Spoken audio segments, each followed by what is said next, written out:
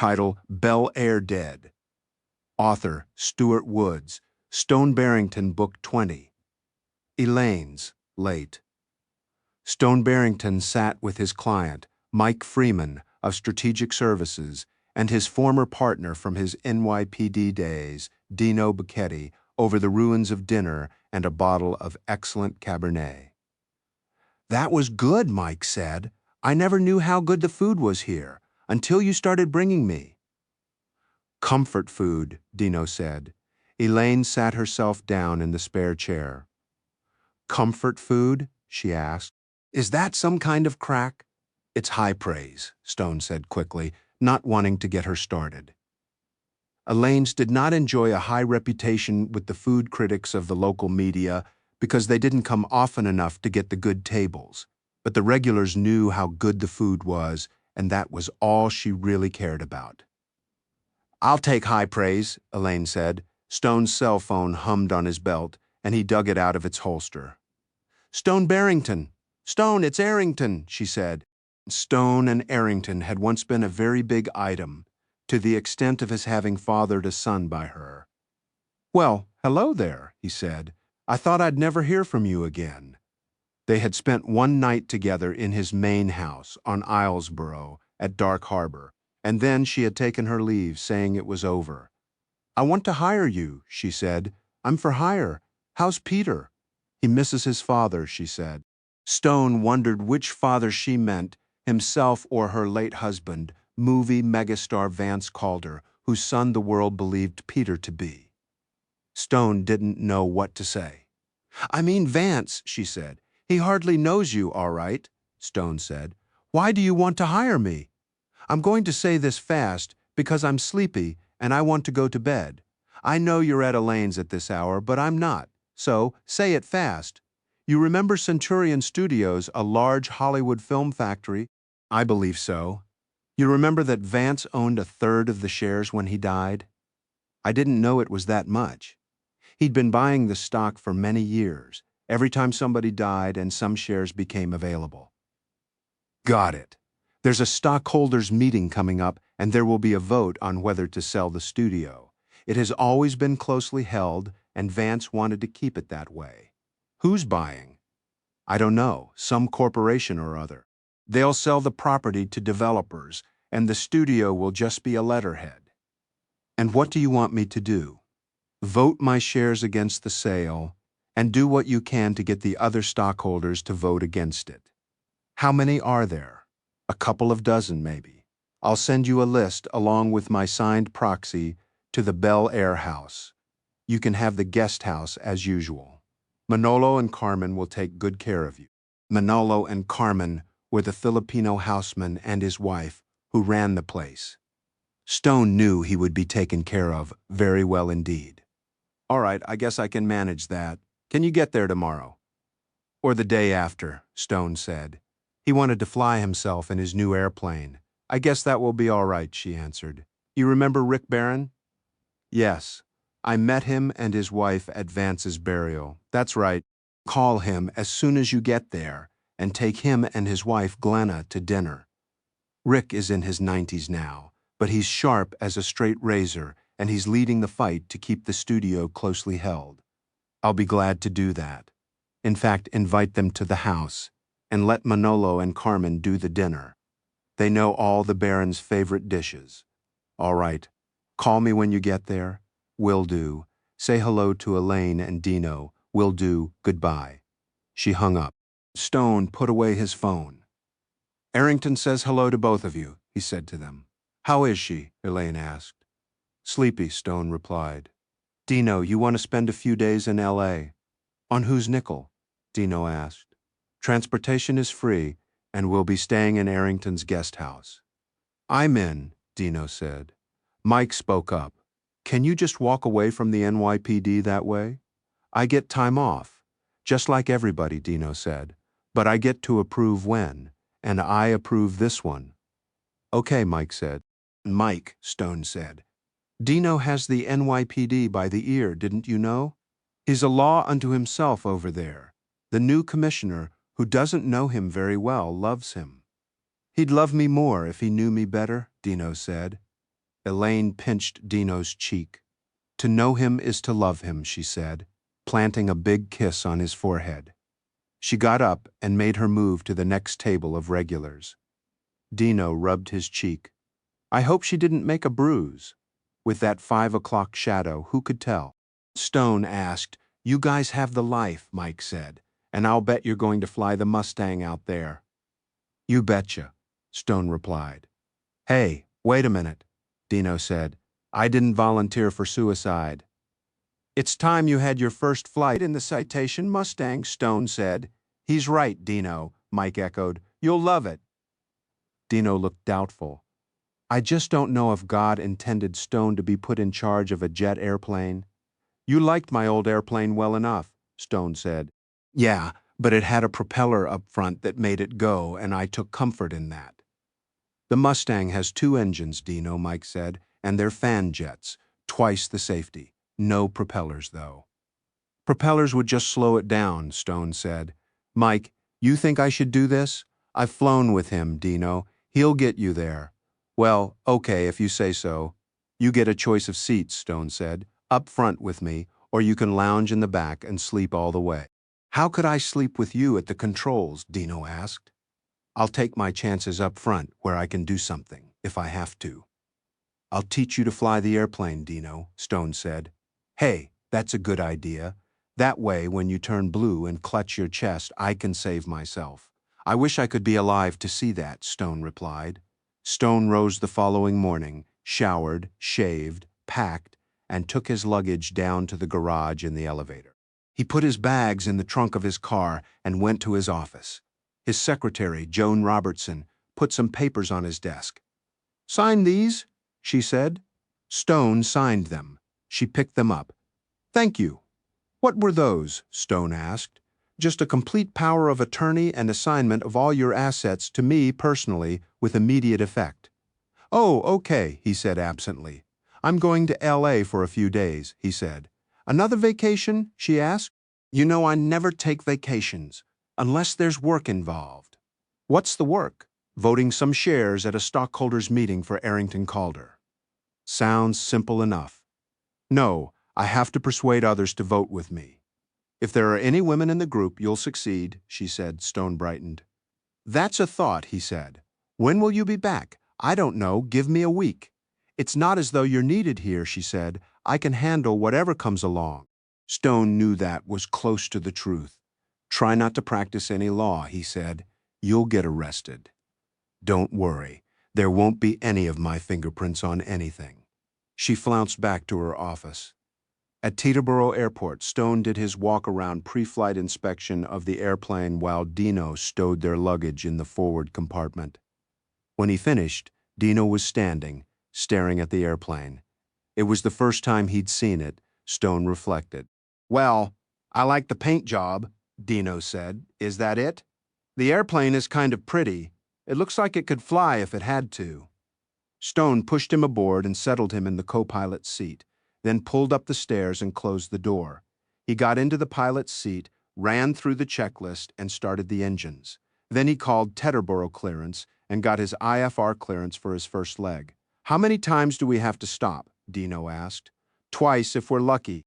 There'll be very little in the way of headwinds today, maybe even a little tailwind. That's unusual. I'll take what I can get, Dino said. Stone radioed ground control and got permission to taxi.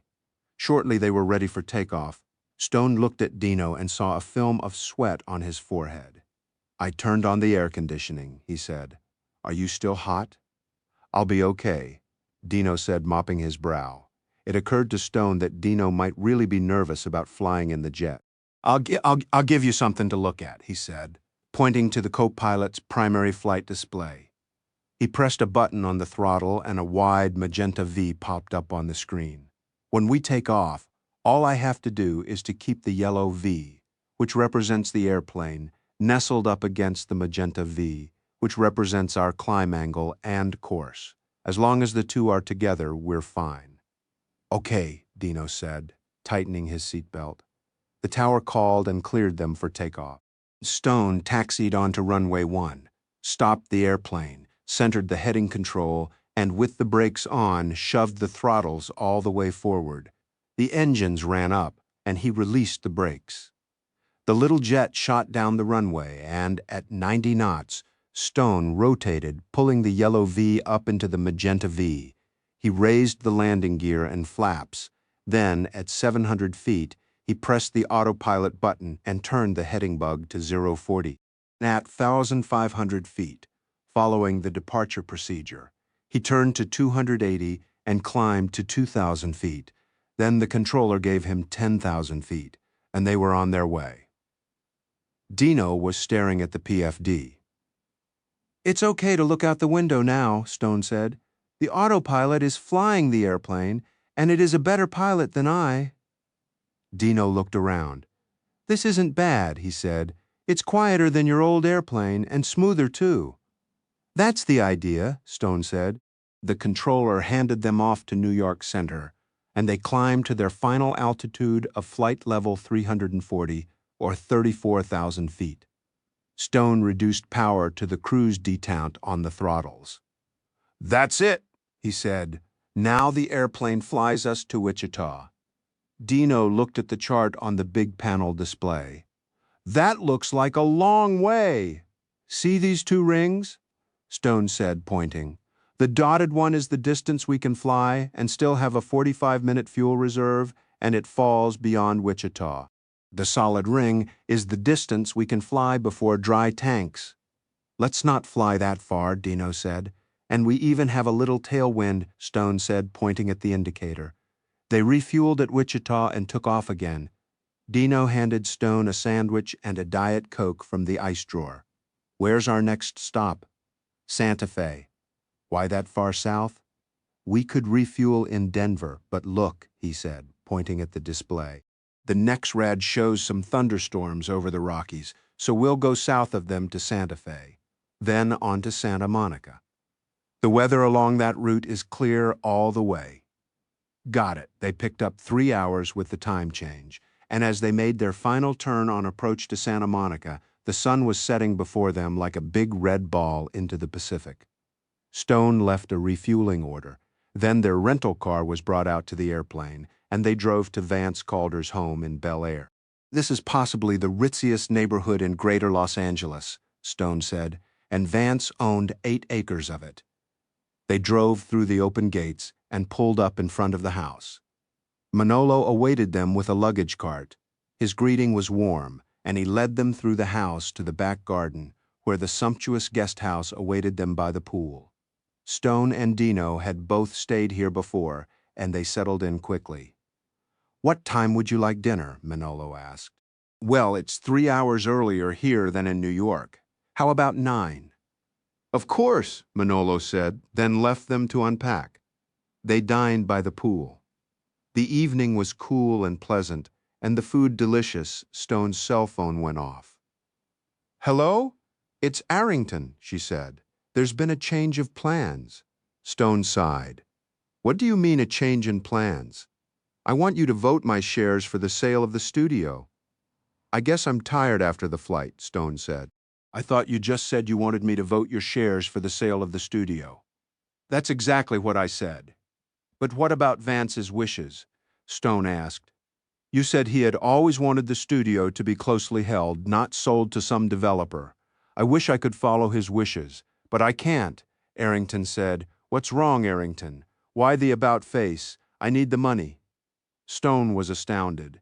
Arrington had been left a very wealthy woman at Vance's death. "Arrington, I really am very tired after a long flight. Can I call you in the morning, and then we'll find the best way to do this?" "All right, but I'm not changing my mind again," she said. "Good night." She hung up. Dino was looking at him. "She flip-flopped?" "She flip-flopped." "Oh, well, what do you care?" "I'm too tired to care right now," Stone said. "I'm going to bed." 10 minutes later, he was asleep. Stone woke the following morning in a strange, sunlit room. It took him a moment to orient himself and to realize the phone was ringing. He struggled to sit up in bed and grab the receiver. "Hello? Stone?" "It's Rick Barron," a voice said. He sounded a lot younger than his 90-odd years. Good morning, Rick, Stone said. It's been a long time. Too long. Arrington called me a couple of days ago and said you were winging your way west. Yes, and she suggested we have dinner.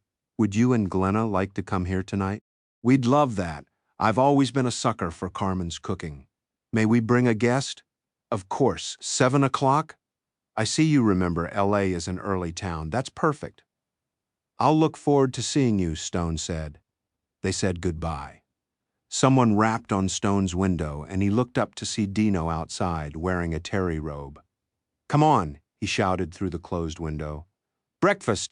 Stone brushed his teeth and took his vitamin pill, then got into the guest robe and his slippers and went outside. I ordered for you, Dino said, waving him to the seat on the other side of the table. Man, you were out last night. Sleep well. I think so. I don't remember, Stone said, taking a seat. Manolo and Carmen were coming across the garden with trays. They set them before Stone and Dino and simultaneously took the covers away. Eggs Benedict, Stone said. My favorite.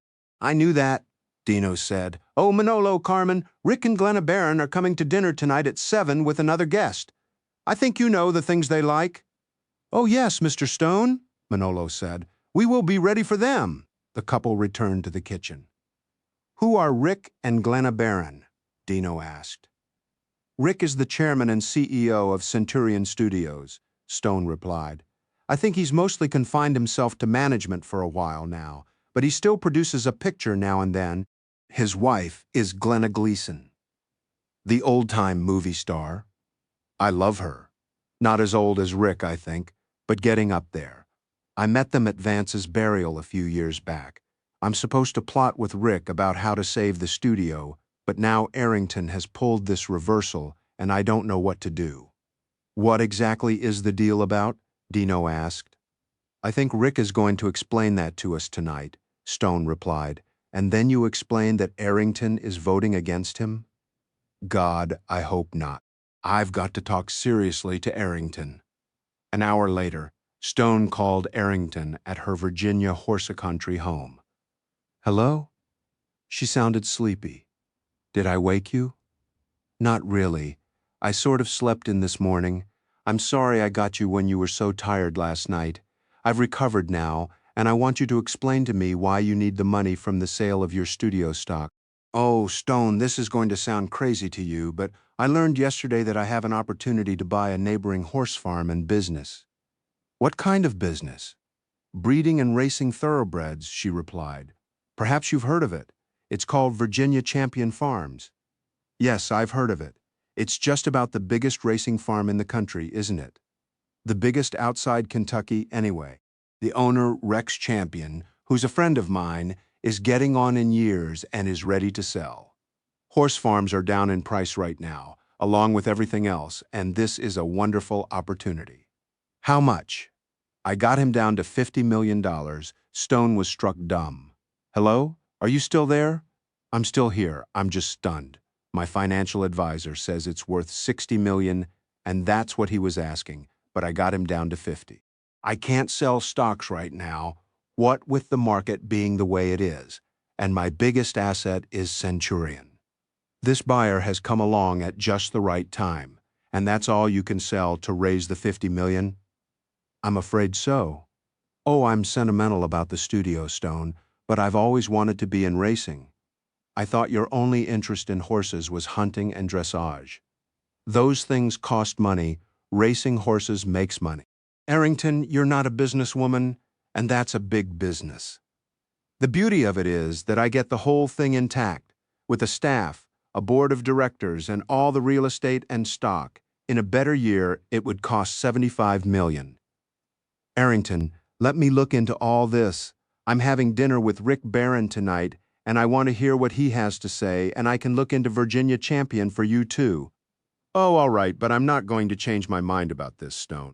Remember, you're working for me, not yourself. I'll speak with you in a day or two, Stone said, and hung up.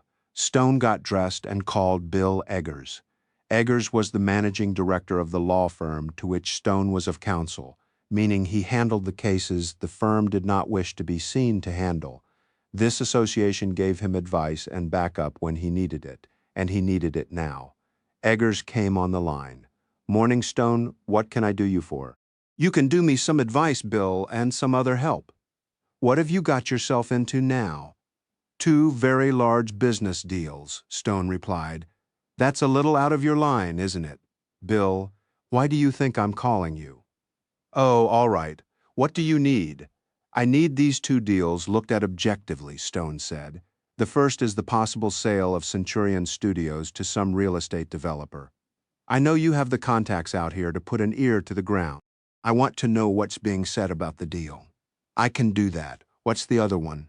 "Arrington Calder wants to buy Virginia Champion Farms for $50 million. You know the company?" "I do, and I know Rex Champion. He's a gentleman, but with a sharp edge. I want to know what the farms are worth in today's dollars, land, horses, other assets, and I want to know about the quality of the current management and see the profit and loss statements for the past 10 years or so. To find out all that, I'm going to have to send a business appraiser outfit down there to rake the books and talk to the people. We can't do this surreptitiously. Of course not. And Arrington is going to pay for the assessment. She will. I need a direct statement from her about that, not your opinion of what she'll do. This is going to cost in the low six figures and take a couple of weeks. I'll get her permission today. I'll make the call as soon as I hear from you. In the meantime, I'll make some calls about the Centurion deal." "Are you in LA?" "Yes. I'm here to vote Arrington's shares in Centurion." "Okay. See you," Eggers hung up. Stone called Arrington. "We have to send somebody to Virginia Champion to look the company over. Why, I trust Rex Champion. This is just due diligence, Arrington. It has to be done to protect you, and it's going to cost in the low six figures. Champion will understand. Call him and tell him these people will be there tomorrow." "Oh, all right. But this is embarrassing." "It's business. Champion will understand that, and you have to learn not to be embarrassed about proper business requests." Arrington hung up, and Stone called Eggers back to report the conversation. He was done for now until he saw Rick Barron anyway. Stone and Dino were in the living room of the main house when Manolo ushered in Rick and Glenna Barron. They rose to greet their guests, and Stone introduced them to Dino. "Our other guest will be along shortly," Rick said as they shook hands. His handshake was dry and firm, and his movements were not those of a very old man. Glenna, amazingly, looked a healthy 60. Everyone ordered drinks. "When did you arrive, Stone?" Rick asked as they sat down. "Yesterday afternoon late. I flew us out." "Oh, in what?" "A Cessna Citation Mustang recently acquired." "Beautiful little airplane," Rick said. "I know that you flew off carriers in World War II," Stone said. "Yes, but I flew a lot more than that. My father owned a little FBO at Santa Monica Airport, and I flew charter flights for him for years. I still own the FBO. I've also been type-rated in every jet Centurion has owned, including the current Citation 10, though I haven't been pilot in command for years. I still have my medical certificate, too." "I didn't know all that, Rick. You'll have to come and fly my airplane." "I've already flown one, thanks. We're thinking of buying a smaller, shorter-range airplane for flying around the West." The doorbell rang, and Manolo escorted in a tall, striking blonde. It took Stone a moment to recognize her. "Stone," she said, rushing toward him and planting a tender, juicy kiss on his lips. Stone dabbed at his lips with a handkerchief, and it came away red. "Charlene, it's so good to see you," he said, then introduced her to Dino, who was flabbergasted to meet a bona fide movie star. Stone had had a brief fling with Charlene Joyner on a previous visit to L.A., just as she had had flings with numerous men, including a president. They all sat down again, and Manolo served their drinks. "Rick was telling us about his flying career," Stone said. "I've flown with Rick, and he's a marvelous pilot," Charlene said. Rick warmed to the conversation. "And Stone, do you remember the movie actor Cleet Barrow?" "Of course," Stone said. "He swashed a lot of buckles in his time. Died in the war, didn't he?" That's right, he did. In September of 1939, I flew Cleet, David Niven, and Clark Gable up to Oregon for some steelhead fishing on the Rogue River. We were up there when we heard Neville Chamberlain on the shortwave radio announcing that a state of war existed between Britain and Germany. We returned to L.A. Immediately, and before you knew it, Cleet and Niven had left for England, where they joined their old regiments. Niven had a splendid war record, and Cleet died at Dunkirk, getting his men onto boats. After Clark's wife, Carol Lombard, was killed in an airplane crash while returning from a Bond tour, Clark enlisted too. So did I, but for a different reason. That was quite a moment in history, Stone said. Glenna got into it too, Rick said. I was serving aboard the aircraft carrier Saratoga when she came aboard with Artie Shaw's band for a show, and we got to have a very brief meeting. It was a remarkable experience, Glenna said. Artie, the band, and I were lowered from the main deck into a huge area hangar below decks on an aircraft elevator, and 3,000 sailors went wild. I've never heard such a sound before or since. Manolo came into the room. Dinner is served, he said, and everyone followed him into the dining room. Rick walked arm in arm with Stone and whispered, "We'll get down to business over coffee." When the dishes had been taken away, Manolo approached the table. "Would you like to have coffee in the study, Mr. Stone?" "Thank you, yes, Manolo," Stone replied, and stood. Glenna looked across the table at Dino. "Dino, would you like to take a look at the gardens while they talk business?" "Of course," Dino said, standing and offering her his arm. Stone, Rick Barron, and Charlene Joyner settled in the comfortable library study with coffee and brandy. "Now, Stone," Rick said, "I want to tell you what's going on and where we stand." "Thank you," Stone said. "A private hedge fund called Prince Investments has made us 2 offers, both of which we rejected, the most recent one, over the objections of nearly half our stockholders. Now they're coming back with a final offer, and I'm going to need 51% of the voting shares to keep us in business." "What was the last offer?" Stone asked. $2,500 a share, Rick said. "My sense of the other stockholders is that they'll sell at something near 3,000. How many stockholders?" 55. Arrington is the largest shareholder, with 333,000 shares. I've got 100,000 shares. I've sold various blocks over the years to studio executives to keep them. And Charlene has 50,000 shares. How many shares extant? 1 million. With Arrington shares, we've got 433,000, and I know of one other stockholder who will very likely vote with us, Eddie Harris, who was running the studio when I joined them in 1938, had 2 daughters, one of whom died in her 30s. The other is Jennifer, who is in her mid-70s now, and she holds 25,000 shares, which can put us over the top. Tell me what will happen to the studio if the sale takes place. The studio was originally on 200 acres, and we sold off 50 in the 1960s to build Centurion City, a mixed commercial residential development. That money got us out of debt, and we've stayed that way. Prince's offer is for 110 of the remaining 150 acres. That would consist of all of the backlot, our standing sets, our western town, our small town square sets, and numerous street sets, including our New York streets. It would rob us of 5 of our 6 sound stages, 2 of our 3 audio recording studios, and our set storage buildings. We would become, in essence, a small office park, including our admin buildings and the offices we rent to a couple of dozen independent producers who use our production facilities. And what would that do to your ability to make pictures and TV shows? It would devastate us, Rick replied.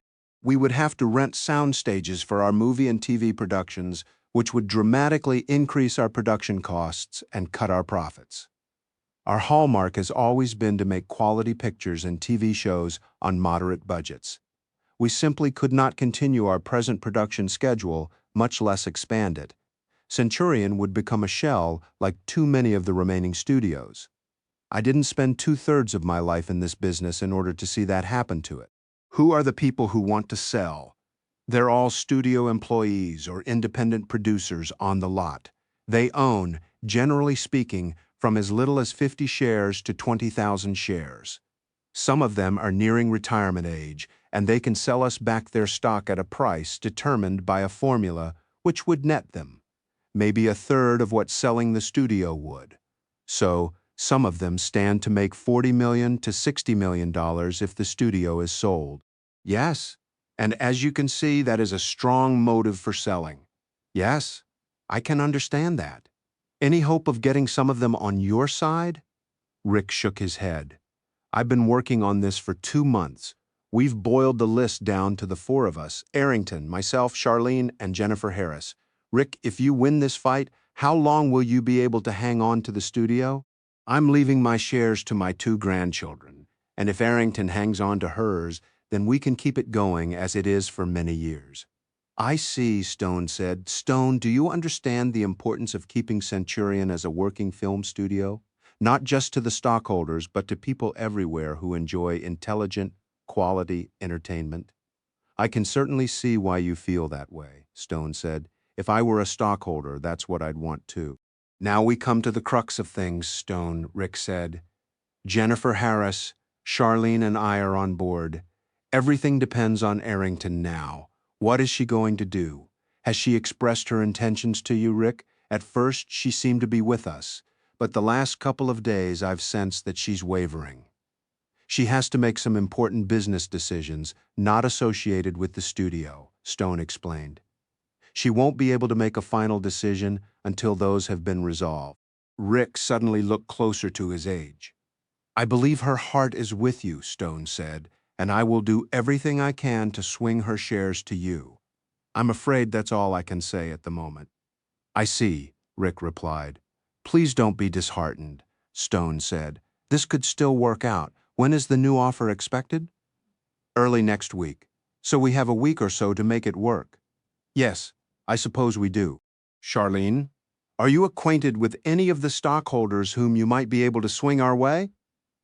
I've pretty much done what I can, Charlene replied. Somebody's cell phone rang. Rick Barron looked at his phone and stood up. Excuse me for a moment, he said, then left the room. Charlene turned her attention to Stone. It's good to see you, she said.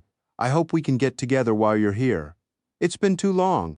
Stone knew from experience exactly what get together meant to Charlene, and he hoped his health was up to it. It certainly has been too long, he said. I'd like that. Rick returned to the study and sat down heavily in his chair. Jennifer Harris is dead, he said. Stone and Charlene looked at him. How? Charlene asked. I don't know. The police are at her house. Do you know what her will says about the stock? No, Rick replied. She seemed in perfect health. Stone rose. I think we'd better talk again. When you have more information, I hope we can get a grip on this. Everybody went home, and Stone returned to the guest house where Dino was watching television. Nothing's on at the right time out here, he said. The TV schedule is crazy. That's not all that's crazy, Stone said. Stone awoke to the hum of his cell phone on the bedside table. He tried to turn over to pick it up, but he was impeded by an arm across his chest. He looked that way to see a tousled head of blonde hair on the pillow next to him. His memories of the night before were hazy, involving arms, legs, and various other body parts in interesting, sometimes contorted positions and some loud noises. He lifted the arm and grabbed the phone. Hello, he croaked. God, you sound awful, Bill Eggers said. What time is it? It's after 9? Oh, I forgot. It's 3 hours earlier out there, isn't it? Forgot my ass? Stone said. Well, as long as you're up, want some news. If you insist, Stone sighed, struggling to prop himself up with a pillow, in spite of the weight of Charlene's arm. I've had chats with a couple of people who are acquainted with Rex Champion's situation, Eggers said, which depends on whom you believe. One of them says that Rex is flush with cash, but is old and tired and wants out. The other says he has bad cash flow problems and that the stables are losing money hand over fist. And which one do you believe? I'm stumped, Eggers said. You're a big help, Bill. You want to call me back when you have some indication of which way the truth lies? Okay, go back to sleep. Eggers hung up. Stone put down his phone and suddenly realized that Charlene's hand had migrated to his crotch. She gave a little squeeze. "Oh," she said, nice response. "What did you expect?" Stone asked. He made to get out of bed, but she held on tightly. "You appear to have me by the—" "Yes, I do, don't I? Charlene, I'm going to be here for at least a week. Do you want to kill me the first day?" "I know you better than that, Stone," she said, hoisting herself astride of him and slipping him inside her. "I can't deny that," Stone said, "any more than I can extricate myself from your clutches." She tightened a few muscles and accentuated the clutch. "How do you do that?" Stone asked, breathing faster. "Practice," she said, doing it again. They continued in that fashion until they both came noisily. She gave him a wet kiss, then rolled off him. "I still can't seem to move," Stone said, "but for entirely different reasons than before." "Then I'll move first," she said, getting out of bed and padding, naked, toward the bathroom. Stone watched the body that had graced dozens of movies float across the room. He was either a very lucky man or doomed. He wasn't sure which. He waited impatiently for her to get into the shower, then ran into the bathroom and, with a sigh of relief, let go. "Join me," she called from the shower. He looked over at the half-misted glass door and watched for a moment. "Oh, what the hell," he said, flushing, then opening the door and stepping in. "Scrub my back?" she asked, handing him a brush. He scrubbed her back. "I'll do yours too," she said, turning and reaching around him, pressing her body against his. He marveled at how she could keep him interested, even after what they had just done in bed. He managed to extricate himself and found them robes. "Breakfast?" he asked. "Eggs Benedict, please." Stone called Manolo and ordered the dish for both of them. They managed to get dressed before breakfast arrived. Charlene in a mini-dress she had tucked in her large handbag. Dino joined them in the garden. Charlene kissed him loudly on the ear. "Good morning, Dino," she said. "What's that you say?" Dino asked, feigning deafness. "Easy, you two," Stone said. "Charlene, tell me about this guy who runs the Prince hedge fund." "His name is Prince," she said. "Just one name, like the singer. First name, Terry. There are rumors about how he got the money to start the fund. Tell me, you remember some years ago there was a guy named Prince running a huge drug business based in the Colombian jungle, way up the Amazon?" "Yeah, the Colombian army raided it, didn't they?" "Yes, and Prince was killed when he ran in front of a small airplane that was taking off." "So it's not the same guy?" "Terry is that guy's younger brother," she said. "Nobody's been able to prove it, but it's been talked around that his original money came out of that drug operation, 100 million or so. Then he got very lucky investing in films, 2 of them enormous worldwide hits that each took in over $500 million each. He used his profits to start the hedge fund and got a lot of Hollywood money invested with him. I had a couple of million in the fund, but I took it out shortly before the last market crash." "You're a smart girl," Stone said. "No, I wasn't smart. I invested in 2 films that I expected big things of." "How'd you do?" "One made money, one flopped. I just about broke even." "Tell me more about Prince." "He started a hotel group and bought 4 or 5 super-luxury hostelries around the country. He was hot after the Bel-Air where you've stayed, but he got outbid." "What's the word on him now?" "Well, he's left the drug money rumors behind him and seems to be squeaky clean these days. He wants to put a new super hotel on the Centurion property, along with some houses and condos and office buildings, sort of like a bigger, fancier Centurion city, so he's not interested in the studio as a business. Apparently, the production end has never excited him. He just wants to make money." "Do you know him?" Stone asked. "I didn't until he went after Centurion. Then he made a point of meeting me and pitching for my shares. He's very charming and persuasive." "Is he the sort of guy who might kill to get his hands on Centurion's property?" Charlene stopped eating. "You mean like murdering Jennifer Harris to get her shares?" "It crossed my mind." Charlene shook her head. "He doesn't strike me as the type. I mean, if he doesn't get Centurion, he'll just move on to another project." "He's a businessman." "I hope you're right," Stone said. "That will make him easier to deal with." Manolo brought Stone a phone. Stone picked it up. "Hello." Stone, it's Rick Barron. It's been a while since you were out here. I thought you might like to take a look at Centurion this morning. I'd like that, Rick, Stone replied. Any news on the cause of death of Jennifer Harris? We'll talk about that when I see you. Come to my office at 11 and bring Dino. I'll buy you both lunch. See you then, Stone replied, then hung up. Dino, we're invited to the studio by Rick Barron for a tour of the place and lunch. You available? Do I look busy? Dino asked. The guard at Centurion's main gate took Stone's name, then placed a pass on the dashboard of his rented Mercedes and waved him through. How do we know where to meet Rick? Dino asked. You forget I've been here before, Stone said. His office will be in the main administrative building. He made a turn, pulled into the parking lot, and left the car in a guest slot. At the main reception desk, they were directed to an elevator that opened into a paneled area and were met by a middle-aged woman in a smart business suit. Mr. Barrington? Mr. Burketti? I'm Grace Parsons, Mr. Barron's executive assistant. Please follow me. They walked past half a dozen people working at desks and into a small sitting room, then through double doors into a large office where Rick Barron was seated at his desk, talking on the telephone. He waved them to a seating area with comfortable chairs, finished his conversation, then joined them. Good morning, gentlemen, he said, sinking into an armchair. I trust you slept well. I did, Dino replied. I can't speak for Stone. Very well, thank you, Stone said, ignoring Dino. I was just on the phone with a homicide detective of my acquaintance, Rick said, a Lieutenant Joe Rivera.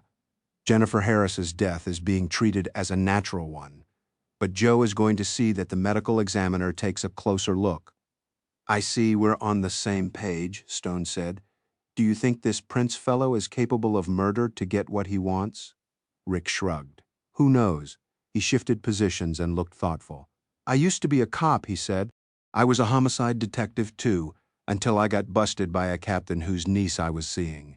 He threw up his hands. Oh hell, whose niece I got pregnant. That's how I got into the movie business. Stone frowned. By getting a girl pregnant?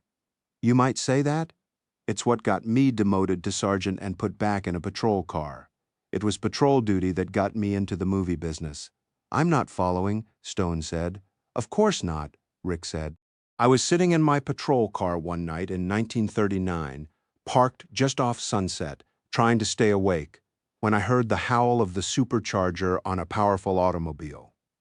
I looked up just in time to see a Model A Ford coupe run a stop sign and start across Sunset, just in time for a Mercedes SS to plow into it and send it tumbling down the boulevard. The coupe came to rest upside down, and the Mercedes veered left into a high hedge. I checked the coupe first and found the female driver dead. Then I ran over and checked on the Mercedes. The driver had been thrown out and into the hedge, and I thought I recognized him. Then it came to me, his name was Cleet Barrow, and he was Centurion's biggest star. He was conscious, but very drunk. He handed me a little black book and said, "Call Eddie Harris." I knew who Harris was, of course. I got him out of bed, and he told me to get Barrow out of there and to Centurion Studios before anybody else saw him. I got him into my car and turned the accident scene over to another sergeant who showed up and who knew the score with movie stars. I got Barrow to the studio, to his bungalow, where a doctor was waiting to examine him, and Harris showed up a few minutes later. The doctor pronounced Barrow well, except for a black eye, and he asked Eddie if he wanted a blood sample taken. Eddie said sure, and told me to roll up my sleeve. Stone and Dino burst out laughing. One thing led to another, and I found myself head of security for the studio, and everything grew from there. That's a hell of a story, Dino said. Nothing is stranger than real life, Rick said. And then you found yourself in the Navy? Stone asked. I didn't find myself there. I fled to the Navy after murdering a man. Stone and Dino were stunned into silence. His name was Chick Stompano, a mobster connected to Bugsy Siegel who liked to hurt women. He made the mistake of beating up Glenna. I had already talked to a naval recruiting officer, knowing that I'd have to go, and I'd had my physical. I went to Stompano's house, rang the bell. and when he came out, I shot him in the head. I was at the door of the recruiting office when it opened that morning, and before noon I had been sworn in and was on a bus for officer candidate school in San Diego, thence to Pensacola, Florida for flight training. There's nothing stranger than real life, Dino said. By the time I was invalided out, in 44, with a shot-up knee, the whole business had blown over. No repercussions? Stone asked. Just one. When Glenna and I got married, a huge floral arrangement was delivered with a card from Ben Siegel, which I took as an overt threat. I don't know all the details, but I know that Eddie Harris made a call to a guy named Al who owned a gun store and who was said to do contract killings on the side. A day or two later, Siegel was shot dead with a Browning automatic rifle, and the mob got the blame because Siegel's girl had been stealing from them, and they held him responsible. Wow, Dino said softly. Rick stood up. Let's get some lunch, he said, leading the way out of his office and down to the parking lot, where they got into a golf cart. Rick drove them down studio streets, past the huge sound stages, people in the streets wearing odd costumes. Cowboys, policemen, showgirls made way for Rick's cart. This is what Prince wants to destroy so that he can build a hotel, Rick said, waving an arm. It took me and others more than half a century to build this, and if Prince wins, it will be gone in a month, and so will the movies that would have been made here. He parked the cart outside the studio commissary and led them inside. The place was packed with producers and actors, some of them in costume. Stone, Dino, and Rick were seated at Rick's reserved corner table, and a waitress brought menus. I had heard of this fellow Prince, Rick said, but I had never met him until he came to see me one day. He didn't bother with the CEO. He came straight to me, and he told me he was going to buy this studio. He was brazen. He didn't ask me if we wanted to sell. He just told me as if it were a fait accompli. I'm afraid I didn't react very well. I told him to get out of my office, or I'd have security throw him out. That's one way to begin a negotiation, Stone said. This isn't a negotiation, Rick replied. Everything is a negotiation, Stone said. You and Prince were just staking out your opening positions. I suppose you could look at it that way, Rick said. Maybe I'm getting too old to deal with something like this. It seems to me you're doing a pretty good job of dealing with it, Stone said. You haven't folded yet, and you may not have to. On the other hand, Rick said, let's not look at the other hand until we have to, Stone said. After lunch, they got into Rick's electric cart, and he took them back via a different route to show them more standing sets. They passed down a tree-lined, small-town street, lined with comfortable houses. They're just facades, Rick said, nothing behind them. If we did a shot of someone walking through a front door, we then cut to a shot on a soundstage of him entering the living room. They came to a small city square with a park in the middle and a courthouse facing it. The rest of the square was shops, a department store, and a corner drugstore with a lunch counter. Then Rick turned a corner, and they were in New York. Wow, Dino said. This gives me chills. It's like the beats I used to walk. You've got street lamps, fire plugs, the works. The fire plugs operate too, Rick said. We have our own firehouse with 2 trucks. Soon they were back at the admin building, standing next to Stone's rented Mercedes. Thank you for lunch and the tour, Rick, Stone said. Dino thanked him too. What's your next move, Rick asked Stone. I'm doing some due diligence on the investment Arrington is looking at, and I think I'd better meet Terrence Prince, he said. I'd give you an introduction, Rick said, except that he and I are not really on speaking terms, and he might view you as my representative instead of Arrington's. That's all right, Stone said. I won't need an introduction. They shook hands, and Stone and Dino got into the car. I know Joe Rivera at the LAPD, Dino said. I gave him some help on the extradition of a fugitive a couple of years ago. You want me to talk to him about Jennifer Harris? Good idea, Stone said. He got out his iPhone and Googled Prince Investments, Wilshire Boulevard, Stone said. Drop me there, then you can have the car. How will you get back to Arrington's house? Dino asked. I'll improvise, Stone replied. He made his way to Wilshire. It was easy to find Prince's offices, since the name was emblazoned at the top of the tall building. Stone got out, and Dino got behind the wheel. "See you later," Stone said, and walked into the building. A large reception desk blocked access to the elevators, and it was manned by uniformed security officers. Stone noted that they were armed. "May I help you?" a beefy officer asked. "Yes, I'm here to see Terence Prince. My name is Stone Barrington." "Do you have an appointment?" the man asked. "No, but Mr. Prince will see me. Let me speak to his secretary." The officer dialed a number, then handed the phone to Stone. "May I help you?" the woman asked in the voice reserved for handling nutcases. "Yes, my name is Stone Barrington. I'm an attorney from New York, and I represent Arrington Calder. I'd like to see Mr. Prince, please." "Does Mr. Prince know you?" "Not yet," Stone replied. "Please tell him what I said. Please hold." She clicked off, and a string quartet kept Stone company. She came back on. "Let me speak to the officer," she said. Stone handed the phone to the man, who listened, then hung up. He would either get an appointment or the bum's rush. "Please go to the 40th floor," the man said, pointing at an elevator with a guard standing in front of it. "You'll be met." He waved to the guard. Stone walked to the elevator and looked for a button to push, but there were no buttons. The door closed, and the elevator rose fast enough to nearly buckle his knees. When the door opened, a tall, very beautiful blonde in a black suit stood waiting in an open, carpeted area. "Mr. Barrington? I'm Carolyn Blaine. Please follow me." "My pleasure," Stone replied. The view of her from behind was very good. As they crossed the open area, lighted from both ends by floor-to-ceiling windows, Stone reflected that Prince had devoted several hundred square feet of very expensive office space to impressing his visitors. They passed a dozen offices with glass fronts and closed doors, then a large conference room where a dozen people sat around an acre of mahogany table. Somebody was exhibiting a large chart on a huge flat-screen monitor. Finally, they came to a pair of tall doors. Miss Blaine placed her right palm on a glass plate and tapped a code into a keypad. Then, with a click, one of the doors opened. Stone was faced with a pale mahogany partition containing a large Picasso from his blue period. 50 to 100 million, he thought.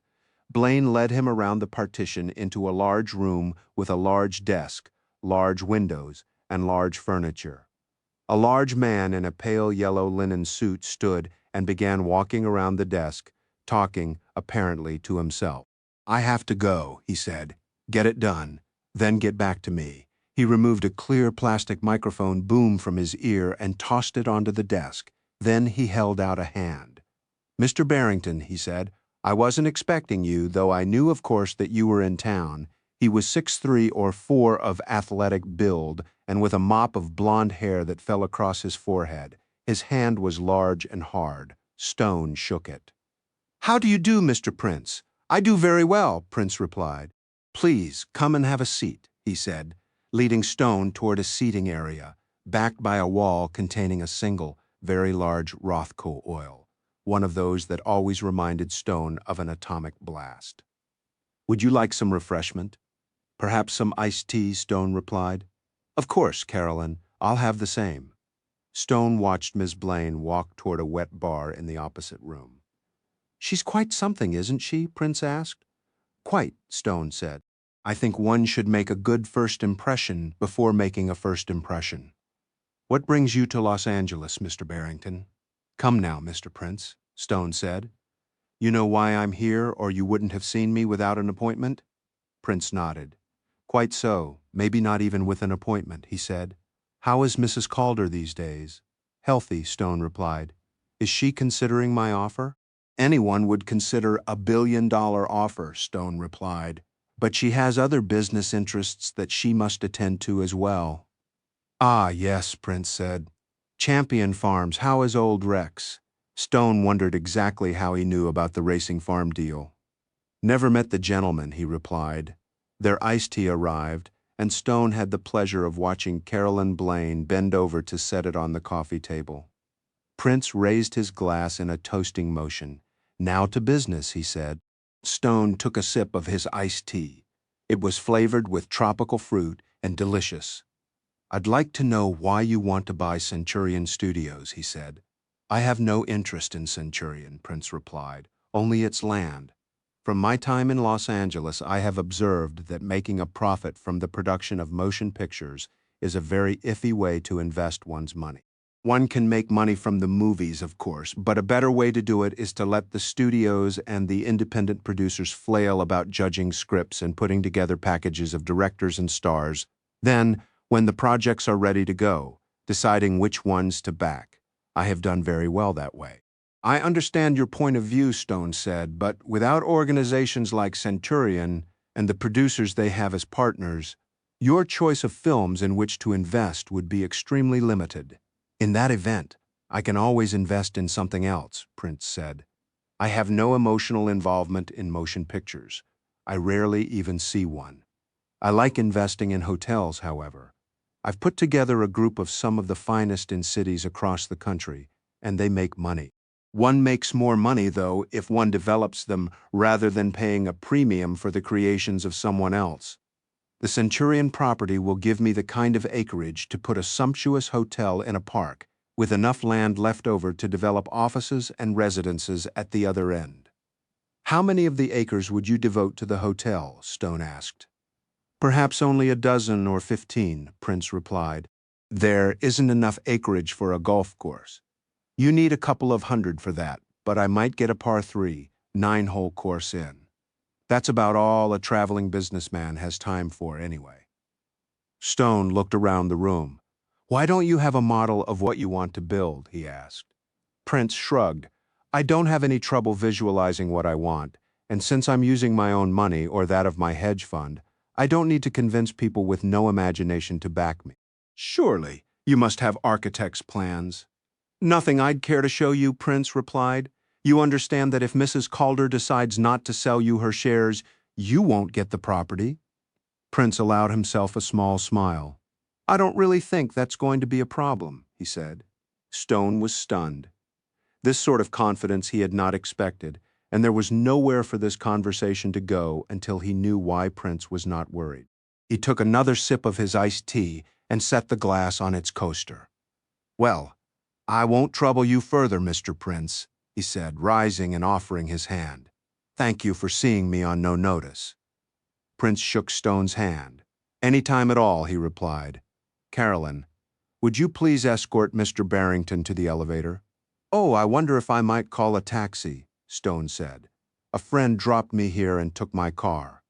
Carolyn, call down for my car and have Mr. Barrington delivered to." He raised his eyebrows. "Bel-Air," Stone said. "That's very kind of you." "It just sits in the garage until I need it," Prince said, "and I won't need it until this evening. If you have any shopping to do or other calls to make, please keep the car until 7 if you like." "Thank you again," Stone said, then followed the gorgeous Carolyn out of the office and to the elevator. She stopped there. "It will be only a moment," she said. "Do you have friends in L.A., Mr. Barrington?" she asked. "A few. Would you like to have dinner with me while you're here?" "That would be very pleasant," Stone replied, surprised. Then he thought about it for a second. "Tell me," he said, "will this dinner be tax-deductible for Mr. Prince?" She gave a little laugh. "No, this isn't business, just pleasure, and neither Mr. Prince nor I will be paying." She handed him a card. "This is my address. 8 o'clock tonight?" The elevator arrived and Stone stepped aboard. "Book us into your favorite restaurant," he said. Then the doors closed, and Stone left his stomach on a high floor as the car plummeted to the lobby. He walked out of the skyscraper to find a bright, silver Bentley Mulsanne awaiting him. A man with a shaved head in a black suit and tie held the door open for him. The car had only recently been introduced, and Stone hadn't seen one yet, so he had a good look around it before he got in. The driver slid into the front seat and closed his door, sealing out all sound from Wilshire Boulevard. "Where may I take you, Mr. Barrington?" he asked. Stone gave him the address of the Bel-Air house. "No shopping?" "I'm afraid I don't have time for shopping," Stone replied. "How do you like the car?" "It's superb," the man replied. "Mr. Prince had an Arnage before, but this one is a considerable improvement in every way." Stone electrically adjusted his seat and settled in for the ride. "What else does Mr. Prince drive?" he asked. "He has an Aston Martin DBS for the occasions when he drives himself," the man replied. "He has good taste in cars," Stone said. "In everything," the man replied. As they approached the house, Stone gave the driver the code for the gate, and he was dropped at the front door. He thanked the driver and walked into the house, which seemed deserted, although he knew that Manolo was somewhere nearby. Dino was not back yet, and Stone changed into a swimsuit and took a plunge in the large pool. He swam a few laps, then put on a robe and settled into a chaise longue just as his phone buzzed. "Hello? It's Eggers," he said. "Good afternoon," Stone replied. "You still at the office?" "I never get out of here before 7, Eggers said. "Do you have some news for me?" "Do I? Rex Champion is close to bankruptcy. He's been selling off his breeding stock piecemeal to create enough cash flow to keep afloat until he can sell. And every time he sells another Derby winner, the value of the business drops." "That's very interesting," Stone said. "Have you formed an opinion as to what the whole caboodle might be worth?" $35 million, tops, Eggers said. "That price would allow Rex to pay his debts and walk away free and clear, but I don't think he would have much left over. If Arrington wants to be generous, she could offer him $38 million. In 2 or 3 years, if the economy bounces back and she can buy some good breeding stock, it could be worth half again as much." "So you think it's a good investment for her? If I didn't have to run this law firm, I'd put together some investors and buy it myself," Eggers said. Dino appeared from the direction of the house, shucked off his coat, tossed his tie aside, and sat down. Manolo was right behind him with 2 tall drinks on a silver tray. "Gotta run," Stone said. "Let me know if anything new comes up. Arrington is going to have to move pretty quickly to get the place before word gets out and the buzzards start circling," Eggers said. "Bye," he hung up. Stone picked up his drink from where Manolo had set it, raised his glass to Dino, and took a gulp. "Welcome back," he said. "Did you learn anything scintillating?" Dino took a similar swig and sighed. "Jennifer Harris died from something like an ice pick driven into her brain from the back of the neck, above the hairline," he said, pointing to his own neck. "Whoever did it was cool enough to wait for the blood to stop leaking before he placed her head on the pillow. Then he filled the tiny wound with spirit gum so it wouldn't drain further." "What's spirit gum?" Stone asked. "It's a thick, gummy substance that actors use to create makeup and undertakers use to fill indentations in a corpse. The M.E. might have overlooked the wound since he wasn't expecting it, if Rivera hadn't asked him to be thorough." "Well, we're in a whole new ballgame, I think," Stone said. Dino looked at Stone. "You look worried?" "I guess I am," Stone said. "Something to do with Mr. Prince?" "Yes," Stone said. "What was he like? Like Donald Trump, except with good taste and real money." "I'm trying to get my mind around that," Dino said. "He's a very slick article, and I came away impressed, until you told me about Jennifer Harris." Stone's phone buzzed. "Hello? It's Arrington. What are you doing out there?" "Dino and I had lunch with Rick Barron today, and then I met with Terrence Prince." "And how did that go?" "Have you ever met or spoken to Mr. Prince Arrington?" "No, neither. He seems very cocksure about your selling your shares. Have you indicated to anyone that you intend doing so?" "Nobody out there." "How about at home?" "My lawyer and accountant." "Do you trust them both implicitly?" "I guess. They're the same man." "Does he have any special qualifications for managing your affairs?" "I manage my own affairs. He's the old line go-to guy, and he has a good reputation locally for giving sound advice." "What is his name?" "Howard Sharp. I think you should fire him at once." "Why?" "Because if what you've told me is true, he's the only person who could have given Terrence Prince the assurance that you're going to sell your Centurion shares to him, and that is a serious ethical violation. It means you can't trust the man. And who should replace him, you?" "No. I don't have all the skills required to advise you in a credible way." However, Woodman Weld does, and if you become their client, I can see that you get their best attention. What can they do for me that Howard Sharp can't? They can keep your confidences for a start. They can also tell you how much you should pay for Champion Farms. Will you ask them to offer an opinion on that? They already have, Stone said. 35 million at the most, 38 if you're fond of Rex Champion and want to be generous with him. And how did they arrive at that number? Through due diligence, Stone replied. Something Mr. Sharp is not acquainted with, apparently. Tell me, did Mr. Sharp recommend that you pay 50 million for the farms? Yes, he said it was a steal. Does he also represent Rex Champion? I don't know, possibly. He sounds like trouble to me. Arrington was silent for a moment. Why does Woodman Weld think Rex will sell for 35 million? Because he's nearly bankrupt, and he's selling off his breeding stock for the cash to keep going. He assured me that both he and the business were doing well. Then he's desperate, and that has made him a liar.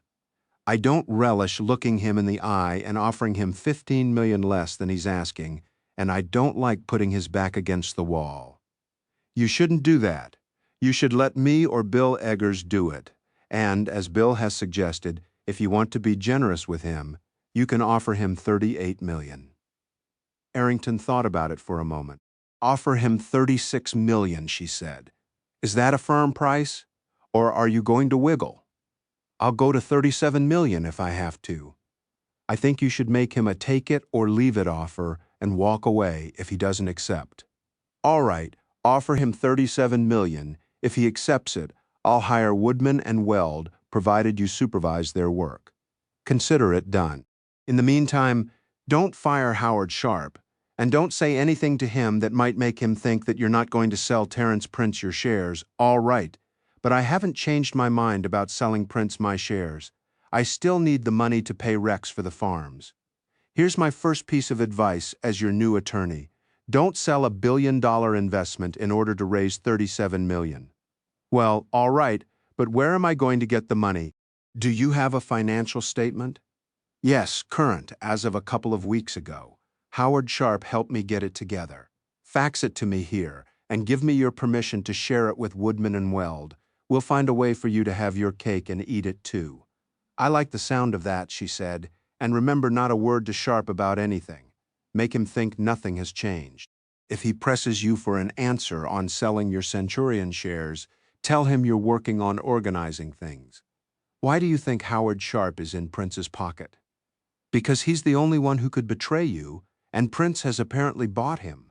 Sharp has probably given him your financial statement.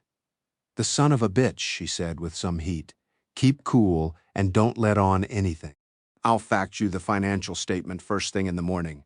I'm on the way out to a dinner party now. That's fine, Stone said. He hung up the phone. You didn't tell her that the last person to refuse to sell her Centurion shares to Prince was murdered? Dino pointed out. I didn't want to panic her, Stone said, and she's in no danger as long as Prince thinks she will sell. I hope you're right about that, Dino said. Stone found Carolyn Blaine's house easily enough on Camden Drive off Sunset.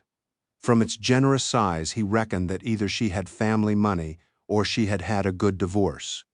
No ordinary executive assistant could pay the property taxes out of her salary, he thought.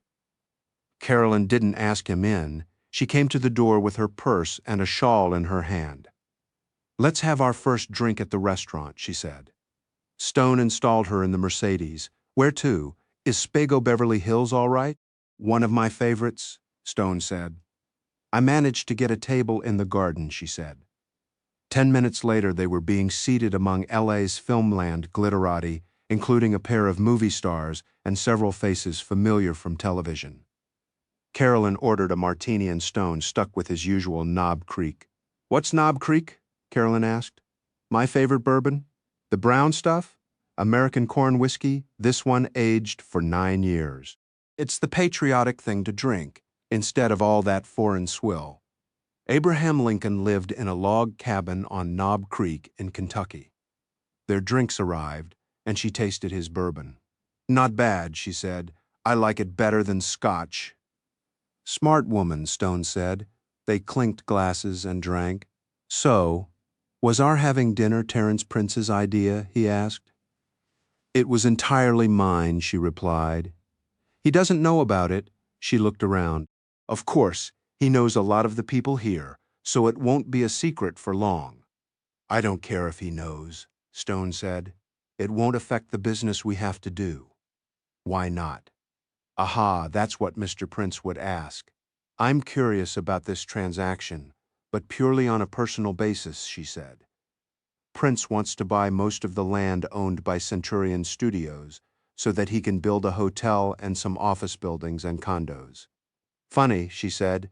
I haven't seen the plans for that. How about a model? She shook her head. Terry only uses models when he has to educate investors. How much is he offering? That's not final yet. Somewhere between $2 and $3 billion. He can do that with a combination of personal and hedge fund money. He'll finance a big chunk too. He has excellent banking connections. Good for him. Is your client going to sell? That is undetermined, Stone replied, and if you knew, you wouldn't tell me. I couldn't tell you, he replied. Client confidentiality. Of course, Prince has already pierced that veil. You let him do that? Nothing to do with me. He's bought my client's local attorney in Virginia. Stone didn't mind if Prince knew he knew. Did you tell me that because you think I'll tell Terry you know? I don't mind if you do. All right, I'll tell him, but I wouldn't have if you'd wanted the confidence kept. That's nice to know, Stone said, not believing her. What is your background? She asked. Born and bred in Greenwich Village, attended the public schools and NYU, both for college and law school. Spent 14 years on the NYPD. Then I ran into an old law school buddy who runs Woodman and Weld, and he offered me a deal. Where do you live in New York? In a townhouse in Turtle Bay, you know it?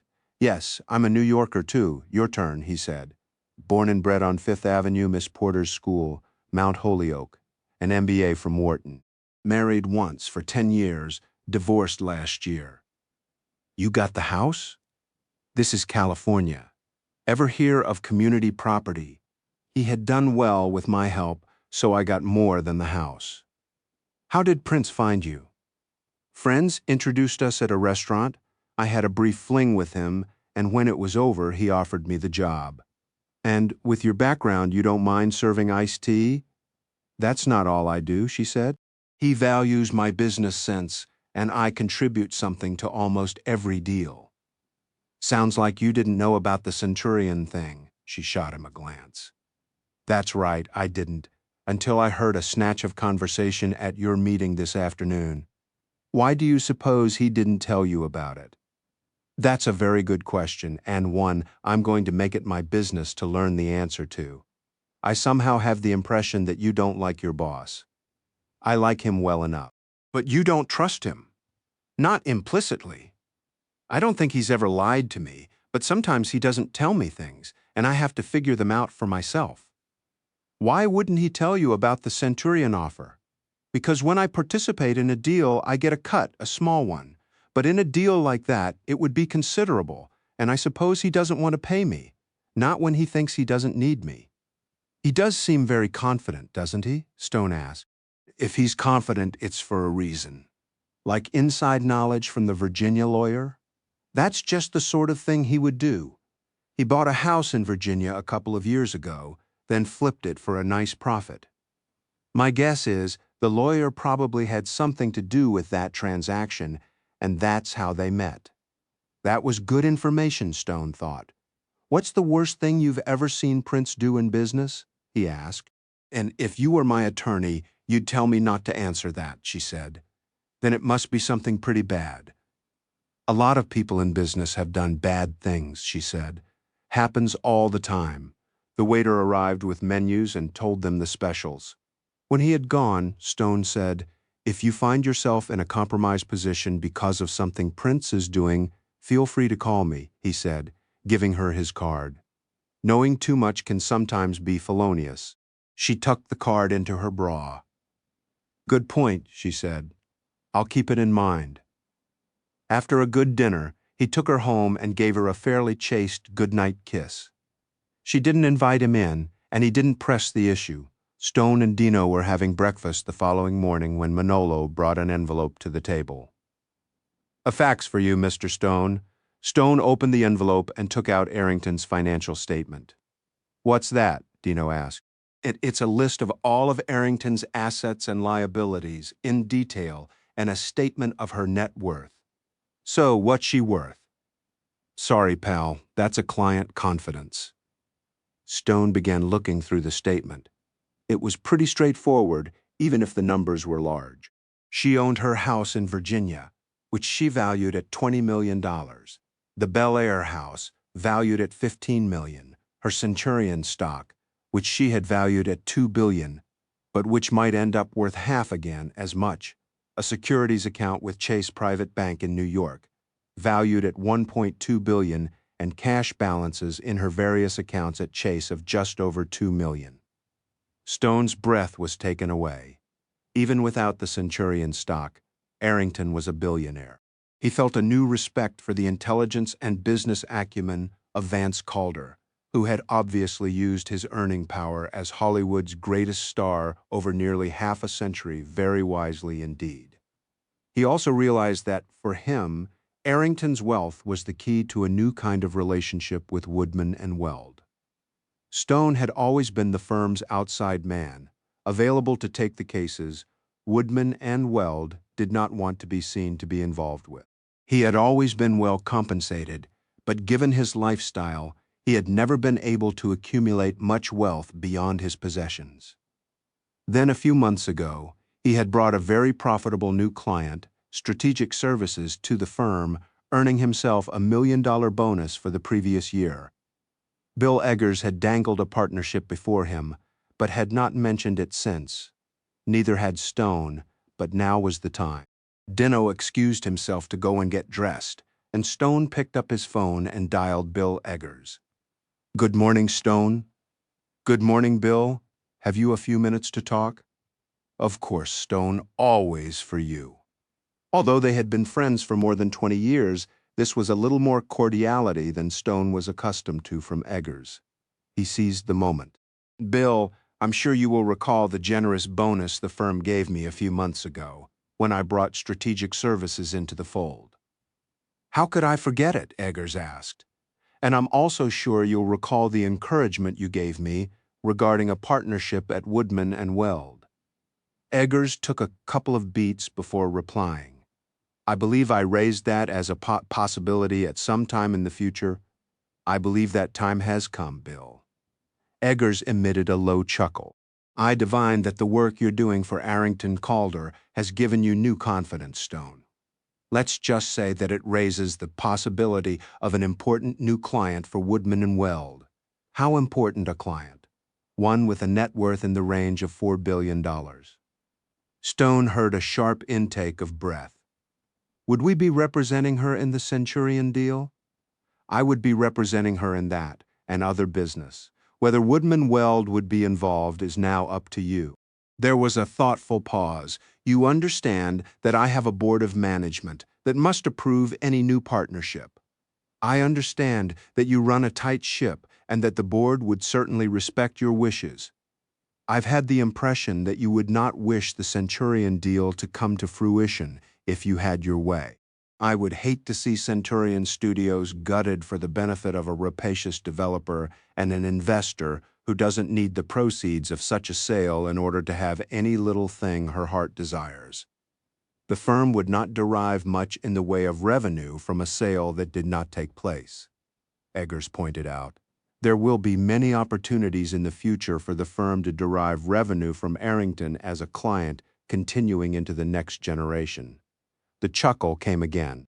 "You know, Stone, I met your father several times, do you recall? Of course, you had many dinners at my parents' home when we were in law school." "I retain a very sharp memory of your father's appearance," Eggers said, "and when I met young Peter Calder, I was struck by his resemblance to your father." "I have made the same observation," Stone said. "May I put a blunt question to you without offense, Stone?" "On this occasion, you may not," Stone replied. Eggers sighed. "All right," he said. All right, what? Stone asked. If you bring Arrington into the fold, I will propose to the Board of Management that you join Woodman and Weld as a full partner, with compensation in line with that paid to other partners, which of course is based on the revenues they produce for the firm, and I will make the proposal to the board an enthusiastic one. Thank you, Bill. And please be sure that the board understands that the closing of a Centurion deal may very well not be a part of the firm's representation of Arrington. I understand. Something else, Stone said. Yes, all this will hinge on Arrington's successful purchase of Champion Farms.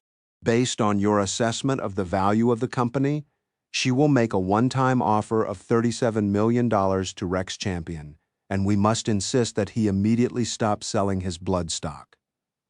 I will start the process, Stone. When do you want to close? I think an early closing would be an incentive for Rex to accept the offer, given his cash flow problem.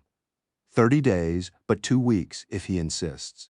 If Arrington needs cash to close, I'm sure Chase Private Bank would be happy to advance it, given the size of her portfolio. I know people there. Since you are personally acquainted with Rex Champion, Bill, I think it's appropriate that you handle this offer and the subsequent transaction. I will do so, Eggers said. Do I have authority to proceed? You do, Stone replied, but until all our other arrangements are concluded, please withhold knowledge of Arrington's net worth to your people. Stone paused for a moment. One other thing. Arrington's affairs have heretofore been handled by a Charlottesville attorney named Howard Sharp, and it is essential that Rex Champion understand that word of this deal not reach Sharp until it is concluded. When that is done and the Centurion situation has been resolved, Arrington will fire Mr. Sharp. Of course, Eggers replied.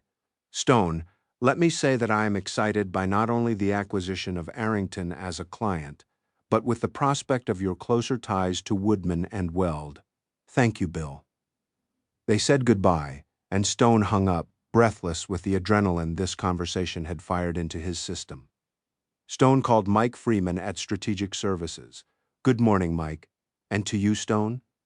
I would like to retain Strategic Services on the account of Woodman and Weld. Of course, Mike said. How can we help?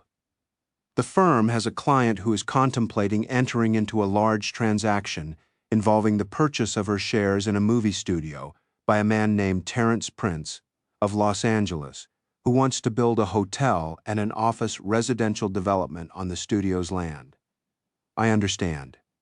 We used to provide personal security to Mr. Prince before he got so rich he hired his own people.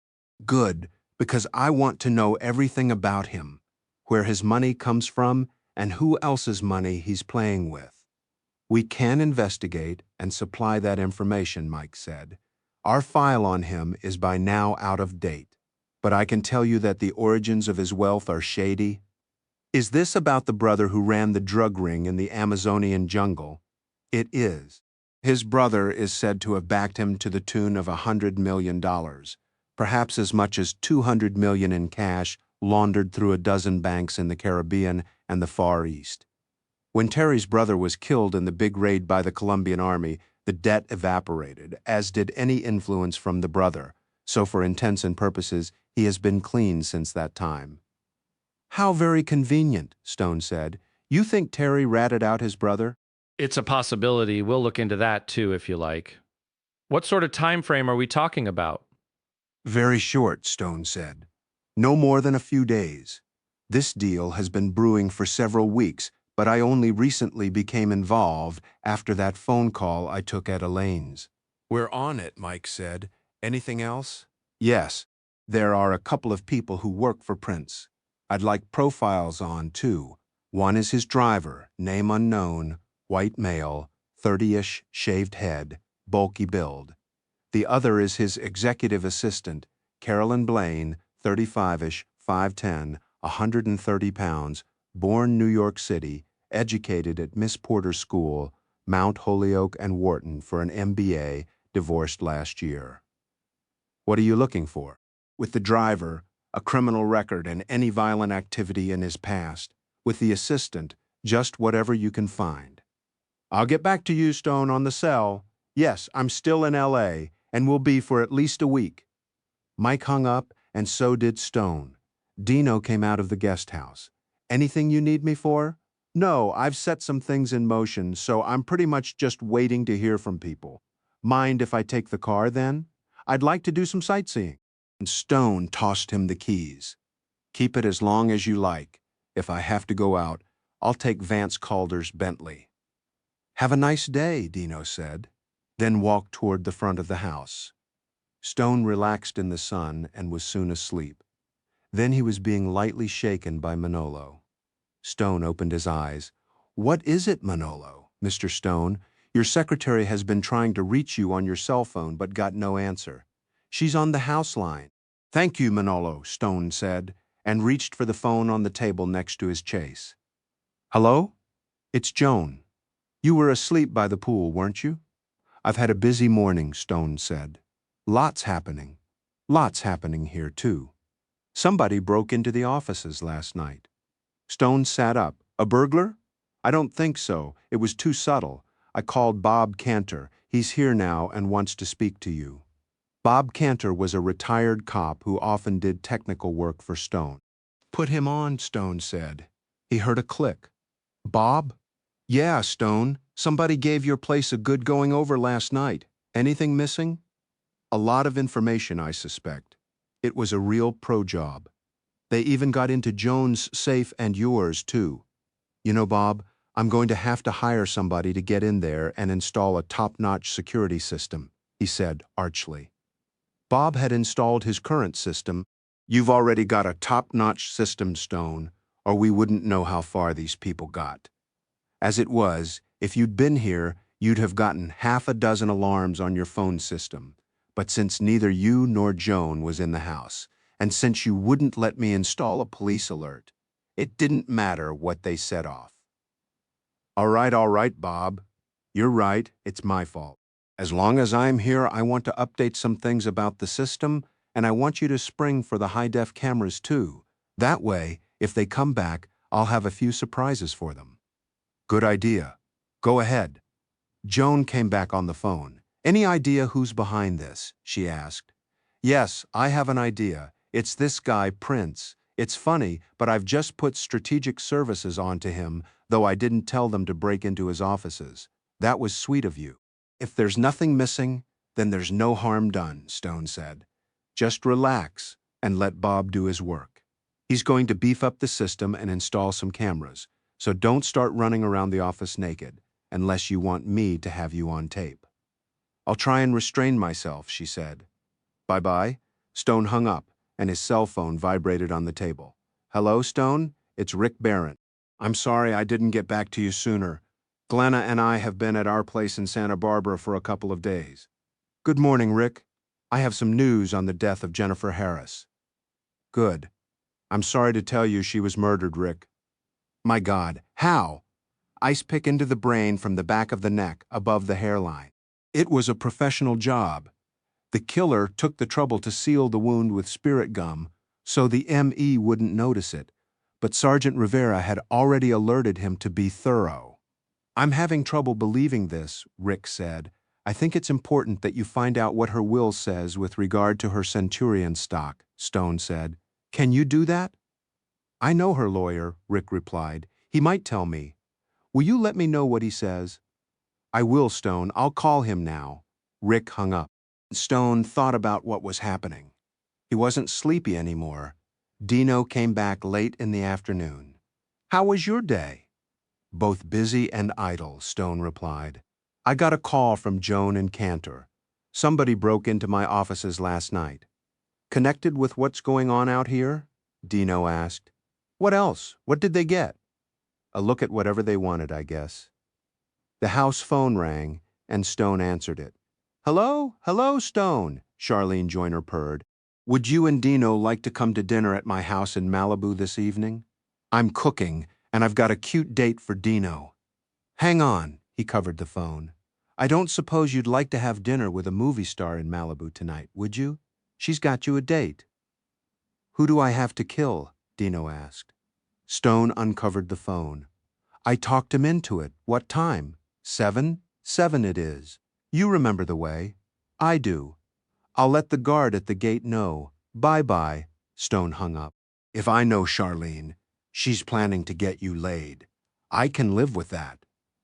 They drove out to Malibu in the early evening, missing rush hour, so the Pacific Coast Highway was fast. Stone pulled into a gated area and gave his name to a guard, then was waved through. "What is this place?" Dino asked. "This is the Malibu Colony," Stone replied. "The most expensive real estate anywhere on the Pacific Coast, I should think." He drove to Charlene's house and parked out front. She answered the bell on the intercom. "Come straight through the house and out to the pool," she said, buzzing the door open. They walked down the center hallway and emerged onto a large rear patio with a pool overlooking the Pacific. Charlene and another woman were arrayed on chaises, facing the setting sun. They both got up. "Hey, Stone," Charlene said, giving him a wet kiss. "Hey, Dino, this is my friend Hetty Lang. She's a contract player at Centurion." Everyone shook hands. Dino appeared to be trying not to salivate. "Anybody feel like a plunge in the Pacific before the sun goes down?" Charlene asked. "Sure," Stone said. "Swimsuits are in the dressing room over there," she said, pointing. Stone and Dino found suits the right size. "I hadn't expected to get wet," Dino said, hanging up his clothes. They walked back to the pool and followed as the girls ran off the patio and raced for the ocean. Stone hit the water running and was stunned at how cold it was. Everybody swam out a few yards, then body surfed the waves back to the beach.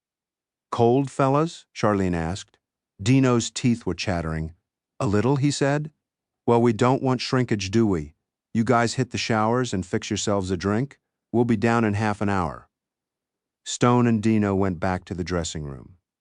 "I've never been so cold in my life," Dino said, turning on the hot water. "It's a cold ocean," Stone said. "Thanks for the warning."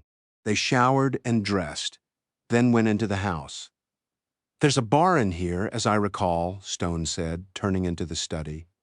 He poured Dino a Johnny Walker Black and himself a Knob Creek, and they sat down in a pair of large chairs. "Refresh my memory," Dino said. "Wasn't Charlene involved with the president?" "It was Will Lee," Stone said, "but before he was president and before he was married. They're both from Georgia, and he was representing her fiancé, who was charged with murder. They had a brief fling. Then, when the fiancé was convicted, he tried to get it overturned on the grounds that his attorney was sleeping with his girl. It didn't work." "I've read about that," Dino said. "Didn't he get his death sentence commuted?" "Yes, and the rumor was Charlene slept with the governor of Georgia to effect the commutation." "I'd have pardoned the bastard in those circumstances," Dino said. They sipped their drinks until they heard the girls coming down the stairs, giggling. "Hey, fellas," Charlene said. "Let's all go into the kitchen." "Dino, you and Hetty go ahead," Stone said. "I need to talk with Charlene for a minute." She gave him another kiss. "What's up, lover?" "Cool down for a minute, sweetheart," Stone said. "I have some news, and it's not good." She backed up a step. "What is it?" "Jennifer Harris. The other stockholder Rick was counting on." "The one who died?" "The one who was murdered," Stone said. Charlene's face fell. "Murdered?" And by a professional, Stone explained what the medical examiner had found. "I think you should be very careful for a while." "Why?" "Because you hold shares committed to Rick, too. I don't think you're going to be safe until this whole thing with Centurion and Terrence Prince is resolved." "Excuse me a minute," Charlene said. She went to a telephone and dialed a number. "Hello? This is Charlene Joyner. Who's this?" "Hello, Jerry. Listen carefully. I want a team at my house right now and 24/7 until further notice. Got that? Good. Yes, I anticipate a threat. Goodbye." She hung up and took Stone's hand. "Let's go cook dinner," she said. Stone followed her into the kitchen, where Dino had mixed Hetty a drink from another bar, and Charlene turned on the grill. "How do you like your steaks?" she asked. Stone marveled at how cool she was, given the circumstances. Stone woke up the following morning, sprawled across Charlene's bed, naked. The scent of bacon cooking wafted up from the kitchen. He showered and shaved and went downstairs. Dino and Hetty were seated at the kitchen table, looking rested and fresh, while Charlene was dishing up scrambled eggs, bacon, and toast. They all sat down and Stone found a Los Angeles Times on the table. A story just above the fold caught his eye. Death of movie heiress was murder. Stone held up the paper for the others. "Did you see this?" "We were talking about it when you were still asleep," Dino said. "I wonder who let the press know." "I don't think it was Prince," Stone said. "Somebody who knows a reporter, I guess. Maybe Rick Barron?" Dino offered. "Could be," Stone replied.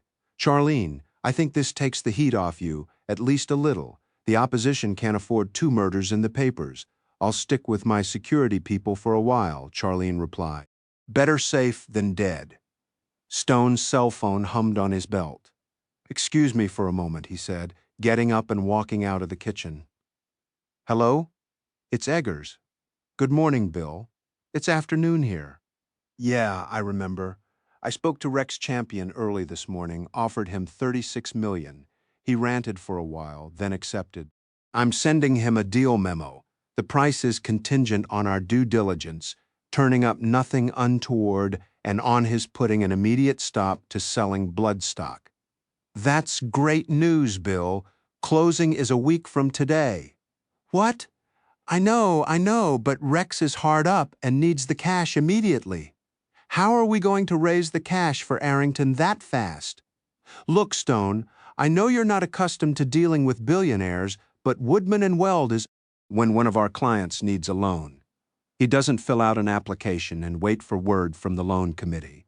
Call Arrington, tell her to instruct Chase to deal with us, and we'll have it wrapped up in a day or two, and send me her financial statement, so I'll know what I'm dealing with." "You're dealing with $1.2 billion in investments with Chase. That's all you need to know." "You're right, it is. I need a letter from Arrington appointing us as her attorneys and authorizing us to act for her. Can you get that fax to me right away?" "Yes. I'll look forward to hearing from her." Eggers hung up. Stone called Arrington. "Good morning," he said. "It's afternoon." "Yes, it is. I have good things to report," he said. "Rex Champion has accepted your offer of $36 million for Virginia Champion Farms." "That's wonderful. It's less than I offered." "It's what you offered," Stone said. "We thought the extra million was too much." She laughed. "Thank you for ignoring my orders. Improving on your orders now. We're closing in a week, and I need some paperwork from you right away." "Got a pen and paper?" "Yes," she said. "First write a letter to Woodman and Weld saying as follows. Dear Sirs, I herewith appoint your firm as my sole legal representatives under the supervision of your partner Stone Barrington." "Partner, we've been talking about that for months. Your business sealed the deal." "Well, congratulations." "Thank you, ma'am. Please get that typed up on your letterhead, sign it, and fax it." He gave her the number. "Then mail Bill Eggers the original. Then as soon as you've done that, send the following letter to the person who supervises your accounts at Chase Private Bank. Ready?" "Ready. I have appointed the firm of Woodman and Weld as my sole legal representatives. You may deal with either Mr. Stone Barrington, the supervising partner on my account, or Mr. William Eggers, the firm's managing partner on my behalf." "Got it. Fax that to both your Chase banker and Bill Eggers and mail Chase the original." "Will do. Time is of the essence," Stone said. "We have to arrange a bridging loan from Chase right away to close the sale of Champion Farms, so that you won't have to sell stocks at a loss." "I understand. As soon as Eggers and Chase receive your faxes, we're in business. I'll have Eggers fax you the deal memo on the sale, which will protect you from undiscovered liabilities." "Thank you, Stone. I appreciate your getting this done with such dispatch. What's happening with the sale of Centurion?" "There's been a bad turn of events," Stone said. He told her about the murder of Jennifer Harris. "Am I in any danger?" "No.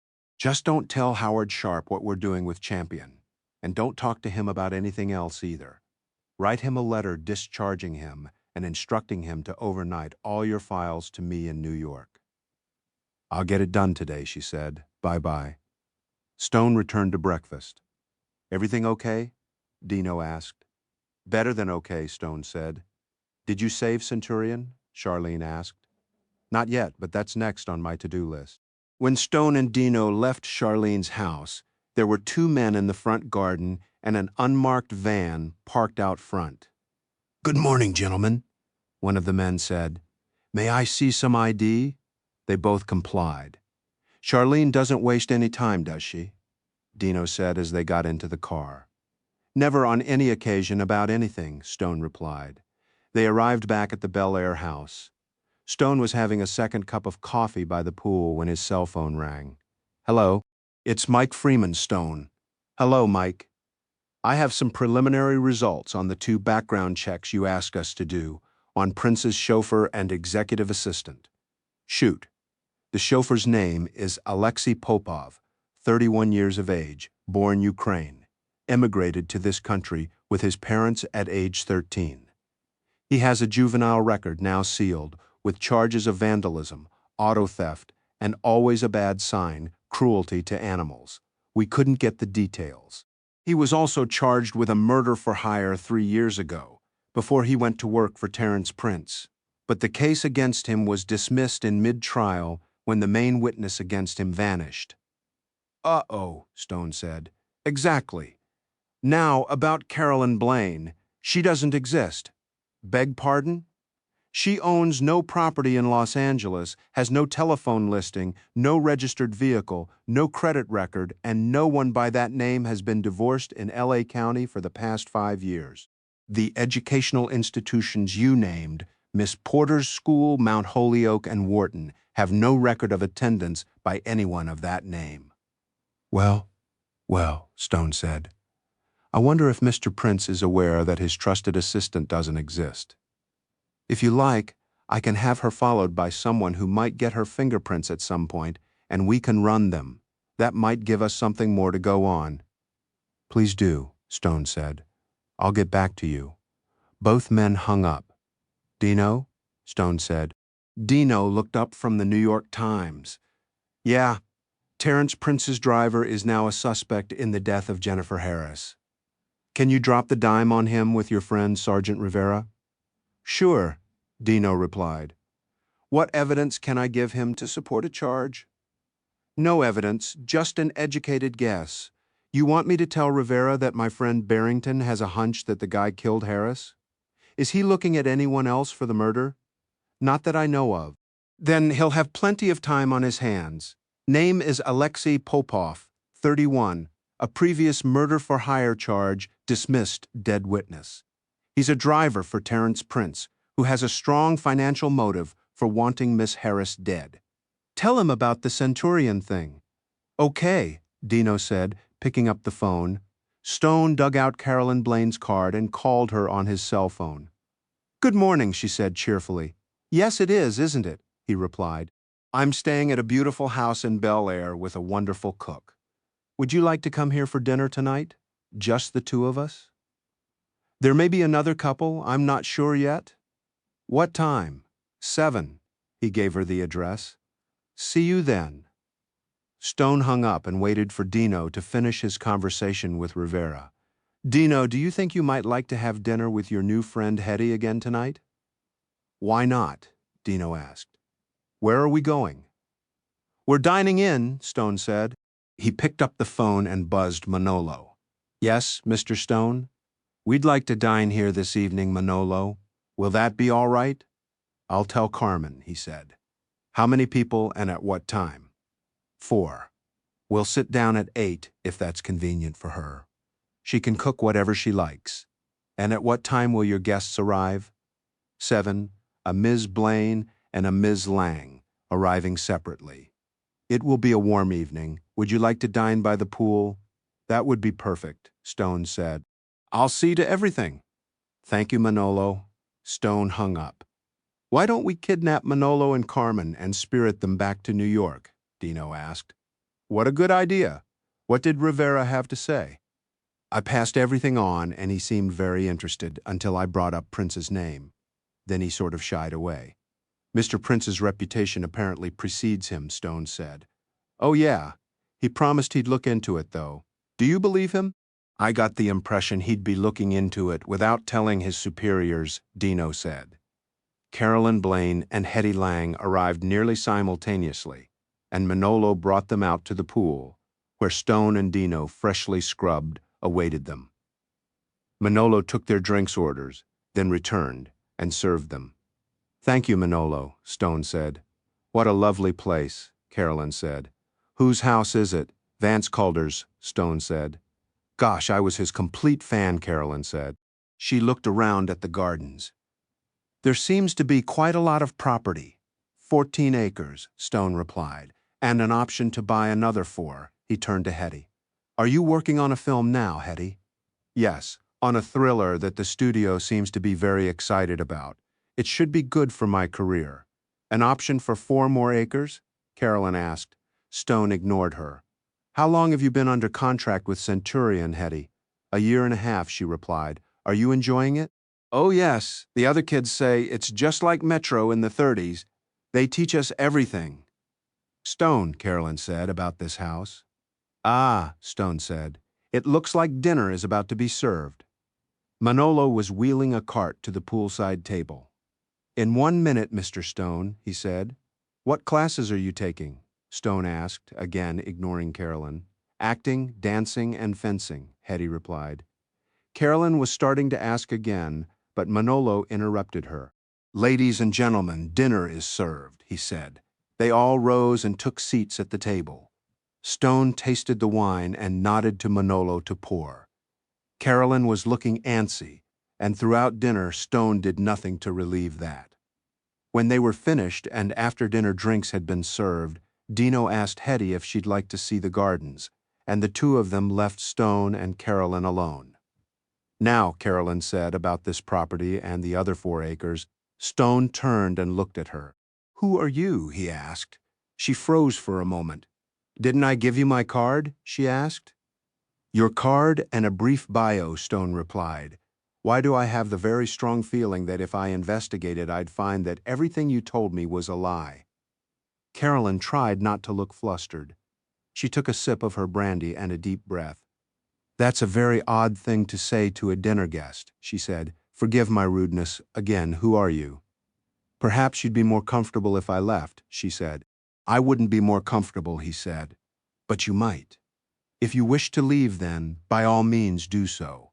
But if we should meet again, my first question would still be, who are you?" She stared into her brandy glass. "All right," she said. "I fudged my resume to get my job. Is that so terrible?" "You did a great deal more than fudge your resume," Stone said. "Everything you told me, and, no doubt, Terence Prince, was a bald-faced lie. You made yourself up out of whole cloth." "Sometimes in life," she said, "there's a need to just start over from scratch." "I suppose," Stone replied.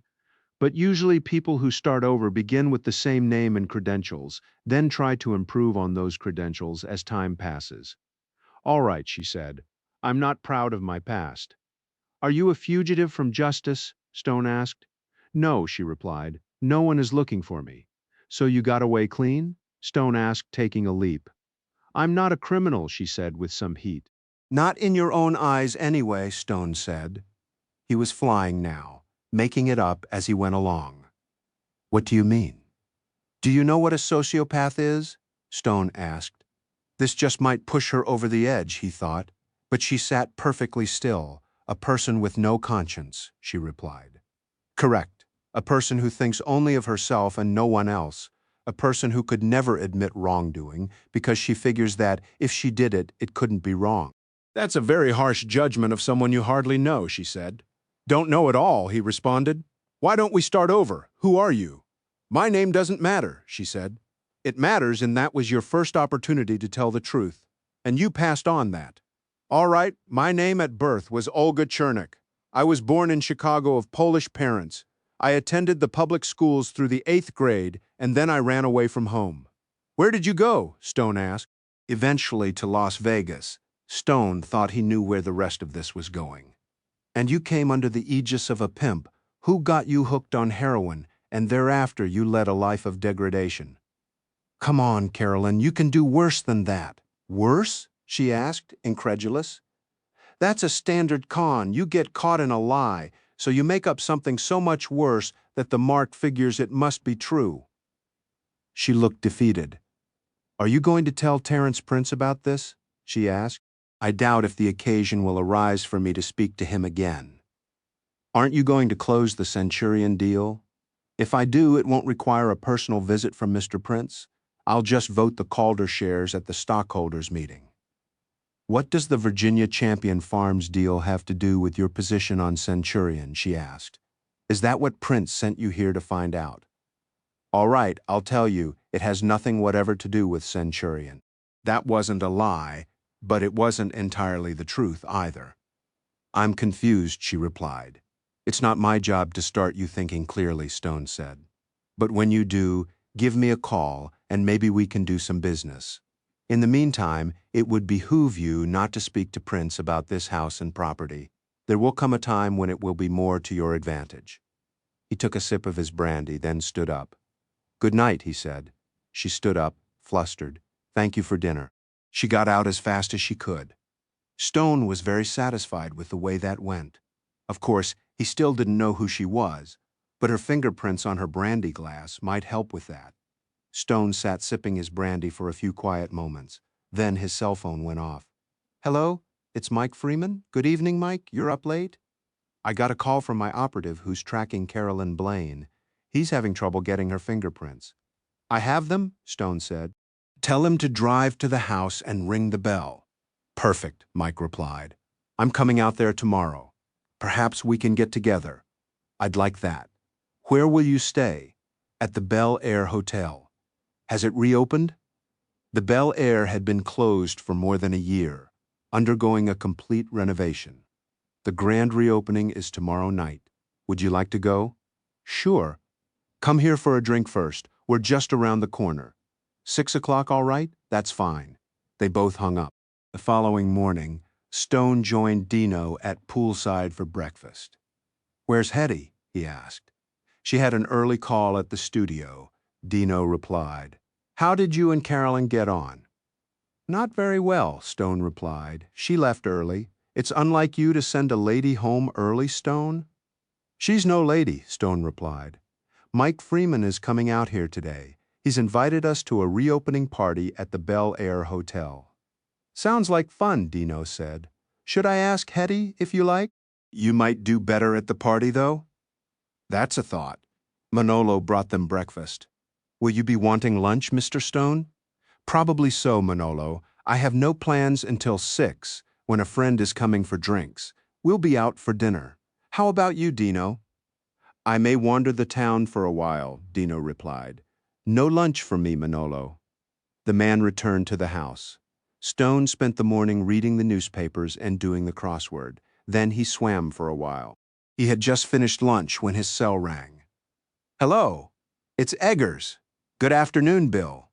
I've obtained a $100 million line of credit for Arrington, he said. At Prime, well done. I'm faxing you the paperwork to look over. If you think it's okay, I'll messenger it to Arrington for her signature. Thanks, Bill. I have other news, Eggers said. The Board of Management met this morning and unanimously elected you partner. That's very good news indeed, Bill, Stone said with feeling. Thank you for your support with the board. I'll fax you the partnership agreement in a few minutes. Everybody signs the basic agreement. Then we can talk about compensation and other things. All right. I'll find you some decent office space on our floors in the building. Stone thought fast. For some reason, it hadn't occurred to him that he would be expected to move into the Seagram building offices of the firm. Bill, if it's all the same to you, I'd prefer to continue working out of my office in Turtle Bay. I guess that would be all right. What about your secretary? I'll stick with Joan. If I need more help, I'll let you know. We'll give you an allowance for office space and staff then, just to even things out with the other partners. I'll base it on the square foot cost for the average partner's space. That will be fine. There'll be a generous expense account, of course, and I propose a draw against earnings of $100,000 a month, adjusted annually. That will be satisfactory. You can use your own airplane for travel whenever you wish. Let me know what the hourly operating costs are. For other travel, we have an in-house department that will make any necessary arrangements for you. What other perks should I be asking for? Stone asked. Eggers chuckled. Well, you already have a car. Not really, Stone replied. I totaled it a month ago, remember? I had forgotten. What would you like to drive? Let me get back to you on that, Stone said. He was currently driving an armored Bentley flying spur that Strategic Services had lent him. How about club memberships? I don't belong to a club. Is there one you'd like? The Metropolitan, the Century, the Racket Club? We have partners who could propose you for almost anything. Let me think about that. Stone had never thought of himself as a clubman. We can help with most of the golf clubs in the area, too. That's a thought. You really ought to get yourself a place in the Hamptons, Stone. The firm has a very favorable mortgage program. Thanks, but I'm all right with my place in Connecticut, maybe at some later time. As you wish. I'll get these papers off to you right away. Thanks, Bill, and thank you again for your support. Stone hung up feeling lighter than air. A partnership at Woodman and Weld. He had never thought it possible until recently, and now it had actually happened. Manolo came and took his dishes away, then came back and presented him with an envelope. A fax for you, Mr. Stone. Stone opened the envelope and found the partnership agreement. He read it through quickly, then signed it and set it aside for FedEx pickup. Then he read the note for Arrington's line of credit, which was well drawn and required no changes. As he returned the papers to the envelope, a movement caught his eye. He looked up. Arrington, he said. She was standing there looking gorgeous, as usual. He got up and met her halfway. I wasn't expecting you. Why didn't you let me know? They hugged and kissed. I remembered last night that the Bel-Air is reopening tonight, she said. So I thought, what the hell, good excuse to come out. We left early this morning. He held a chair for her. Would you like lunch? I had something on the airplane which was a charter. There wasn't time to send for the Centurion jet. You know, Stone, maybe it's time I got my own airplane. What do you think? I think it's a wonderful idea. You'll have to advise me on what to get. I'll be glad to do that and to get you more expert advice than I'm able to offer. Can I afford it? Arrington, you can afford anything your heart desires, Stone replied. By the way, I have the papers for your line of credit. He opened the envelope and handed them to her. I think this is yours, she said, handing back his partnership agreement. And congratulations again. Thank you. You helped make it possible. She glanced at the first page of the agreement. $100 million. You don't have to borrow it all, just enough for the champion deal and whatever else you want, like the airplane. Do you have a pen? She accepted one and signed the papers where Stone indicated. Manolo came out with iced tea for both of them, and Stone handed him the partnership and line of credit agreements in the envelope, first writing the address on the outside. Will you fax these, then FedEx the originals to New York, please, Manolo? Of course, Mr. Stone. I've been making some plans, Stone, Arrington said. Let me tell you about them. I'd like to hear them. He sat back and morphed into his listening lawyer mode. Arrington brushed a strand of her blonde hair from her forehead and took a long drink of her iced tea. I haven't told you about this, she said, and you haven't visited, so you haven't seen it. Seen what? My house. I recall your saying that you were thinking of building. That was years ago. I went a little crazy after Vance's death. I had never had access to huge amounts of money, and Vance was, how shall I put it? Prudent. I looked for a big house in Virginia and didn't find anything I liked, so I decided to build the house to end all houses, and I did 20,000 square feet of it. Wow. Well, yes. I hired an architect and an interior designer, and I went on a shopping spree all over the South to find just the right pieces to furnish it. The local gentry were peeved because I was denuding the antique shops in the county and running the prices up on whatever was left. But eventually, I got it done. She sighed. Perhaps overdone would be a better word. I see. No, you don't. And I don't want you looking through old architectural digests for the piece they did. So, for weeks now, I've been tagging pieces in the house, and I'm going to throw the biggest auction anybody in Virginia has ever seen. Sotheby's is sending down an auctioneer, and you won't believe this. I've found a buyer for the house whose tastes are probably better than mine. I won't get all my money out of the place, but I'll get 3/4 of it and be happy to have it. Where will you live? Stone asked. At Champion Farms, she said. I wasn't aware there was a suitable house on the property. There isn't, but there used to be. It was contemporaneous with Thomas Jefferson's Monticello, but it was destroyed by fire in the 1920s. A researcher has been able to find the original plans in the Charlottesville library. No one even knew they were there. So I'm going to recreate the place on the original spot. It's wildly overgrown, but there are beautiful trees, including a neglected colonnade of old oaks to the house. I'll replace the damaged and fallen trees. That sounds wonderful. It's going to take all my time for the next 2 years, and then I'll be looking for another project to keep me busy. I've learned that I'm dangerous when I'm not busy, Stone laughed. I can imagine. There's something else. I want to talk to you about Peter. All right, perhaps it's time you did. Peter is 15, and he's at Episcopal High School in Alexandria. It's the best prep school in the South, on a level with the best New England preps. He is very, very bright, and he's a grade ahead. He's also very handsome and tall for his age. She retrieved a photograph from her purse and handed it to Stone. For you, Stone stared at the boy, young man, really, and sighed. He looks extraordinarily like my father. I remember that photograph in your house, she said. Anyway, the school was reluctant to accept him at first, but then 3 of the senior faculty had a long lunch with him. I wasn't present, and they were impressed with his maturity and seriousness, so they accepted him as a boarding student in the 9th grade. From what they've said about him so far, he'll probably graduate in 3 years, maybe even 2. That's breathtaking, Stone said. I'm sure you were bright too, Stone, she said. God knows he didn't get it from me. Now. Arrington reached into the large handbag resting next to her chair and handed Stone a thick envelope. This is my will and the trust I set up for Peter. I'd like you and the people at Woodman Weld to look it over and redraw it. My beneficiaries haven't changed, but I'll be interested to see if you think the trust needs work. Of course, Stone said. We'll do that as a courtesy. You'll never make any money that way, Stone. We'll do all right. You'll see that I've appointed you Peter's trustee. I didn't tell you because I suppose I felt invulnerable, but recently I had a brush with ovarian cancer. They caught it early, but I had to have my ovaries out, and now I'm on hormones. If I get sick again, I'll give you as much notice as I can, but you could possibly find yourself being a father to your son. That would be an honor, Stone said. Considering that you're his father.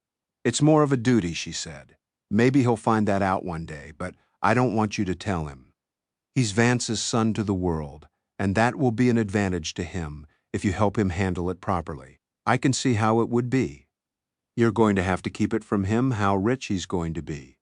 I expect he may have already figured that out, Stone said, and if he hasn't, the kids at his school are going to tell him. I suppose you're right. Then we'll both have to do what we can to keep his feet firmly planted on the ground. One way is not to give him control of his trust until he's older, Stone said, perhaps at 35. That's a very good idea, and one I'm happy to leave in your hands. Thank you, I'll try and do right by him. I'd like to bring him to New York to see you, she said. You'd both be very welcome. I'll look forward to it. Now, she said, taking another sip of her iced tea. What are we going to do about this Centurion business? You want my recommendation? Yes, please, and I'll tell you up front. I'll follow it. I'm not equipped to deal with this. All right, first, I think that you should not sell your shares. In fact, I think you should buy more. Why? Because Centurion is giving you a better return on your investment than just about anything could. It's extremely well run and profitable. Right now, you own 1/3 of the shares. I think you should, over the next few years, increase your share to 51%. My goodness, Arrington said, sounding a little breathless. I never thought of controlling the studio. Can I afford to buy that many more shares? Terrence Prince has run up the price, hasn't he? If we can get one or two owners on our side that will kill the sale and the price will go down. There may even be some who would prefer to sell to you at a lower price than to get into bed with Prince. What do you think of him? She asked. I think he's a shark, maybe even a killer. Then he'll do just fine in the Virginia hunt country, she said. I'd heard that he'd once bought a house there, then flipped it. Now he's bought another, Arrington said. I've sold him mine. Prince is your buyer? I think he bought the place as a way to get next to me and get my Centurion shares, she said, laughing. We closed yesterday. Stone began to laugh. That's wonderful.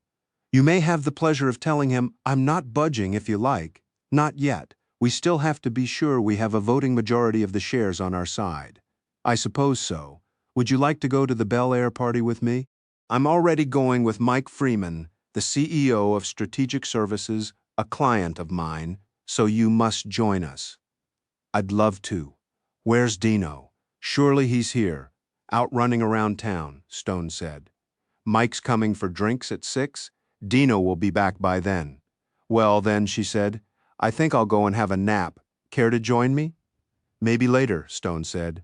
I want to read your estate documents. Oh, all right. She set down her iced tea, picked up her handbag, and walked toward the main house. Just before entering, she looked over her shoulder to be sure he was watching, then gave him a little smile. Arrington excused herself to change for the Bel-Air hotel party, and Stone changed clothes as well. Uncharacteristically in L.A., he wore a suit and tie. Mike Freeman arrived on time, and Stone sat him down by the pool and ordered drinks. There's someone joining us, if that's all right, Stone said. Of course, Mike replied. Her name is Arrington Calder, an old friend and now my client. Vance Calder's widow? Yes, and this is her house. It's extraordinary, Mike said, looking around. So is Arrington, Stone said. She chose that moment to appear, wearing a white silk pajama suit, so Stone didn't have to continue the description. He introduced the two. Dino trotted past them. I'll change and be with you shortly, he said, disappearing into the guest house. Mike, Stone said, Arrington is thinking of buying herself a jet, and I hope you can advise her, having had some experience yourself along those lines. Of course, Mike said. We often advise clients on jet purchases. What will be your typical mission, Arrington? Mission? What sort of travel will you be doing? Well, she said, I'm based near Charlottesville, Virginia, and I sometimes travel to L.A., Dallas, Miami, other cities. Would you like to fly internationally? Yes, to Europe. How about the Far East? I don't go there very often. If you don't need to fly regularly nonstop to Tokyo or Hong Kong, you'll save a great deal of money on an airplane by giving up range. Then let's save some money. Mike raised a finger. You know, a client sent me a brochure on an airplane last week to ask my opinion. I think it's in my briefcase. It's a Gulfstream 3, known as a GY-IT-I. It might be just the thing. Why didn't your client buy it, she asked. Because of the Far East travel, he decided he needed a longer-range airplane. Would this G3 get me to London nonstop? Yes, and to anywhere else in Europe, Mike said. It's 3 years old, but very low time, less than 1,000 hours, as I recall. It was owned by an elderly couple, but he died recently, and his widow is not well enough to travel anymore. It has a very nice custom interior, and it's based in Burbank. I can arrange for you to see it if you like. I'd like that very much, Arrington said. Will you show it to me? Of course, Mike said. Excuse me for a moment. He got out his cell phone and stepped away. He was back in a few minutes. May I pick you up at 10 tomorrow morning? He asked Arrington. Perfect. This is a very good time to buy an airplane, he said, and a bad time to sell. When those 3 automobile executives each flew alone to Washington in their private jets to beg for money from the government, that knocked the bottom out of the market for jet airplanes. Since then, the recession has slowed aircraft sales badly, and although things are picking up again, they're not where they were a couple of years ago. Airplanes of the size and quality of the G3 are a particularly good buy. I'll bring my checkbook, Arrington said. That won't be necessary, Mike replied, chuckling. Buying an airplane is a bit like buying a house. A title search has to be done and financing arranged. Then the logbooks have to be gone over and a pre-purchase inspection completed and insurance obtained. I can help with all that. I expect Arrington will make it a cash purchase, Stone said, so that should shorten the process. This particular G or I has been on a Gulfstream maintenance program since new, Mike said. So that will help too. Dino came out of the guest house in his best Armani suit. Ready when you are, he said. Manolo had brought around Vance Calder's Bentley Arnage, and Stone drove them to the Bel-Air Hotel 2 minutes away. As they walked across the bridge from the parking lot over the little creek that ran through the property, they saw that the lawns were full of people drinking champagne and looking happy. From the top of the bridge, Stone spotted Terence Prince, surrounded by a knot of people. "There's the purchaser of your Virginia house," Stone said to Arrington. "Would you like to meet him?" "Why not?" Arrington replied.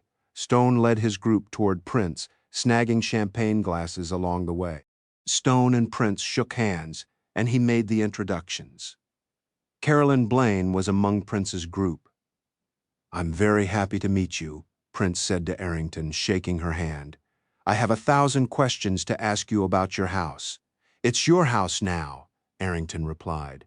"But I'll tell you whatever you want to know, including about the colony of raccoons in the attic and the bat infestation in the cellar." Prince looked startled, then laughed. "Don't scare me like that," he said. "I understand you're about to take ownership of Virginia Champion Farms." "That is so," she replied, "and I'm going to build a house there." "Tell me about it," Prince said, cutting her out of the group like a sheepdog at work. Mike was talking to someone he knew, and Carolyn drew Stone aside. "So," she said, "when can I tell Prince about the Calder property?" "Haven't you already?" Stone asked. He looked over her shoulder and spotted an extremely tall man with a beautiful blonde. "Why, there's my friend Ed Eagle from Santa Fe," Stone said. "Come, let's go meet him." He took Carolyn's arm. "Do you know Ed? He's a famous trial lawyer in these parts." "No," Carolyn replied. "I've never been to Santa Fe." She pulled away. "Will you excuse me? I need to find the ladies' room. I'll join you in a few minutes." She hurried away. Stone walked over and greeted Ed and Susanna Eagle. "Good to see you, Ed," Stone said, shaking his hand. "It's been a long time." "Too long, Stone," Eagle replied. "Have you met Susanna?" "No," Stone replied. "That's how long it's been. How do you do, Susanna?" "I'm glad to meet you, Stone. Ed has told me a lot about you." "Not too much, I hope," Stone said. "Stone," Eagle said, "who was the blonde you were with until a moment ago? There's something familiar about her." "Her name is Carolyn Blaine," Stone said. "She's executive assistant to Terry Prince. But you haven't met her. She said she'd never been to Santa Fe." "Maybe it was out here then," Eagle said. "Oh, Ed," his wife interjected, "every pretty girl looks familiar to you." "She'll be back in a minute," Stone said. "She's just gone to the ladies. Then we can resolve where you've met." Stone and the Eagles talked for a few minutes, but Carolyn never returned. He reckoned she'd found someone more interesting to talk to. Stone and the Eagles moved toward the garden restaurant where a buffet dinner had been set up. He saw Prince and Arrington a few steps ahead of them. Then someone behind him tapped Stone on the shoulder. He turned to find Rick and Glenna Barron. He greeted them warmly. "Just the man I wanted to see," Stone said. "What can I do for you, Stone?" "I'm wondering what, if anything, you've found out about the disposition of Jennifer Harris's shares in Centurion.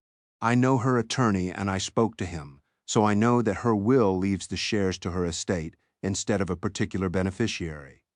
"Does her attorney have the authority to sell them on behalf of the estate?" Stone asked. "Yes, and I think he would be amenable to the sale, as long as it brought market value. Unfortunately, he knows about the offer from Mr. Prince, so he will want at least what Prince has offered." "Are you going to buy them?" Stone asked. "I'm afraid that's a bit of a stretch for me financially," Rick replied. "I might be able to swing it, but I'd have to sell some other investments, and that would take time we don't have." Stone looked around, then lowered his voice. "I think it might be possible for Arrington to buy them," he said. That would be perfect, Rick replied. What with Charlene Joyner's shares, that would give us a majority. Surely Prince would be bidding for them too, Stone said. And if he got them, he'd have a majority, Rick pointed out. I think what we have to do, Stone said, is canvass all the other share owners and see if we can buy another block or two that would give us 51%. Let me talk to some of them and see if they would rather sell to us than Prince. It would be in their interests, wouldn't it, to keep the studio operating as it is now? Certainly for some of them who want to continue to make pictures. I'll start on that tomorrow morning and get back to you. Rick looked around. In fact, I've seen a couple of them here tonight. Perhaps I'll get an opportunity to speak to them. Good idea, Stone said. Face-to-face might work best. They worked their way through the line for dinner, and Stone found a large table. Arrington left Prince and rejoined him. What did you think of Mr. Prince? Stone asked her. Oh, he's charming, she said. I knew he would be. I wouldn't trust him any farther than I could throw him, though. What good instincts you have, Stone said, laughing. I was in line with Rick and Glenna Barron, and he's going to talk with some of the other shareholders about our buying their shares. I think we've got a shot at this, starting with those owned by Jennifer Harris's estate. If you say so, Arrington said, as long as I don't have to sell other securities. Something I think you should do, Stone said, is to take up the option on the 4 acres adjoining your property here. I think that addition would make your acreage much more valuable. Vance got those options just before he died, Arrington said. There are 2 parcels of 1.8 and 2.2 acres, both with very nice houses on them. The owners are elderly and would probably like to move into some sort of assisted facilities. The prices are very good, too. Given the appreciation of real estate in this neighborhood, I'd have to pay, let's see, about $18 million for the 2. When do the options expire? Stone asked. Quite soon, I think. I'm not certain of the date. We'll get Woodman Weld on that tomorrow, Stone said. We don't want to miss this opportunity. Dino came and sat down at their table. I didn't get a chance to tell you earlier, he said, but I talked to Sergeant Rivera this afternoon, and he's going to arrest Prince's driver tomorrow. What for? Arrington asked. For the murder of Jennifer Harris, Dino replied. We think Prince had her killed to get hold of her shares, Stone said. Prince plays that rough? Arrington asked. We believe so. Should I be worried? No, harming you wouldn't help him. Your shares would go into the trust for Peter, and I'll be his trustee. The Woodman and Weld Trust Department is already working on the documents. Arrington took a deep breath and let it out. That's a relief, she said. Also, having his driver in jail and maybe talking is going to make Prince more circumspect in his actions, Stone said. He won't be able to pull that again. In fact, if the driver talks, that could solve all our problems. Prince wouldn't be starting a big new development if he were looking at a trial and possible conviction. If that happens, can we go to the trial? Arrington asked. Stone laughed. I'll see if I can get tickets. Stone and Dino had breakfast with Arrington beside the pool the following morning. Then Mike Freeman collected Arrington and took her off to Burbank Airport to look at the available G3. Dino's phone rang. Becchetti, he said, then listened. Have you got a line on him? Well, shit, thanks for calling. Keep me posted, if you will. Dino hung up. Prince's driver ran. He's nowhere to be found. How would he have known he was going to be arrested? Stone asked. Rivera thinks somebody in his office, maybe even his boss, tipped off Prince. I heard you ask if he had a line on the driver. Nothing. He apparently didn't sleep at his apartment last night, and his car was still there. This gets weirder and weirder, Stone said. Stone's cell phone buzzed. Hello, good morning, Stone. It's Rick Barron. Good morning, Rick. I've got some news on the share buying front. Shoot. One of the share owners, an elderly producer named Walt Baird, is willing to sell to us because he needs money now and doesn't want to wait until Prince does his deal. He'll sell for $2,500 a share. The bad news is he only owns 5,000 shares. That's a start. Tell him we'll pay him this week. All right, and there's better news too. Baird tells me a producer named Jim Long is willing to sell his shares because he needs cash for a lawyer. He's being held in jail without bail in L.A. on an attempted murder charge. He's a close friend of Ed Eagle's ex-wife, Barbara, and he's accused of helping her try to kill Ed. You may recall that he was attacked by a man with a knife outside his home a while back. Long apparently introduced Barbara to the man, who is a dog's body and sometime pilot for Long. I heard about that, Stone said. Are you willing to go and see Long in jail and talk to him about buying his shares? He's got $15,000 so he could put us over the top. His attorney's name is Harvey Stein. Rick gave him the number. Sure, I'll go see him. Arrington is out looking at an airplane at Burbank. When she comes back, I'll brief her about this. Good. Let me know how it goes with Long, will you? You can tell him I sent you. We had a cordial relationship when he was on the lot. I'll do that. Stone hung up. Can you get me into the LA City jail? He asked Dino. Sure. Just throw a brick through a window, and I'll get Rivera to throw you in there. Stone called Harvey Stein's number and, after working his way past a couple of secretaries, got him on the line. What can I do for you, Mr. Barrington? I'm an attorney with Woodman Weld in New York, Stone said. Yeah, I know the firm. I've heard your name too. I have a client who is interested in buying James Long's shares in Centurion Studios. Who's the client? Arrington Calder, Vance Calder's widow. That's right. I heard about Terry Prince's pending deal. Long's friend Rick Barron asked me to talk to Mr. Long. Rick thinks Long might prefer to sell to us rather than to Prince.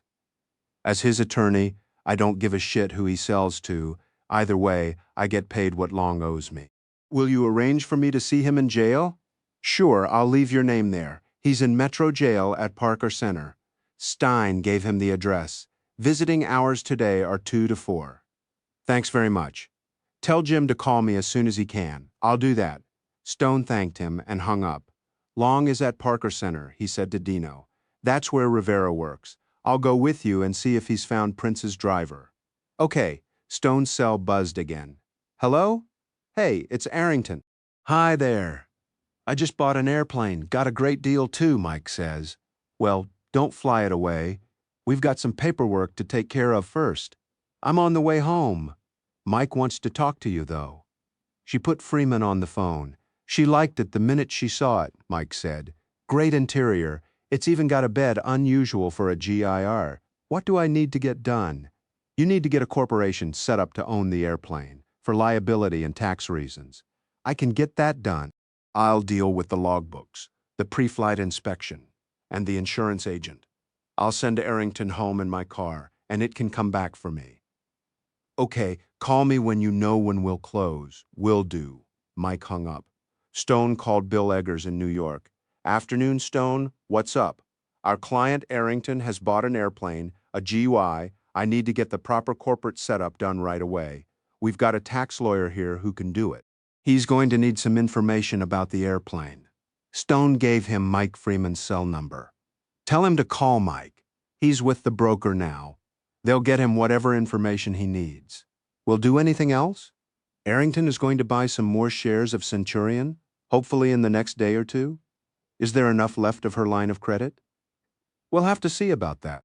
She also wants to take up the option she has on 2 pieces of property adjoining her estate in Bel-Air, so you might speak to Chase about extending her line of credit another $100 million just in case. Will do. I have some paperwork on the property option. It came to us yesterday along with her other files from her former attorney. I'll take care of it. The option expires soon, so time is of the essence. Got it. Bye. Eggers hung up. Okay, Stone said to Dino.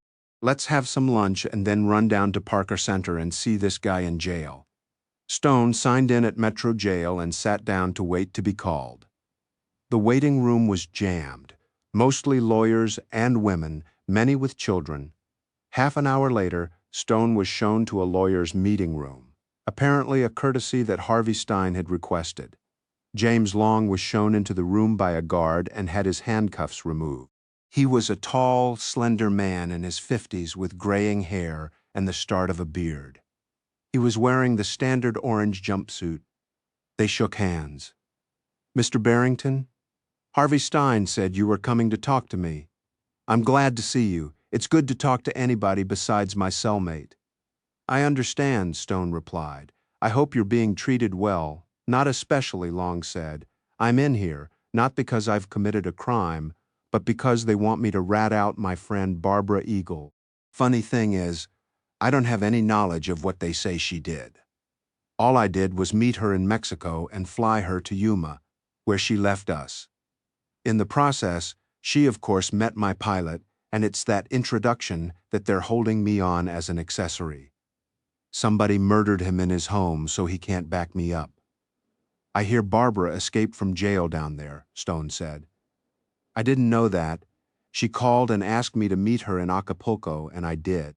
We spent a couple of days there, then came back to this country. I don't even know where she went after Yuma. In any case, she's managed to get herself a pardon in Mexico, so she's not wanted for anything. The LAPD has gone nuts over this business, and she's not even in LA, she's in San Francisco." "Has your attorney explained all this to the DA?" "Of course he has, but they don't want to listen to the truth. They just want a witness against Barbara. Harvey is filing for a writ of habeas corpus to get me out." "Well, good luck. In the meantime, I have some good news. A client of mine is interested in buying your shares in Centurion Studios." "What is he offering?" "It's a she, and she's offering $2,500 a share." "Yeah, I heard about Terry Prince's takeover attempt of the studio. I'll bet he'd give me more than $2,500. $2,500 is his current offer, and I have some reason to believe that the deal is not going to work out for him, and if that happens, then his current offer disappears, so your shares might be worth quite a lot less." "Yeah, so you say. It's up to you, Mr. Long. You can accept my client's offer or stick with Prince and take a chance of losing a lot of money on your shares. It's up to you." Long fidgeted in his seat. "Oh, hell, all right. I'd rather be on Rick Barron's side in all this anyway. Rick has asked me to give you his regards and to thank you for selling to us. This way you'll still have a studio to go back to when you get out of here. If Prince got his hands on the property, it would have made it impossible for Centurion to continue as they have." "All right, how do we go about this? Where are your share certificates?" "In my office, safe at Centurion." "Does your attorney have the combination?" "I'll give it to him when I see him. He's coming tomorrow. I'll see that he gets the sales documents to sign so he can bring them with him. He asked me to tell you to call him as soon as you can." "I'll try to call him this afternoon, if I can get to the phone. There's always a line. I'll have the documents faxed to him from New York first thing tomorrow morning. They're already closed for the day. I'm sure that will be fine." "When will I get the money?" "As soon as Harvey sends me the signed documents, I'll have it wired to your bank account. We might be able to manage it tomorrow, certainly the day after." "Good." Long stood up and rapped on the door. The guard came in and cuffed him. "Nice to meet you," Long said. "I hope you get your writ," Stone said. Dino was waiting on the front steps when Stone emerged from the building. "How'd it go?" "Long has agreed to sell us his shares. And with the $5,000 from the other guy, Baird, we should have a majority ownership in a day or two." "I've got some news too. Alexi, what's his name? Prince's driver, has turned up dead. Somebody dumped his body at the La Brea tar pits, where they found all those prehistoric bones of animals that went down to the water for a drink, got stuck in the tar, and sank. Luckily, they found Alexi's body before it could sink. Want to take a guess on cause of death?" "Tell me." "Ice pick to the back of the neck, like Jennifer Harris. I guess it would be easy to make that happen if you're being driven by Alexi, sitting behind him. Prince has an alibi, of course." "Of course, man. I'll be glad when this business is over," Stone said. "And I hope it's over before somebody else gets ice-picked." "You can hope," Dino said. "Arrington was at the Calder house when they got back, and she was very excited about her airplane." "It's beautiful, Stone, just exactly what I wanted. It's already got a crew and everything, and they're willing to move east." "Sounds perfect," Stone said. "Mike is working on getting you an early closing, and a tax attorney at Woodman, and Weld is setting up the corporate structure." "Corporate structure?" Jet airplanes are usually owned by corporations for liability and tax purposes. You'll own the corporation, and I have other news. Good news, I hope? It looks like Rick has found us the shares we need to gain control of Centurion. They should be transferred in the next day or two. Well, I'm glad to hear that. I hope Mr. Prince doesn't hear about it before we get it done. I'm not sure how much more of his personal charm I can stand. We'll have a lot of paperwork for you to sign tomorrow on the Centurion thing, Champion Farms, the Bel-Air property options, and the airplane. You should be able to fly out of here in your new airplane in a couple of days, with any luck at all. I'm anxious to get back and go to work with the architect on the new house, Arrington said. You'll be back by the weekend, Stone said, unless there's a snag. Please, he thought, no snags. Stone went back to the Calder house and called Rick Barron. How did it go? Rick asked. Very well. Long has agreed to sell to us. Woodman and Weld will produce the sale documents and fax them to his attorney tomorrow. We'll wire the funds and we'll be done. That's great news, Stone, Rick said. Rick, we've discussed this before, but what instructions have you left for your estate's disposal of your shares? They'll go to our grandchildren. Do your grandkids want to be in the movie business? One is a doctor, the other an architect, Rick said, but Centurion will produce a nice income for them. Do you think they might just as well have cash? They might, Rick admitted. Are you and Arrington offering to buy my shares? I haven't discussed it with her, but if you would consider selling her your shares, I'll bring it up. I would consider that, Rick said. It's likely that some of the shares would have to be sold anyway to pay estate taxes. I'll speak to her about it, Stone said, and get back to you. The two men said goodbye and hung up. Stone went looking for Arrington in the main house. She wasn't in the living room or the study, so he knocked on her bedroom door. Who is it? It's Stone. Come in. Stone walked into the large room and found Arrington sitting at her dressing table, fiddling with her makeup and dressed in only a bath towel. Would you like me to come back? Don't be ridiculous, she said. You've seen me naked often enough. And enjoyed the experience, Stone replied, standing behind her and rubbing her shoulders. She looked at him in the mirror, then dropped the towel, exposing her lovely breasts. Would you like to enjoy it again? Stone's reaction was immediate, and Arrington knew it. She moved her head back until it came in contact with his crotch. I think that's an affirmative answer, she said. You may be sure of that. He reached down and fondled her nipples. You know what that does to me, she said. I do, and it seems to be working.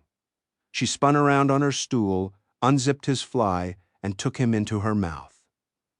Stone gave a little gasp. I believe that's a bed over there, he said. She stopped what she was doing, took his hand, and led him to the bed. Get out of those clothes, she said, but Stone was way ahead of her. They fell onto the bed, and she resumed her earlier activity. Wait, he said, pulling her into his arms. I don't want to finish too soon. I don't want that either, she said, pulling him on top of her and helping him inside her. It's been too long, she breathed, as she began to move under him. You're right, he replied. She came in less than a minute. Again, she said, this time with you. Stone held it back as long as he could, and her rising orgasm finally set him off. They were both noisy about it. An hour or so later, Stone disentangled himself from Arrington and used her shower. When he returned, she was back at her dressing table, wearing a slip. Isn't this where I came in? He asked, rubbing her shoulders while she brushed her hair. It is. And what did you want to talk about? We've got the shares we need to control the studio, in conjunction with Rick Barron. It occurred to me that it might be good for you to buy his shares, too. Rick's in his 90s, and if he leaves them to his grandchildren, we could find ourselves back in the same situation in a few years. Can I afford it? I've already asked Bill Eggers to extend your line of credit for another $100 million. That's a breathtaking amount of money, she said. How will I ever pay it back? When the market goes up again, and it will, you'll sell other stocks and repay the loan. Hardly anything in your portfolio would be a better investment than Centurion. I'll do whatever you recommend, she said. You know I trust you. Then I recommend that you buy the 20,000 shares from Long and Baird, and that will give us control? With Rick voting his 100,000 shares and Charlene Joyner voting her 50,000, yes? What about Jennifer Harris's shares?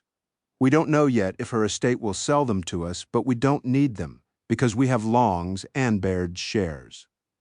Sounds good to me, Arrington said. By the way, I've arranged for dinner here tonight and invited Mike Freeman, too. I hope that will be all right with you and Dino. Of course, why don't we invite Rick and Glenna and Charlene Joyner, too?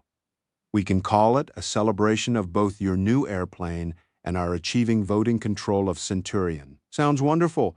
Will you call the Barons and Miss Joyner? Of course. Stone got on the phone and issued the invitations. They'll be here at 6:30 for drinks, he told Arrington. Good. Now go away before you and I get started again. I have to do my hair and makeup. You overestimate me, Stone said, retreating. No, I don't, she replied. Stone fled. He went back to the guest house, got Bill Eggers's voicemail at Woodman and Weld, and left him a description of the sales documents for the purchase of both Long's and Baird's shares and instructions to fax Long's to Harvey Stein and Baird's to himself. Now he wouldn't have to rise at 6 o'clock the next morning to get that done. Dino woke up from a nap, and Stone told him of the dinner arrangements. Good excuse for a party, Dino said. 2 good excuses, Stone replied. Don't forget Arrington's new airplane. Stone walked out to the pool a little before 6:30 and found half a dozen bottles of 10-year-old Krug champagne in a copper tub of ice. Arrington appeared from the main house in a gossamer white dress, looking ravishing. Why don't you pop one of those corks, she suggested. Stone popped the cork and found a pair of her Baccarat champagne flutes. To the movie business and fast airplanes, he said, and they drank. Yeasty, he offered. Crisp, she said. Wonderful stuff. It's been in the cellar for years. Dino appeared and accepted a flute. Arrington, he said, you've never looked more beautiful. She kissed him lightly on the lips. Dino, you've just paid the rent on a permanent lease of my guest house. A bargain, Dino said. Hey, what is this champagne? It's different from what they sell at Elaine's. Elaine sells Dom Perignon. This is Krug Brut, the good stuff. I like the good stuff. When are you going to retire, Dino? Arrington asked. Retire from the NYPD? What would I do for fun? He replied. Manolo showed Mike Freeman out to the pool, arm in arm with Charlene Joyner. Miss Joyner and I have just met, he said. I'm a big fan. Isn't he sweet? Charlene said Stone introduced Arrington and Charlene. Each eyed the other up and down as they shook hands. Arrington, Mike said. Everything is in hand for your airplane purchase. The insurance has been arranged and we'll have the pre-purchase inspection finished tomorrow. I've faxed the sales agreement to Woodman and Weld for their approval. Everything seems to be in perfect order. Perfect order is what I like, Arrington said. Rick and Glenna Barron arrived and received champagne. Rick raised his glass. To a new day at Centurion with a long life ahead. They all drank. They were about to sit down for dinner when Manolo came to Stone and whispered, There's a Mr. Harvey Stein on the phone for you. He said it was urgent. I'll take it in the guest house, Stone said. Please excuse me for a moment, everybody. He went into the guest house living room, picked up the phone and pressed the lighted button. Harvey? Stone, I'm sorry to have to call you in the evening, but I've just had a call from Parker Center. Jim Long is on his way to the hospital. What's wrong with him? There was some sort of fight among several inmates in the dining hall during the supper hour, and Jim was knifed with a homemade shank. How is he? He's lost a lot of blood and he's about to lose a kidney, but he's hanging on. Is he in the prison hospital? The warden has agreed to move him to Cedars-Sinai for the surgery. He's in the ambulance now. I'm meeting him at the hospital. You'd better arrange some personal security for him, Stone said. Why? Nobody's going to knife him at Cedars-Sinai, and anyway, there'll be a cop outside his door. Harvey, does anybody besides you, me, and Long know that he's agreed to sell us his shares in Centurion? Why no? Well, possibly. Who?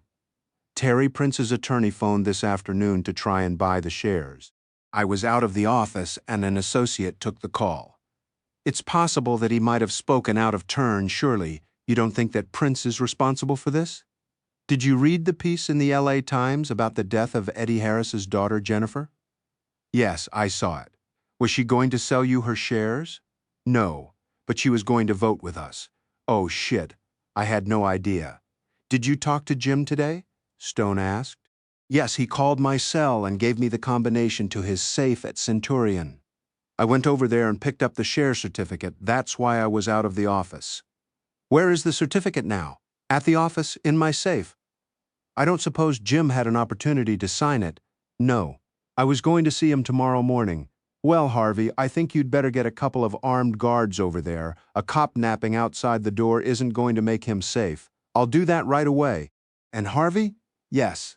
I don't want to sound callous, but the best thing you can do to keep Jim safe is to get him to sign that certificate at the earliest possible moment, tonight, if possible, and let Prince's attorney know about it.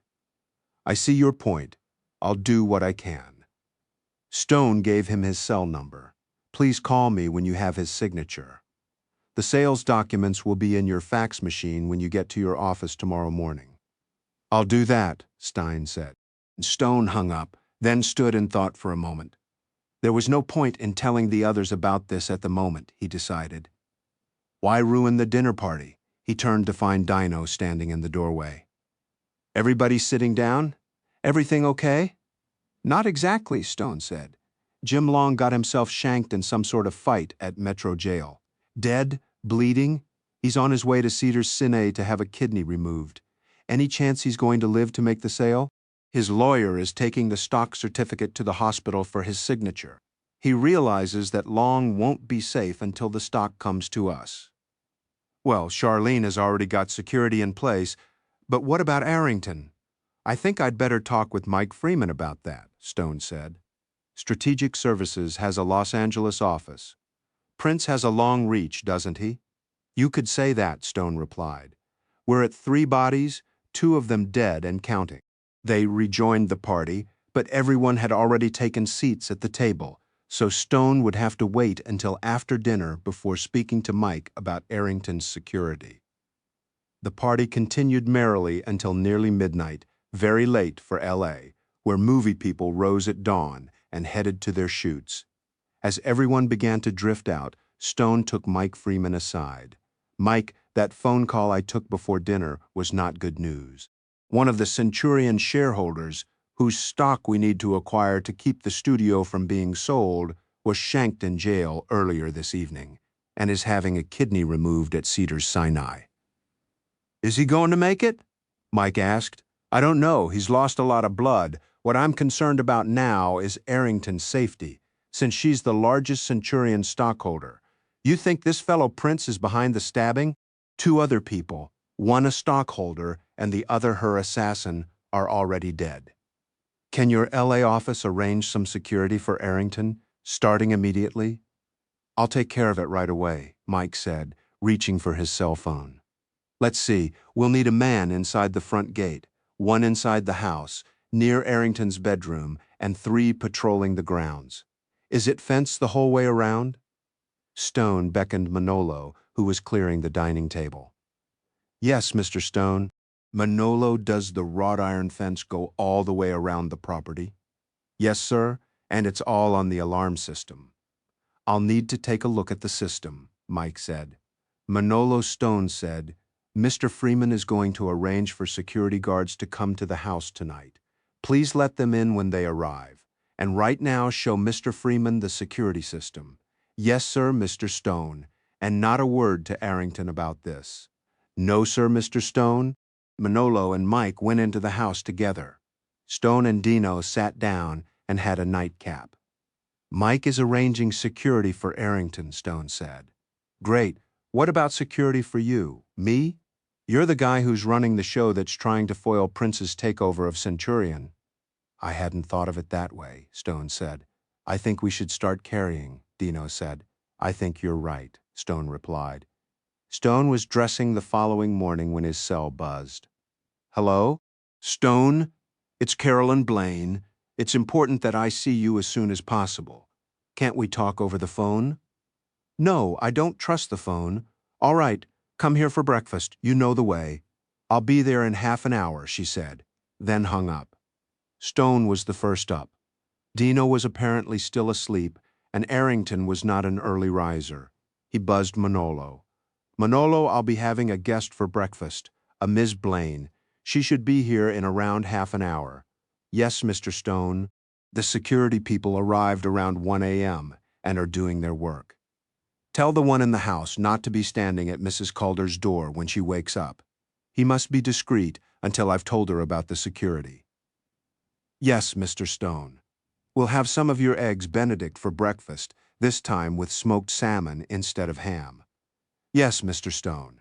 His cell buzzed again. Hello. It's Eggers. Good day, Bill. We faxed the sales documents for Mr.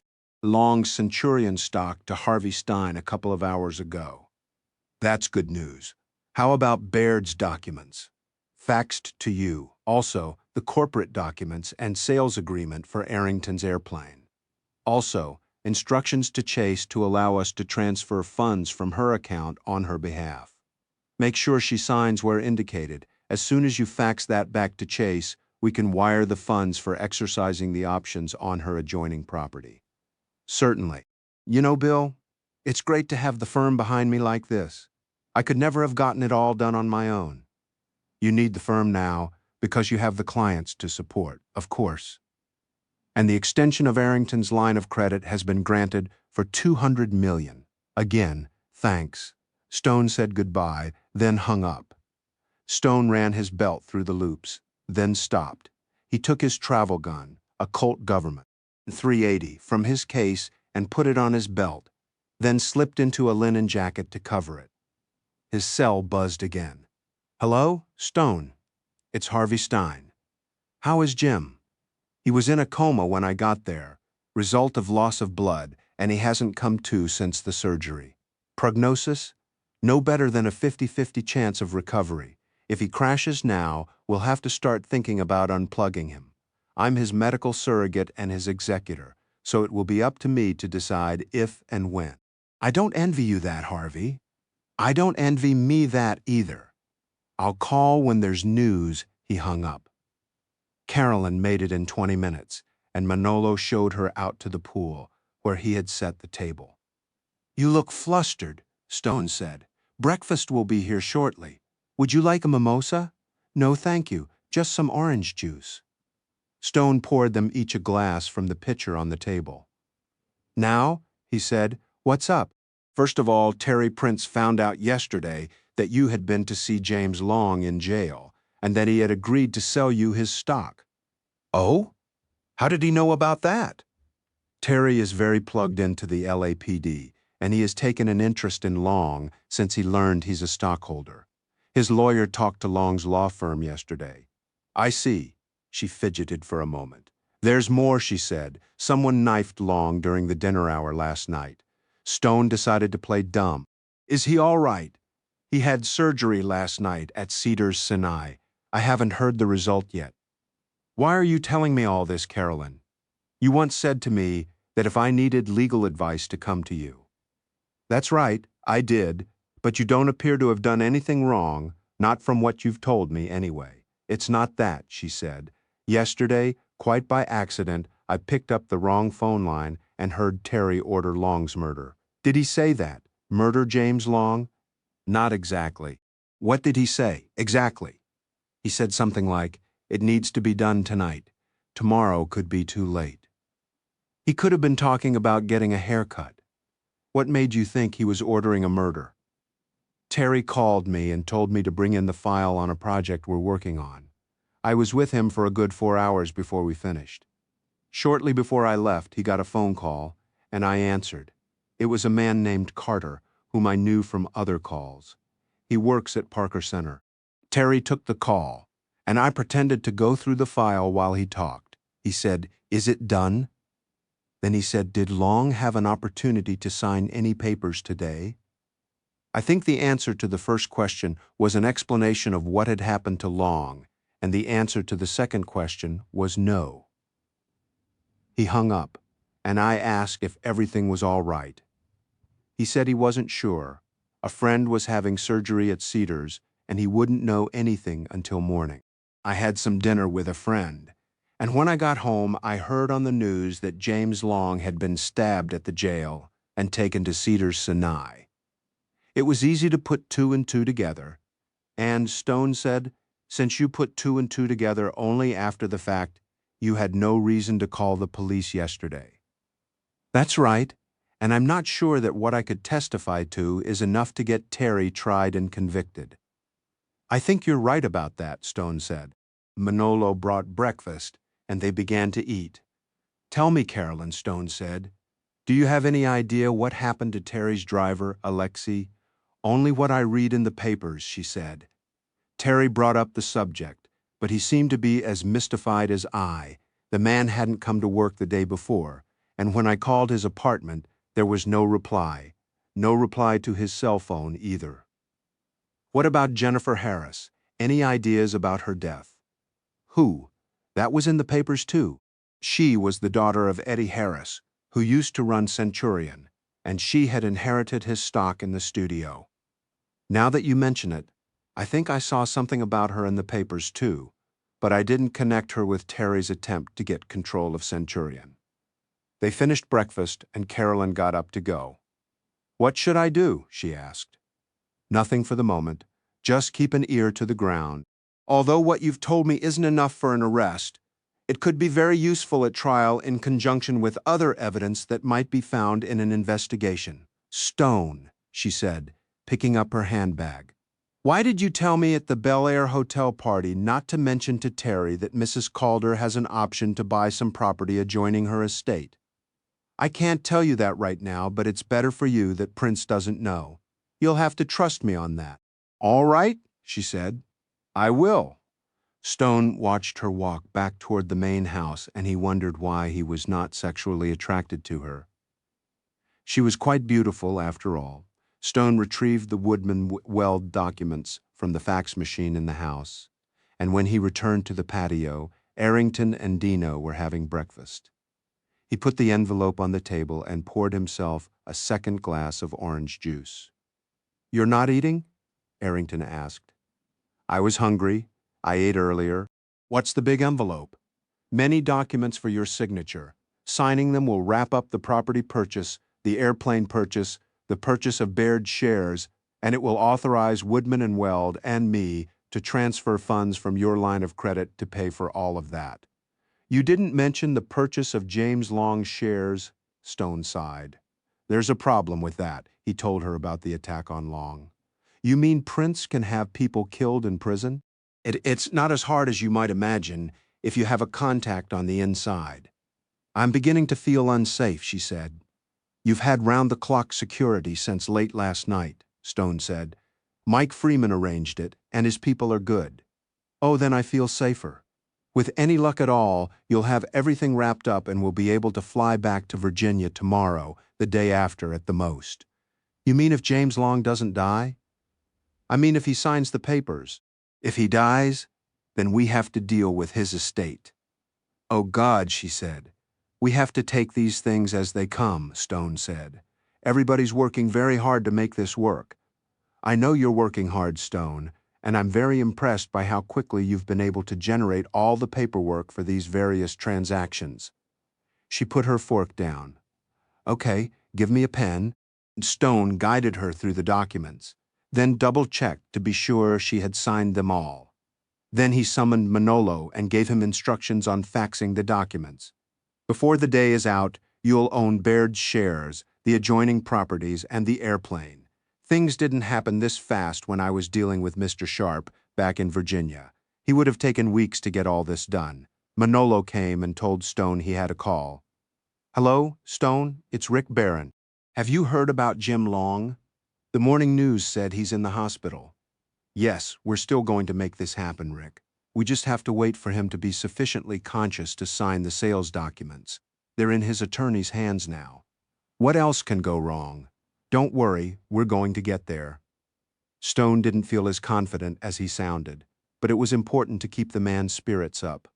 His attorney will call me when there's news, and I'll let you know immediately. Did you call any of the other shareholders about selling? I stopped when I thought we had enough shares. Well, you'd better get back on the phone just in case we need more shares. All right, I'll do that. Rick hung up. Anything I can do? Dino said. Yes, you can call your pal Rivera and tell him there's a man at Parker Center called Carter who is in Terry Prince's pocket and who may have been involved in Jim Long's shanking. I can do that, Dino said. He got up and went into the guest house. Prince is a persistent son of a bitch, isn't he? Arrington said. Yes, he is. What are we going to do if he wins this Centurion battle? Worst case, you'll probably get $3,000 a share for your stock. That's not too bad a downside. But Rick will see his beloved studio die. I hope not, but nothing ever remains the same. Things keep changing. Stone thought maybe this was the time. Worse comes to worse. There may be a way to keep Centurion from Prince, even if he wins this fight. How can we do that? Arrington asked. As of today, you own what? 18 acres of Bel-Air? Yes, I suppose so. Prince has gone into the hotel business, bought several prime properties around the country. That's mostly why he wants Centurion, so he can build another. He tried to buy the Bel-Air Hotel, but failed. I think he wanted it very, very badly. So if he owned your property here, he could build his own hotel in Bel-Air. Arrington blinked. I suppose there is enough land for that, she said. But how would that stop him from buying Centurion? You could make the sale of your land conditional on his agreeing not to acquire Centurion. I suspect that, although the Centurion deal might make better business sense, his ego would prefer having his own hotel in Bel-Air. You know, Arrington said, I might like to have my own hotel in Bel-Air. That would be quite a project, wouldn't it? Stop having that dream for the moment, Stone said. Let's see how this works out. If you say so, she said. Stone gave his car to the parking attendant at the Bel-Air and walked across the bridge to the hotel. The swans were back in the little stream, as if they had never left. Maybe they hadn't, he reflected. Stone presented himself to the head waiter and was shown to a large semicircular booth at the rear of the garden restaurant, where Terry Prince was already seated. Forgive me for not getting up, Prince said, offering his hand as Stone slid behind the table. Would you like a drink? Some iced tea? Stone said. He reckoned he should keep his wits about him today. Prince ordered a mimosa for himself and iced tea for Stone. I hope you're having a pleasant stay in our city, he said. Very much so, Stone replied. You mentioned the absence of my driver. I read about it in the LA Times. Ah, yes, I didn't see that myself. Then you don't know that Alexi was killed in the same fashion as Jennifer Harris? Really? I did read about Miss Harris, as I suppose you did? Actually, I saw the police report, Stone replied. The puncture wound was filled with spirit gum so that it might go unnoticed. It didn't, though. That sounds bizarre, Prince said. The mark of a practiced professional, I'd say. Do you have some expertise in professional murders? Prince asked.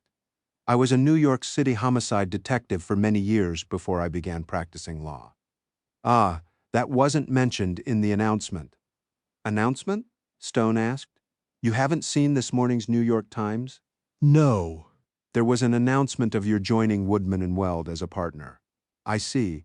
Actually, I've been of counsel to the firm for rather a long time.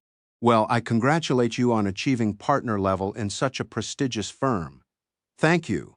Menace arrived, and they ordered Stone, could not resist the taco soup, a favorite of his.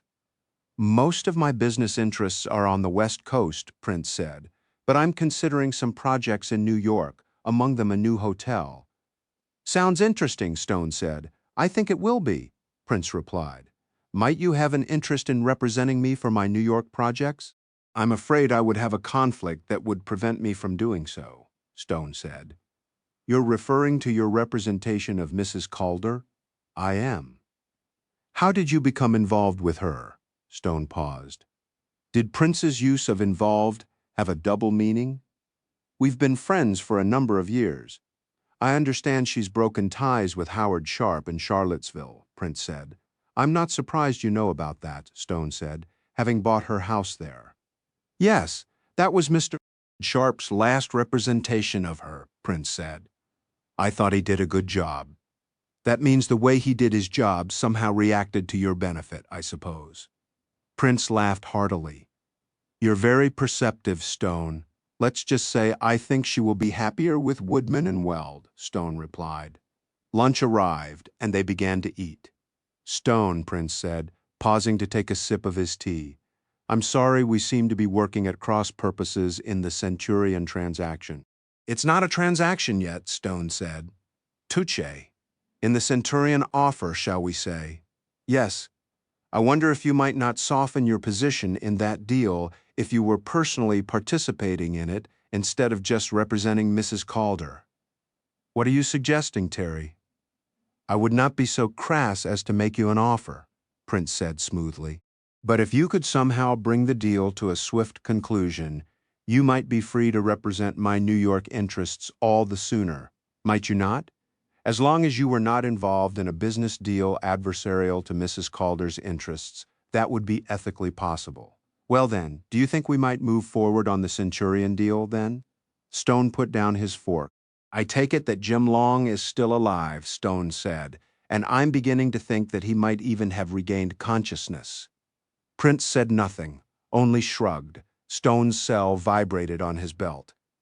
Will you excuse me a moment, he said, sliding from behind the table and walking into the garden. Hello? Stone, it's Harvey Stein. Jim Long is awake, but not talking yet. His doctors seem very relieved, and they may let me see him before the day is out. That's good news, Harvey. Will you keep me posted? Of course. Stone hung up and returned to the table. Wonder of wonders, he said. Jim Long is awake. I'm very happy for him, Prince said. You must have good sources. Not as good as yours, Stone said. After all, you heard first, only a short time ago. Still, you had time to talk with me before I found out. Information is a valuable commodity, Prince said. Stone signaled for a waiter to remove his plate. You must have a very large payroll, Terry, he said, large enough for my purposes. I understand the police are concerned about connections among the stabbings of Harris, Alexi, and Long. But then you already knew that, didn't you? I assure you, I have no connection to any of those events. No, even though two of them are Centurion shareholders who take our side in the deal, and the other is suspected of killing Miss Harris? Again, I have no connection with any of that.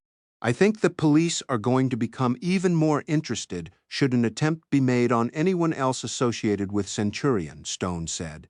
And let me tell you this, if anyone else associated with my client should have some accident, I am going to take a personal interest in the case over and above the police investigation. Stone placed a $100 bill on the table and got up. Good day, he said, and walked away. Stone drove back to the house in a fury. He found Dino on his way out. What are you so pissed off about? Dino asked. Does it show? Oh, yeah. I just had lunch with Prince, and I regret having done so. Wasn't he nice? He tried to bribe me to throw the Centurion deal his way. What did he offer you? Nothing specific, just the promise of a lot of business in New York. Anything else? He blithely denied any connection to the stabbings of Jennifer Harris and Jim Long. Long is awake, by the way, and it looks like he'll make it. If Prince doesn't get to him again, his lawyer has security on the job. Where are you going? I'm going to check in with Rivera to see if there's anything new on the recent mayhem. Did you tell him about this guy Carter at Parker Center? Yeah, he's looking into it, Dino said, then added, Arrington's around somewhere. I'll find her. Stone gave Dino the car keys and watched him go. He walked through the house and emerged to find Arrington sunning herself topless by the pool. He walked over and kissed her on each nipple. That was nice, she said, smiling. It certainly was. Where have you been? Having lunch with Mr. Prince? Did you enjoy yourself?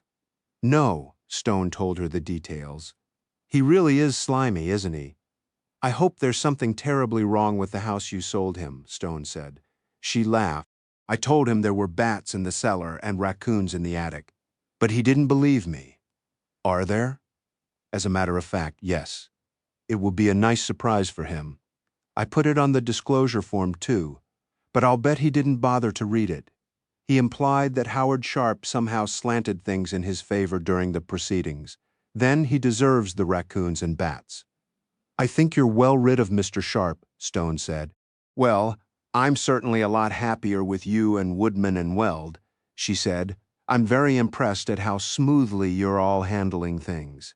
I would never have dreamed of asking Chase for a $200 million loan. The rich are different from you and me, Stone said. Well, from me anyway. I never paid much attention to what I have, Arrington said, as long as the check arrived every month and there was enough to pay for the house and furnishings. That reminds me, the auction of all my furnishings is this weekend, so I hope to be able to fly home tomorrow. I'll speak to Mike and see that everything is ready for you. Thank you, sweetheart. When I'm in the new house, I want you to come and visit. It would be nice if you got to know your son a little, too. I think you'll like him. I'm sure I will, Stone replied, though the thought of dealing with a child frightened him. I hope I'll know what to say to him. Oh, he's easy to talk to, easy to listen to as well. I'll take your word for it. Stone's phone buzzed, and he answered it. Hi, it's Mike. Just talking about you, Stone said. I hope that's good. I just wanted you to know that all the paperwork on the airplane will be finalized by the end of business today. The pre-purchase inspection went very well indeed, only a few small things to be corrected. It's in beautiful shape. Can she fly out tomorrow morning for Virginia? She can indeed. Our New York office has arranged temporary housing for her crew while they look for something more permanent, and she now has hangar space at Charlottesville Airport. You've done a fantastic job for her, Mike. Please send your bill to me in New York, and I'll see that it's taken care of. There won't be a bill. It was mostly a few phone calls. You've done a lot more than that, Stone said. I owe you. I have to run, Mike said. I'll tell the crew to be ready for a 9 a.m. departure tomorrow. Perfect. Stone hung up and gave Arrington the news. Oh, I'm so happy about this, she said. I hated borrowing the Centurion jet, and I was appalled at what air charters cost. You'll be queen of the air, Stone said. Start making a list of places you'd like to go. A happy thought. Stone's phone rang again. Hello, it's Eggers. Hello, Bill. We've received all of Arrington's documents properly signed and dispersed the funds required in each case. She now owns the airplane, the Baird shares, and the property adjacent to hers. The previous owners have 90 days to vacate, as per the original option. Great news, I'll tell her. I had a call from Terrence Prince earlier today, Eggers said. He made noise about big New York projects to come and suggested he might like us to represent him. I've just had lunch with him, Bill, and you can forget about that. Oh, I thought it an attractive idea. That's what he wanted you to think. He was trying to soften me up on the Centurion deal with empty promises. You watch, there won't be any New York projects. I did tell him that representing him was out until the Centurion situation is resolved. So did I. What do you think his next move will be? Stone paused and looked over at Arrington. Arrington is taking her new airplane home tomorrow morning. Ah, you're getting her out of harm's way then. Of course, Stone, you might watch your own back too. Dino's doing that for me, Stone said. They hung up. Is Bill all right? Arrington asked. Never better, Stone said. He told her about the substance of the conversation with Eggers. All good news. Let's have a farewell dinner tonight. I'll take you out. I'd love that, she said. Stone started to book a table at Spago, Beverly Hills, but then thought better of it. He's already had dinner there once this trip, and with Carolyn Blaine, Prince's assistant. Instead, he booked a table at Vincenzo, an Italian restaurant he'd heard good things about. As he pulled out of the Calder driveway, he noticed a car parked up the street, unusual, because people didn't usually park on the street in Bel-Air. They had plenty of room inside their gates. As he drove away, he saw the car move out too, staying well behind him, headlights off in the dusk. He noticed that his own headlights, on the auto setting, had come on of their own volition. They chatted idly as they drove, with Stone keeping an eye on the car in the rearview mirror, and a few minutes later, Stone pulled up in front of the restaurant. The parking valet opened his door for him, and Stone came up with a $50 bill. "I'd appreciate it if you'd keep my car parked on the street, right under that lamp ahead. There are some valuable items aboard, and I'd hate to have the car broken into." "Of course, sir," the young man said. And from inside the restaurant, Stone watched as the car was pulled forward a few yards and parked under the street lamp. They were given a good table, in spite of not being regulars, and Stone was able to see his car. "What's so valuable in your rental car?" Arrington asked. "Nothing really. I just don't want to make it easy for anyone to tamper with it." "You're still concerned about my safety?" she asked. "You're perfectly safe," he said, then slapped his forehead. "A car followed us here, and I was concerned about it. I forgot that Mike Freeman still has his security people watching you." "That's who's in the car," she laughed. "Spooked by your own people? I'm afraid so." They had a drink and ordered dinner. "You know, Stone," Arrington said, "when I last saw you in Maine, I pretty much said that we shouldn't see each other anymore. I remember. I was hasty, I'm afraid. Of course, you're not going to come and live in Virginia, and I'm not going to live in New York anymore, but there's no reason why we can't get together now and then." "I'm glad you think so," he replied. "I was serious when I said that I want you to get to know Peter. If something happened to me and you became his guardian, I'd like him to already know you. Nothing's going to happen to you. Now, be realistic. I can get sick and die just like anybody else, or I could walk in front of a passing car. I'm not ill, and I'm careful, but you know what I mean." "I know what you mean," he replied. "Why don't you bring Peter to New York for a few days when he's on his holidays? You can both stay with me. Then I'd have to sneak into your bedroom every night, wouldn't I? One of us would have to do the same thing in Virginia, but it would be good if he knew that we had more than a passing friendship." "I'll give that some thought," she said. They dined well and returned to the house, the car still tailing them. They were greeted inside the house by Mike's inside man, who took Stone aside when Arrington had gone to her room. "I don't want to trouble you, Mr. Barrington," the man said, "but we had a little incident after you left for dinner. Is something wrong?" "I'm not sure. We had an alert from the security system which showed a possible breach of the perimeter fence. We checked it out and found nothing. Why don't we take a walk around the perimeter?" Stone said. The man spoke into a microphone dangling from his sleeve into the palm of his hand, and another man appeared. "All right, let's go," he said, producing a small flashlight and borrowing another from his colleague for Stone. They walked down the driveway to the front gate, where another operative stepped from the shadows and checked them out. "By the way," Stone said, "thanks for the following car when we went to dinner. At first I thought someone was up to no good." The man stopped in the driveway. "Following car? We don't have anyone in a car just inside the fence, as Mr. Freeman directed." "Follow me," Stone said, "and don't wave your flashlight around." He made his way along the wrought iron fence to a point opposite where the car had been parked earlier, then peeked through the shrubbery. "There's the car," he said, "but we can't get at him through this fence, and I don't have a way to open the front gate. Let's just give him a scare, and maybe we can get his license plate number. Get ready with your flashlight." "All right," the man said, stepping forward. The two of them parted the hedge, and on Stone's signal hit the car with both of their flashlights. A startled, wide-eyed man turned toward the light, then started his car and drove away at high speed.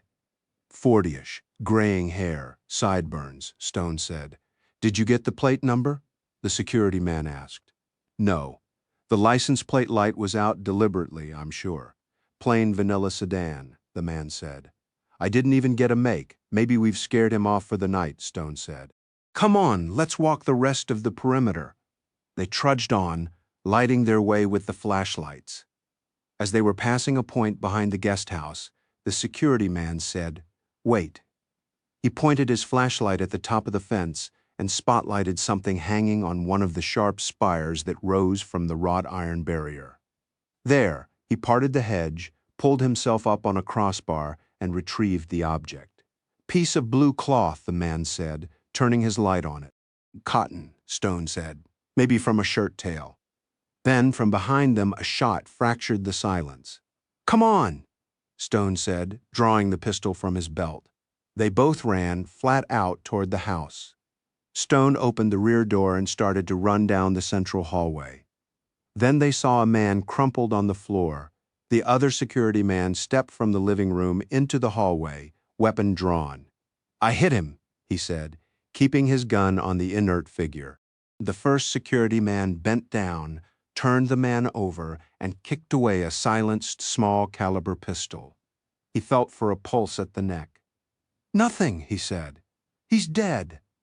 The man was mid-30s, dark hair, dressed in a tail-out dark shirt, jeans and sneakers. The bullet had exited his chest near the heart. Stone bent and found where his shirt tail was torn, then went through the man's pockets. Nothing, he said. Absolutely nothing. Not a cent, not a wallet, nothing. Get the fingerprint scanner from my car, one security man said to the other. We'll get his prints before the cops get here. Then you can call 911. Arrington came out of a door across the hall and stopped. Oh my God, she said. Stone led her back to her bedroom. Everything's all right, he said. You're perfectly safe. I wasn't for a while, though, was I? She asked. Stone didn't answer, just hugged her. Stone was standing in the driveway when the police cars, 3 of them, one unmarked, pulled up and stopped. He flashed his badge. NYPD retired, he said. Please turn off the flashing lights.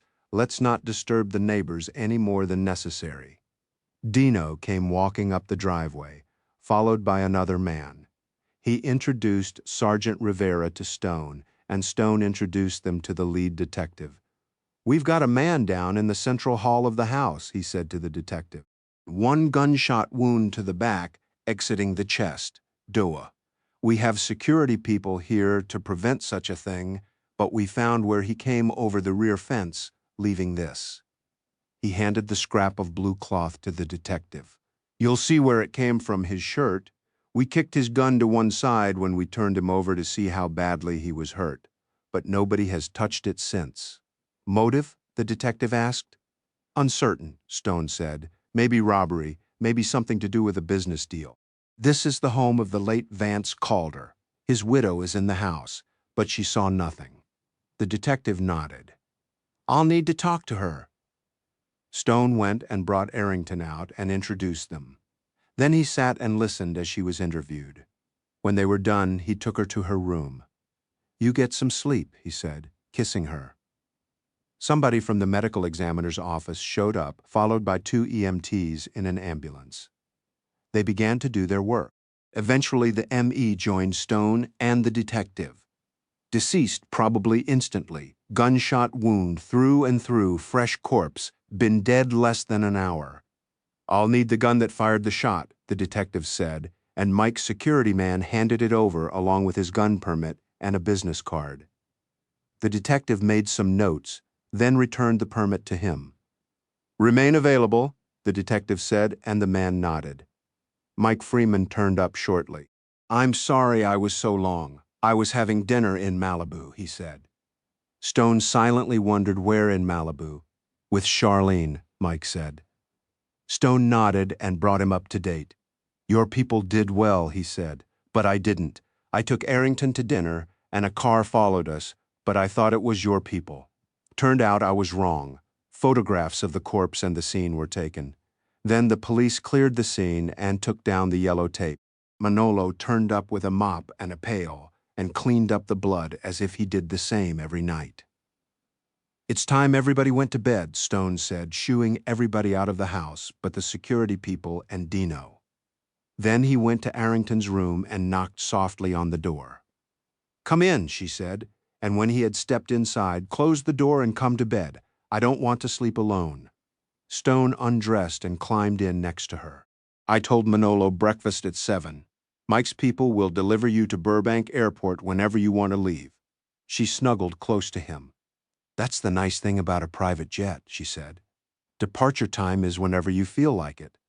She reached down and fondled him, and they had an active half-hour before falling asleep.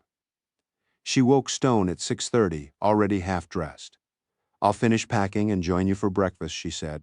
Stone went back to the guest house, showered and changed, then joined Dino at the poolside table. "You two sleep okay?" Dino asked.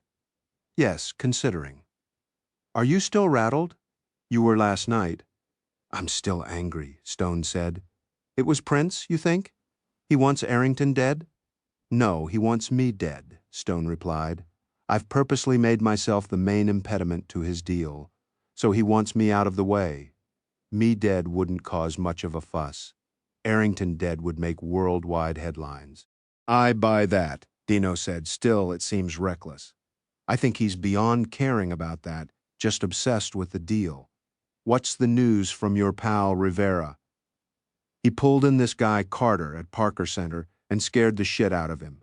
No arrest, but the department fired him." "I'm sure that Prince will see that he receives a nice pension contribution," Stone said. "Or just kill him like Alexi," Dino pointed out. Arrington joined them, looking fresh and rested, and Manolo served them breakfast. "Didn't take you long to pack," Stone said. "There isn't much to pack when you're traveling from your house to your house," she said. "True. How long will it take me to get to Virginia?" she asked. Stone thought about it. "Not more than 4 hours," he said. "Something you should think about when you get home is buying a hangar." "Good idea," she said. "Why rent?" "I'll research it for you if you like, see what the market is like, what's available." "Thank you. I'd like that." They finished breakfast, and Stone walked her to the Bentley. Manolo would drive her, accompanied by 2 unmarked security cars. "Have a good flight," he said. "I'm sure I will," she replied. "I'm looking forward to it."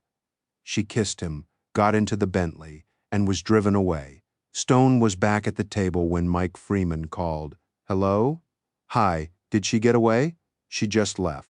"I'm on my way to Burbank. I'll fly to Virginia with Arrington and have our CJ4 meet me there and take me to New York." "I had my aviation department check out the hangar situation at Charlottesville," he said. "I was going to do that myself," Stone replied. "There's a nice corporate hangar available, office, crew quarters, etc. They want $500,000. "I'll recommend it to her," Stone said. "I'll call the crew and tell them to take the airplane there when they land. I'll do the deal, if you like, subject to Arrington's approval, and your people can send the check." "Go ahead." Stone hung up, and Mike called back in 10 minutes. "I got it for $450," he said. "I told them to send the paperwork to Bill Eggers. I'll show it to her when we land and get her approval." "You make life so easy, Mike. It's what I do. Talk to you later." He hung up. Stone called Arrington in the car and explained the deal to her. "I approve," she said. "Just what I always like to hear a client say. Call me when you've actually seen it. Mike's going to fly to Virginia with you and show you the hangar when you land. Let me know what you think." "Will do." Stone went back to the remains of his breakfast. "So," Dino said, "what's next?" "I think it's time to take the game to Prince," Stone said. "I'm tired of playing catch-up." Stone called Carolyn Blaine. "Are you available for lunch?" "I don't think we should be seen in public," she said. "Then come here. 1 o'clock? I want to be sure Terry has left the office before I do." "That will be fine." Stone hung up. "What do you want with that dame?" Dino asked. "To get to Terry Prince. She'll know how best to do it." Stone received Carolyn by the pool, and Manolo offered them a lobster salad for lunch. "I hear Jim Long is in and out of consciousness," she said. "What do you hear?" "I haven't heard," Stone replied. "I'll hear when there's a change." "What did you think of your lunch with Terry?" she asked. "He confirmed all my worst suspicions about him, which are, do I have to tell you? I'm reluctant to say anything to you that might be quoted later. Am I the only attorney from whom you've sought advice? Yes, you are, but I'm very nervous. If your worst suspicions of Terry are valid, then it's very dangerous for me to talk to you, let alone see you. I trust you've erased me from your cell phone." "I have," she said, "and I'd appreciate it if you'd do the same with your phone." "Are you worried that Terry might somehow gain access to my phone?" "You never know," she said, digging into her salad. Stone poured them a glass of Sauvignon Blanc. "Let me ask your advice," he said. "Suppose you were in opposition to Terry, how would you vex him?" Vex him? That's rather an archaic form, isn't it?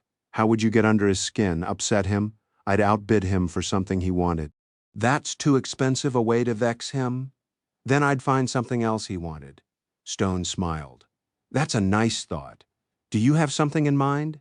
Maybe it's time to let him know what you know about this property. All I know is that there's some acreage. There are 18 acres? Stone replied. Arrington recently took up her option on 2 adjoining plots. 18 of the most expensive residential acres in the United States? That might interest Terry, she said, but I don't think he would enjoy subdividing it and selling the lots. How about living in this house or building his own? He's well stocked with houses, Carolyn said. He has 5, scattered here and there, and 2 of them are in Beverly Hills and Malibu. How about creating his own Bel-Air hotel on the property of America's all-time biggest movie star? She put down her fork. Now that would turn his head? Would it turn his head away from the Centurion deal? He can afford to do both. But he can't do both, Stone said. If he wants this property, he'd have to end his attempted takeover of Centurion and agree never to try again. Carolyn took a sip of her wine and looked thoughtful. I think you've got it, she said. The one thing in Los Angeles, maybe in the world, that he would most like to have. He was very, very upset when his offer for the Bel-Air Hotel was rejected. I suppose I could call and offer him the property, Stone said. But it might work better if you somehow learned of its availability not through me and let him know. I'm sure you could collect a very nice commission on that sale, especially since it wouldn't involve a broker. Carolyn had stopped eating and drinking. She was just staring into the middle distance. My God, she said finally. How would I have learned about it except through you? Arrington took up the option on the adjoining acreage just a few days ago, Stone said. Transactions of that sort are part of the public record, aren't they? Yes, they are, Carolyn said, and I have a contact in that city office who could very well have let me know about this one. Well, Stone said, there you are. Carolyn stood up, dropping her napkin on the patio. I have to go, she said, then practically ran from the house. I think that worked, Stone said aloud to himself. Dino returned to the house late in the afternoon. I've got news, he said. Tell me, Stone replied. Terry Prince's guy at Parker Center? The one who probably set up Jim Longshanking? I remember, he's disappeared. What a shock, Stone replied, laughing. What's your best guess? Was he paid off and sent away, or does he now reside in the La Brea tar pits? My friend Rivera would like to know, Dino said. My money's on La Brea or some other equally suitable resting place. Manolo paged Stone on the house phone, and he picked it up. Yes? Mrs. Calder is on line 1 for you, Manolo said. Stone punched the button. Hello there, safe and sound in Charlottesville, I hope. Safe and sound at home, she replied. How was your flight? Absolutely wonderful. And Mike Freeman was very good company. His company airplane met him in Charlottesville and flew him to New York, but not before he showed me my new hangar. It's wonderful. I could almost live there myself. I'll get New York to wire the funds then, Stone said. The crew are living there until we can find something more permanent for them in town. When's your auction? Tomorrow morning. The auctioneers have been working here the whole time I've been away. It's very odd to have a tag on every object in your house. When do you move out? Tomorrow morning, early. They're packing my things now. I've taken a very nice furnished house down the road for 18 months. Phone numbers will be the same. How much do you hope to raise in the auction? As much as I spent, I fervently hope. Good luck with that. Any news from James Long? No, and frankly, that worries me. What will you do if he doesn't recover? Regroup. What does that mean? Well, I have an idea for how to redirect Mr. Prince's attention, and how would you do that? Get him interested in buying your Bel-Air property for a hotel, but that's my plan. I didn't say sell it to him. Just get him interested. That should buy us some time to get the Centurion shares nailed down. Well, I'm certainly not selling to him. You remember that? Don't worry, I have to go now and finish packing. Bye-bye. He hung up. Arrington is very happy now. She likes her new airplane. Who wouldn't, Dino asked. Stone's cell phone vibrated. Hello. Hey, babe, it's Charlene. Stone felt the usual stirring in his loins at the sound of her voice. Hey, Charlene, would you and Dino like to go to a Malibu dinner party with Hetty and me this evening? I and Dino would be delighted. Then come get us at 6:30. Will do, bye. You and I would be delighted to do what? Dino asked. We're taking Charlene and Hetty to a dinner party in Malibu tonight, picking them up at 6:30. I'll pack my toothbrush, Dino said. They drove out to Malibu in Vance Calder's Bentley Arnage, which Stone thought might get them a better parking spot from the valets at the party. He was right. The dinner party was a mile up the beach toward L.A. from Charlene's house in the colony. Whose party is this? Stone asked her. His name is Jack Schmelzer. He's an independent producer and he has a production deal at Centurion. He's produced a couple of my pictures and I still like him. That's saying a lot. The house was a Bauhaus wonderland, glass and very little apparent steel. Once inside, they had a spectacular view of the Pacific with the sun low in the sky, and the dinner crowd, at least 40 people by Stone's estimate, was pretty spectacular too. The women were all gorgeous and the men all looked very rich. Stone was glad he'd brought the Bentley. They had just placed an order with a waiter for drinks when Stone peered through the glass living room wall out onto the deck. There, he saw Terry Prince leaning on the rail, holding court with half a dozen people close around him. Shall we go out and say hello? Dino asked. Let's let him come to us, Stone said. Why do you think he will? I sent him a message, sort of. Believe me, he is overwhelmingly curious. What sort of message? It's complicated. I'll tell you about it later. I wouldn't want to be overheard in this crowd. Their host, Jack Schmelzer, appeared, kissed Charlene and Hetty on their cheeks, and introduced himself to Stone and Dino. Thanks for letting us come to your home, Jack, Stone said. I'm very glad to have you, Schmelzer said. I've heard a lot about you the past couple of days. How's Jim Long doing? In and out of it, last I heard, Stone said. I'm hoping for the best. I hear he's willing to sell you his shares, Schmelzer said. The rumor is true, and I hear that would give you control of Centurion. It would give my client control, Stone said. Schmelzer looked toward the front door. I have more guests arriving, he said. Perhaps we could find a moment to talk privately after dinner? Of course, Stone said. Schmelzer wandered off to greet his guests, and Stone looked out at the deck. Terry Prince had disappeared. Good evening, someone said from behind him. Stone turned to find Prince standing there. He wondered how he had managed to sneak up on him. Can we talk? Prince asked. Prince took Stone's arm and propelled him to a corner of the room behind the grand piano, the player of which was apparently on break. Stone noticed that 4 other men wearing studiedly casual outfits moved with them. Prince had security from all appearances, and Stone wondered why. Stone extricated his arm from Prince's grip. What can I do for you? He asked. First of all, Prince said, I want to apologize for the tenor of our conversation when we last met. It was not my purpose to establish an adversarial relationship with you or your client, and things somehow went awry. I hope we can establish a more cordial atmosphere for discussions from here on in. I hope so too, Stone replied. Now what discussions? Prince looked around as if he were worried that someone might overhear them.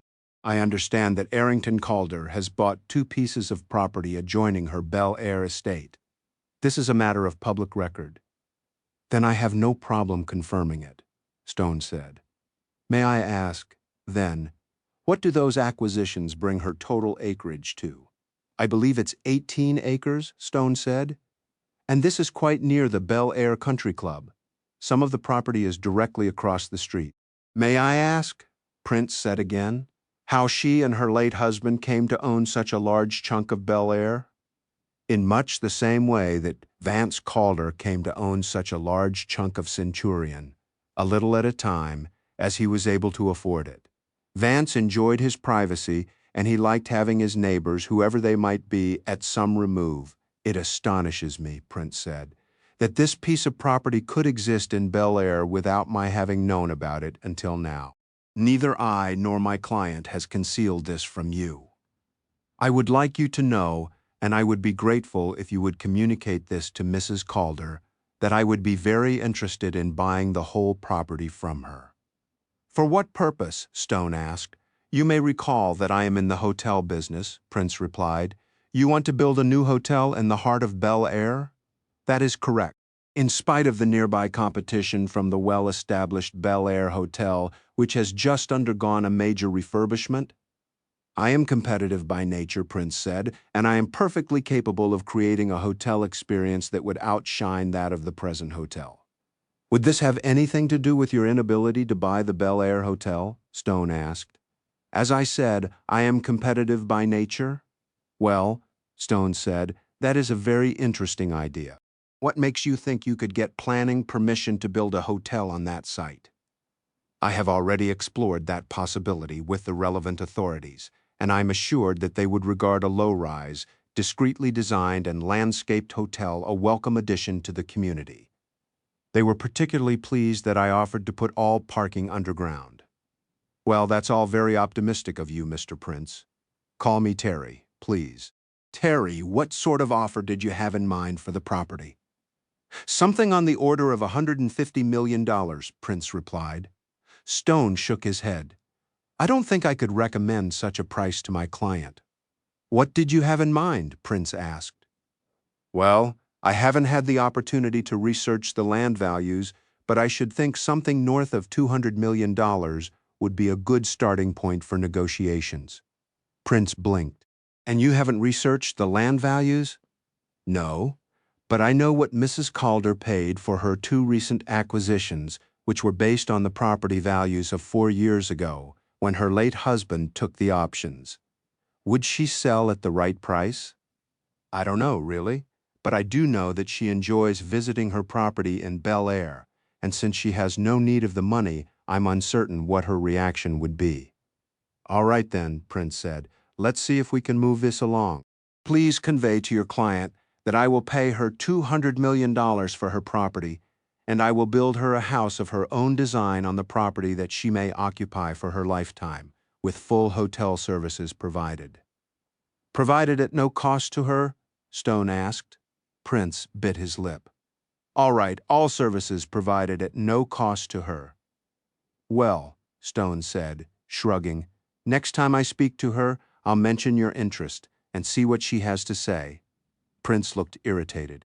I would appreciate it if you would make it your business to convey my offer to her at the earliest possible moment, certainly no later than close of business on Monday. And please tell her that I wish my offer kept in the strictest confidence until such time as I wish to announce the acquisition permanently. I don't think you want to press her, Stone said. Mrs. Calder is a woman who does not respond well to pressure. Of course not, Prince said. I should also tell you that I believe strongly that your pursuit of Centurion Studios would be a serious impediment to her consideration of your offer. What? Both Mrs. Calder and her late husband have had a great affection for their association with Centurion, and she would be extremely reluctant to do business with someone who threatened the existence of the studio as it now is presently constituted. My offer does not involve Centurion in any way. These are two separate transactions. Mrs. Calder won't see it that way, Stone said. Shall we just forget this conversation? Please convey my offer to her as it now stands, Prince said, and call me when you've spoken to her. Stone shrugged. If you wish, he said, but I'm not optimistic about this. Perhaps she can learn to be optimistic about $200 million and a free house. Speaking of houses, Stone said, when are you planning to move into your new Virginia residence? I was planning to move in immediately, Prince said, but I now understand that there is a problem in the house with raccoons and bats. I believe she stated that on the disclosure form, Stone said, And she told me she also mentioned it to you personally. I did not think she was serious. Prince said frostily, "Good day," and he marched out of the house, followed by his armed retinue. The pianist returned to his work, and Stone moved out of the corner and back into the thick of the party. Jack Schmelzer, his host, reappeared. "Why don't we step out onto the deck for a moment?" he said to Stone. "Of course," Stone replied. They moved through the French doors and onto the now empty expanse of teak overlooking the Pacific. "I know, of course," Schmelzer said, "of the controversy over the sale of part of the Centurion property." "I suppose word has gotten around," Stone said. "I invited Terence Prince here this evening to get a close look at him. We don't move in the same circles." "I'm not sure what circles Mr. Prince moves in," Stone said, "though I did notice that he brought more than himself to your dinner party." "Yes, he told me they are all ex-Secret Service agents. Did he mention why he felt he needed that sort of security?" "I asked him that," Schmelzer replied, "but he was evasive. Quite frankly, from what I've been hearing, there are people around who need protection from Prince." "Are the rumors true?" "I'm not entirely certain which rumors you're referring to," Stone said. "Can you be more specific? The rumors about Jennifer Harris and Jim Long?" "Ah, yes, I've heard those particular rumors too," Stone said. "I'm inclined to give them a certain degree of credibility." "You know," Schmelzer said, "I knew Vance Calder pretty well. I produced 3 pictures with him, and I liked him a lot. If Vance were still alive, I would be on his side of this deal." "How do you feel about his widow?" Stone asked. "I've met her once, and she was charming, but I don't really know her." "I see. I'll tell you this, though. Having now seen Mr. Prince up close, I like Arrington Calder more than him. Are you a shareholder, Jack? I own 15,000 shares. Are you interested in selling them?" Schmelzer gazed out to sea. "What do you hear from Jim Long?" he asked. "I hear he's in and out of consciousness, but not well enough to make a business decision. And you need his shares for a majority?" "That's correct. Do you know the reason for this dinner party, Stone?" "No, I'm afraid not." "I opened a picture last weekend, Window Shade. I hope it's doing well. It brought in $65 million domestic for the weekend. It's the biggest hit of my career, and I think it's going to have legs both in this country and around the world." "I congratulate you. I made that picture at Centurion for a third less than it would have cost to produce at a major, and it's going to make me rich beyond my fondest dreams." "I congratulate you again. The fact is, when I agreed to sell my shares to Prince, I did it because I needed the money to make my next film. Now I don't need the money. And I won't sell Arrington my shares, but I'll vote with her and Rick Barron against the sale." Schmelzer offered his hand. "You have my word on it." Stone took his hand and shook it warmly. "Thank you, Jack. That means that Centurion is going to be the studio you've always known, both for your next picture and the one after that, and for a long time to come." Schmelzer smiled. "Let's go get some dinner." They walked back into the living room where a line was forming for a huge buffet at one end. Stone found Charlene. "Hungry?" he asked. "Always. How did you and Jack get along?" "Famously," Stone replied. "Is he on board?" "I believe he is." Stone looked at her. "Did you have anything to do with his change of heart?" "Well," she said, "this afternoon I fucked his brains out." Stone burst out laughing. Dino and Hetty joined them in the buffet line. "What's so funny?" he asked. "Tell you later," Stone replied. "You look awfully relaxed," Dino said. "I think I'm more relaxed than at any time since we arrived in this town," Stone replied. Dino looked at Hetty. "I'm planning to get more relaxed myself." The 4 of them sat at Charlene's breakfast table the following morning. "Feeling relaxed, Dino?" Stone asked. "You bet your ass," Dino replied, and the women laughed. Stone's cell phone buzzed, and he stepped out of the room to take the call. "Hello. Stone, it's Harvey Stein. Jim Long is conscious, and his doctor says he's going to make a complete recovery. That's good news, Harvey. Thanks for letting me know.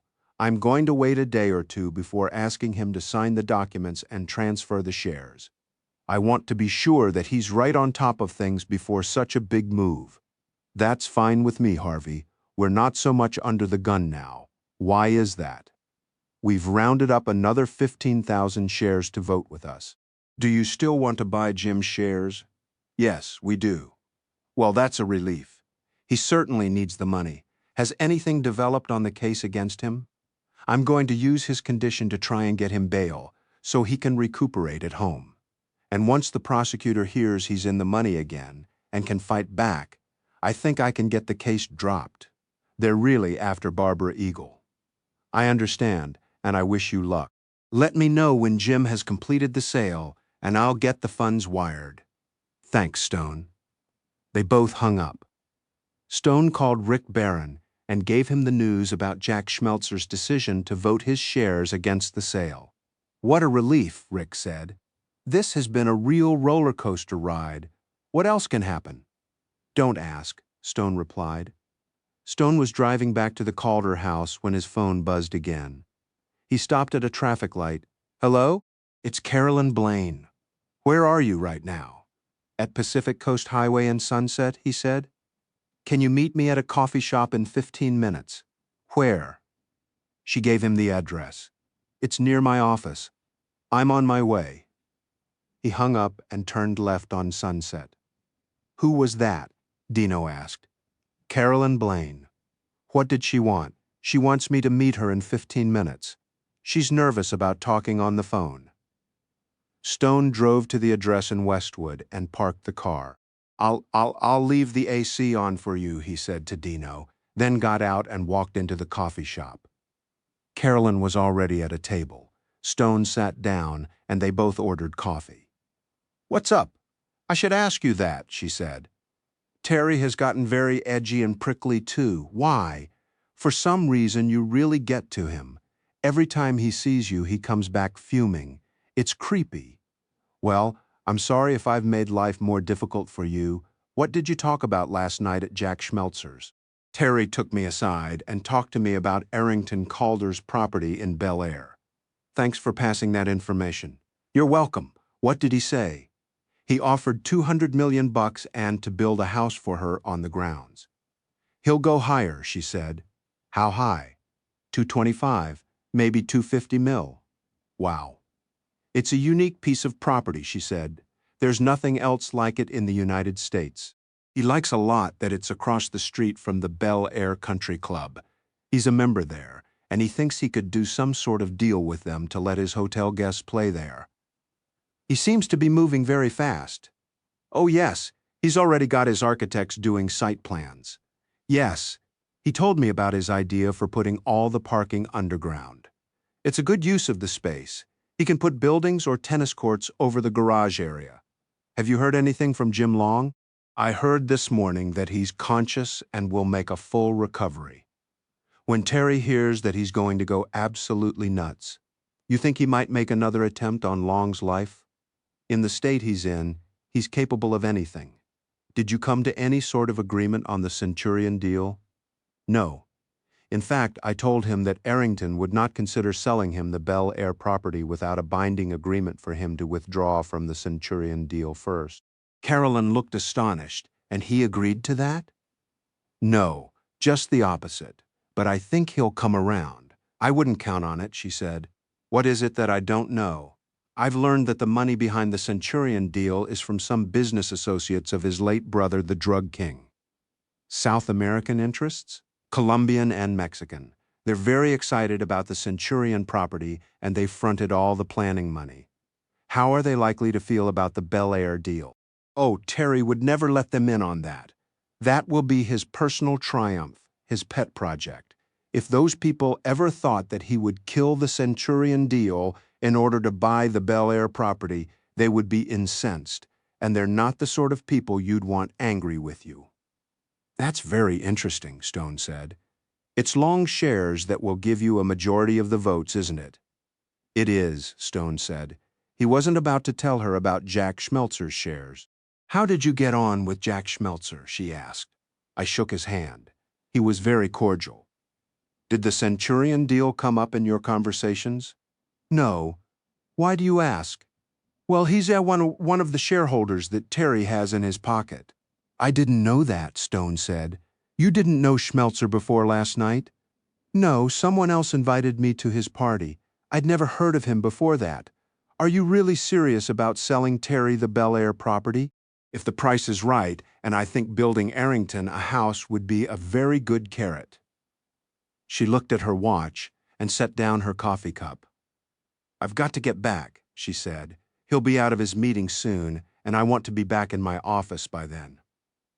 Carolyn, if you get the impression that Prince is going to make a move against Jim Long, please get in touch.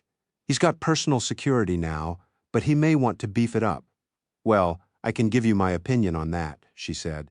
If Long goes back to jail, he's a dead man. Thanks, I'll pass that along.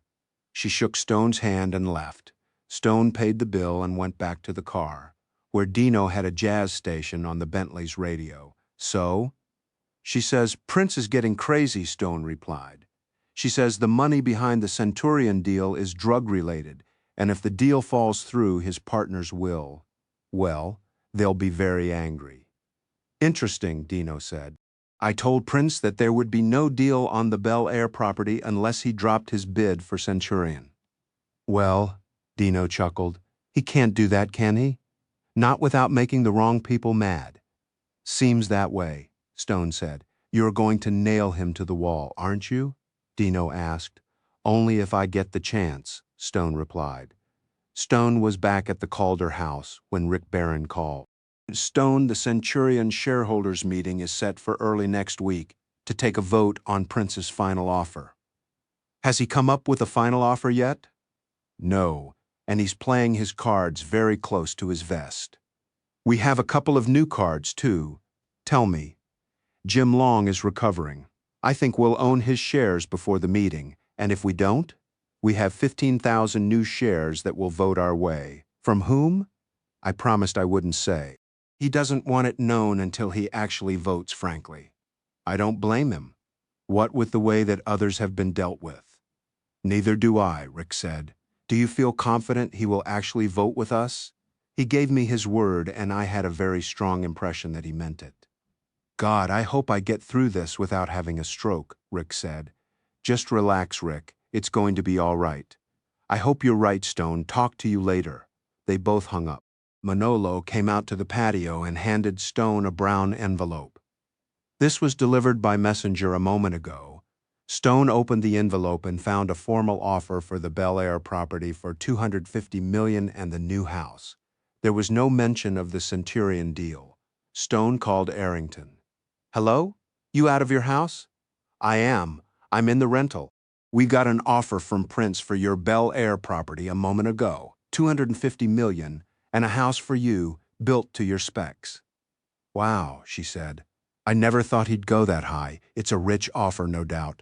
But there's no mention of the Centurion deal. I told him you wouldn't consider an offer that didn't include that. What do you think he will do? I've learned that the Centurion deal money is coming from some very sleazy people who would go nuts if he backed out of it. So he's... What's the expression, between a rock and a hard place? Exactly. What do you want to do? I want to ignore the offer. And how do you think he will react? He'll be very upset. The Centurion shareholders meeting is scheduled for early next week to vote on his final offer, and we now have the votes to kill the deal. Does he know that? No. He's going to get a rude shock when the votes are tallied. Do you think he'll still want the Bel-Air property if the Centurion deal doesn't happen for him? I think he will, but I don't know what the consequences of the failed deal might be. What should I do? Nothing. I won't even respond to the offer on Bel-Air. Let him stew in his own juices. If he calls me directly, what should I tell him? Refuse to discuss it. Refer him to me. Whatever you say, Stone. Those are words I don't hear nearly often enough. She laughed. Bye. She hung up. Stone put the offer back in its envelope and tossed it on the table. It might make a nice souvenir, he thought. He picked up the phone and buzzed Manolo. Yes, Mr. Stone? Manolo, if a Mr. Prince phones me, I'm not available, and you don't know when I will be? Yes, Mr. Stone. He hung up. Dino came out of the guest house in fresh clothes. Lunch? Don't mind if I do, Stone said. He called Manolo and ordered for them. Stone showed Dino the offer. Wow, Dino said. That's what Arrington said. Is she going to take it? Nope, we're not even going to respond.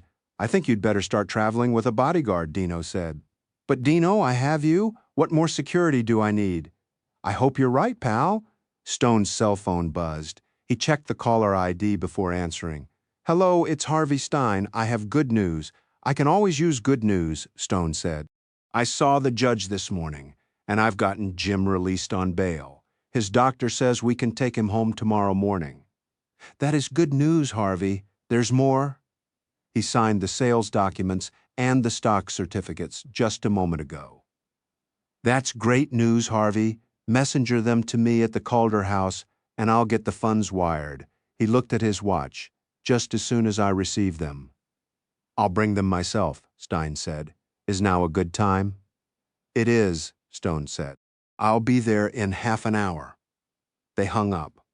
Long has signed, Stone said, and he got bail. Congratulations, Dino said. Harvey Stein is bringing over the completed documents. Then I'll call Bill Eggers and get the money wired.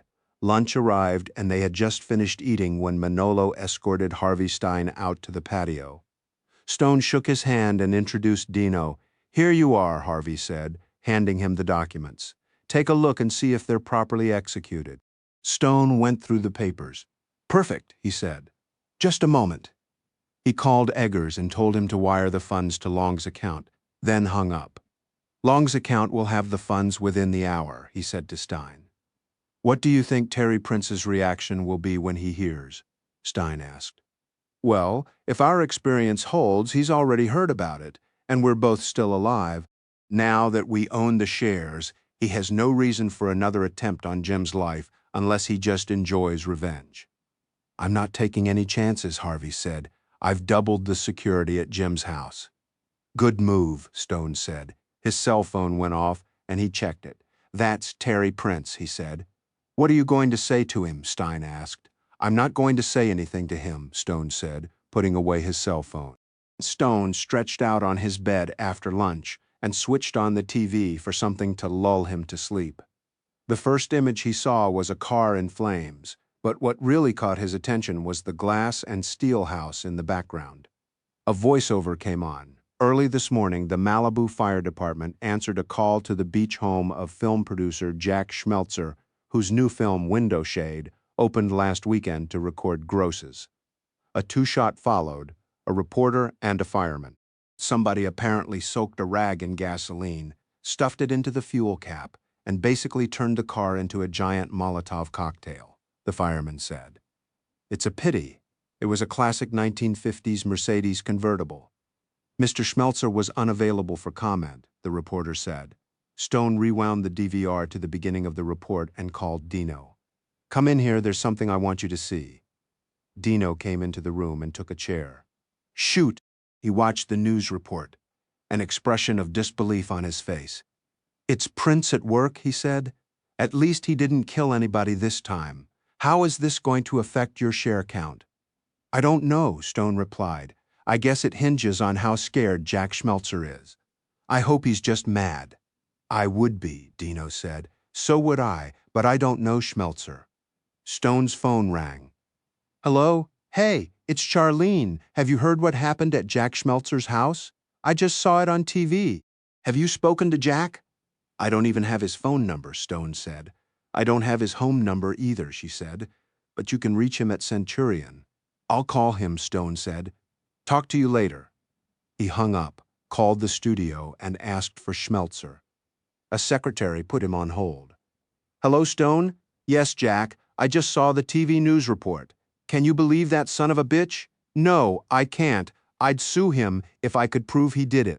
That car just went through a ground-up 8-month restoration, 140 grand's worth. Don't do anything, Jack. Just stick it to him at the stockholders' meeting. That's the best revenge. You're right.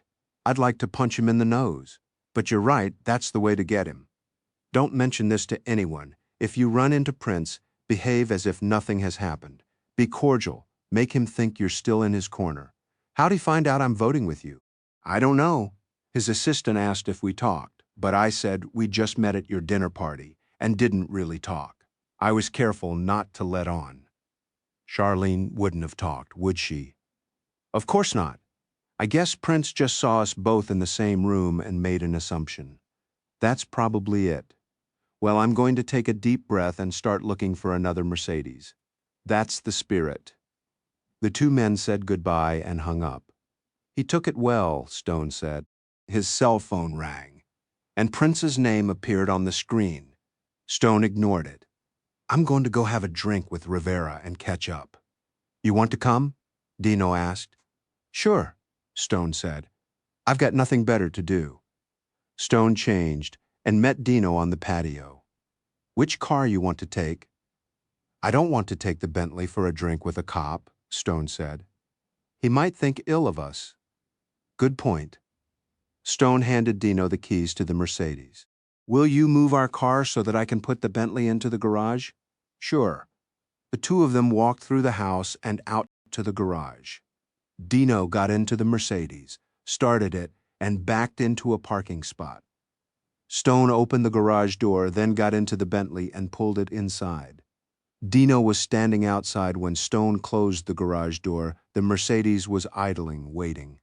I forgot my piece, he said. You got yours? Stone slapped his belt, right here. As if Stone had pressed a button. The Mercedes exploded. Stone and Dino were blown a good 6 feet backward until they came to rest, hard, against the garage door and bounced back into the driveway. A hedge lining the parking spot that Dino had backed into took much of the debris from the car, but they were both peppered with shattered glass. The car burned furiously. Dino got up and brushed himself off. I guess we'd better take the Bentley, he said. Stone got up too. I don't know how I'm going to explain this to the rental company, he said. Manolo came running from the house. What happened? He cried. We had a malfunction with the car, Stone explained. You'd better call 911 and ask for the police and the fire department. I'll deal with that, Dino said, reaching for his cell phone. Rivera is going to have to come over here and have that drink. Stone nodded. He called the rental car company at Santa Monica Airport and told them he was going to need a new car. Any color but black, he said. He gave her the address to deliver the new car. Where is the old car? The woman asked. It's here, but not drivable.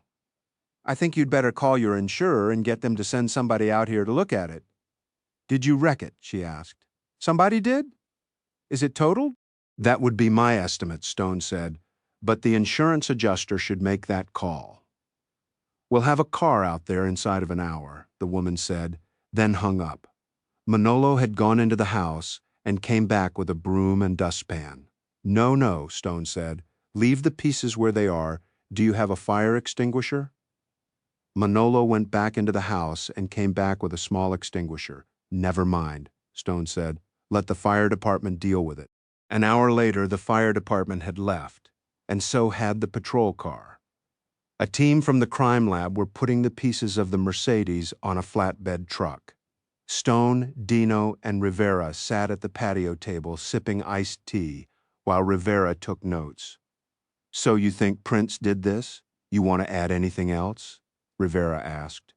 There's nothing else to say, Stone replied. Why do you think Prince did this? He's the only person in L.A. who might benefit from my demise.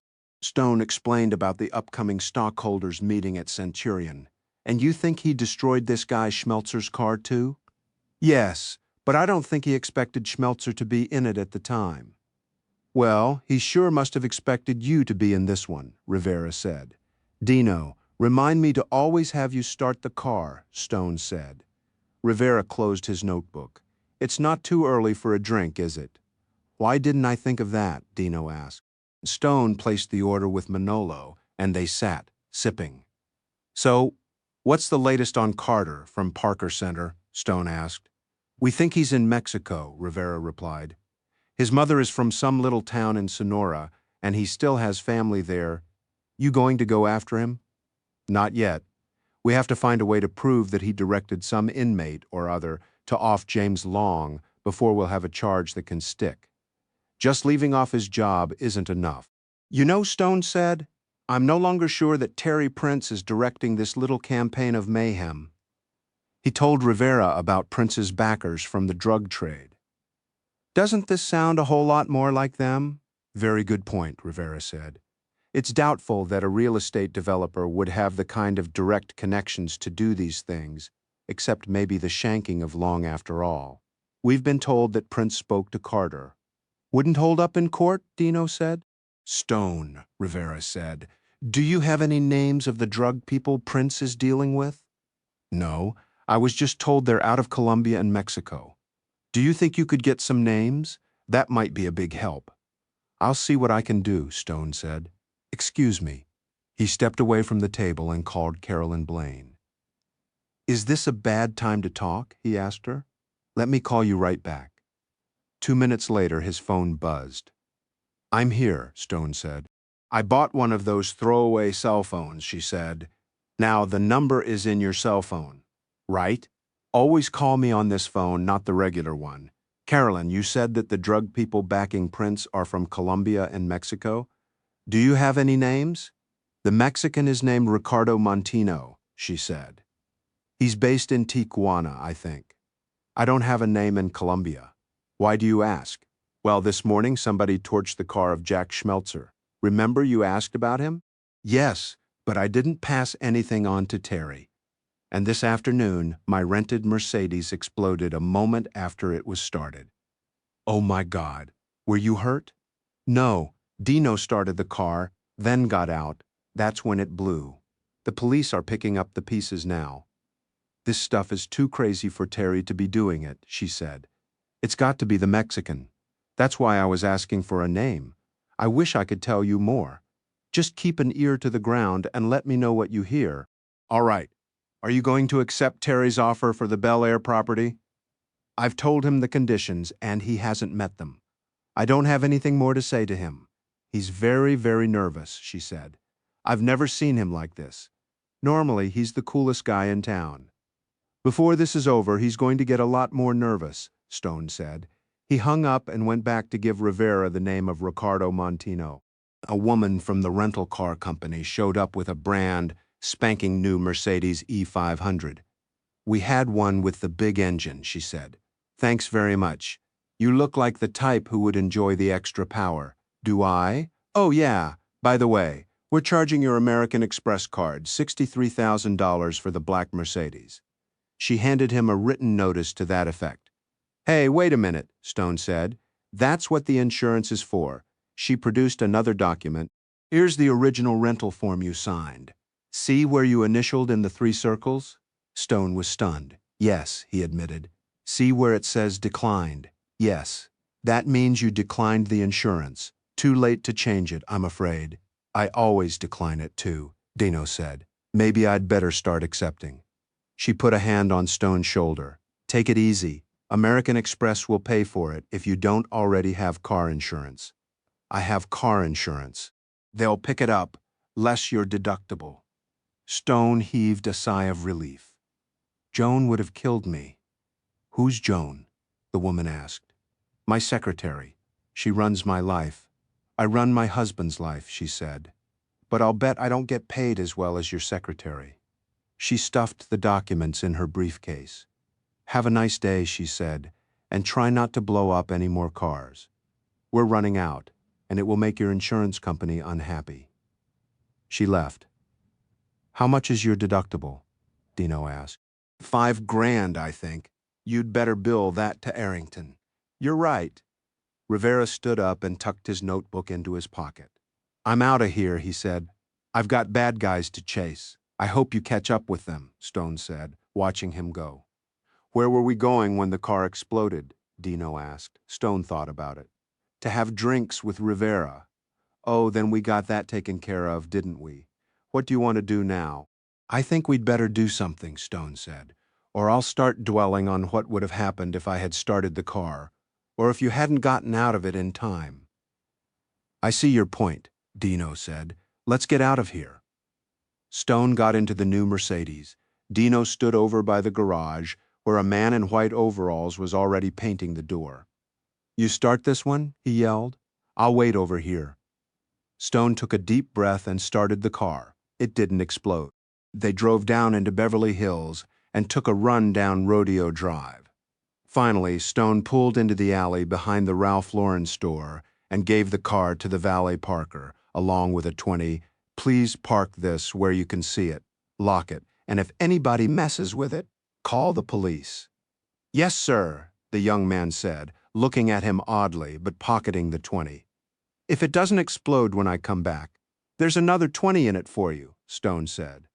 He led the way into the store. "What are you looking for?" Dino asked. "I don't know. It's therapeutic shopping. I always go shopping after somebody tries to kill me. Does it help?" "It doesn't hurt." Stone stopped at a counter and picked out a couple of neckties.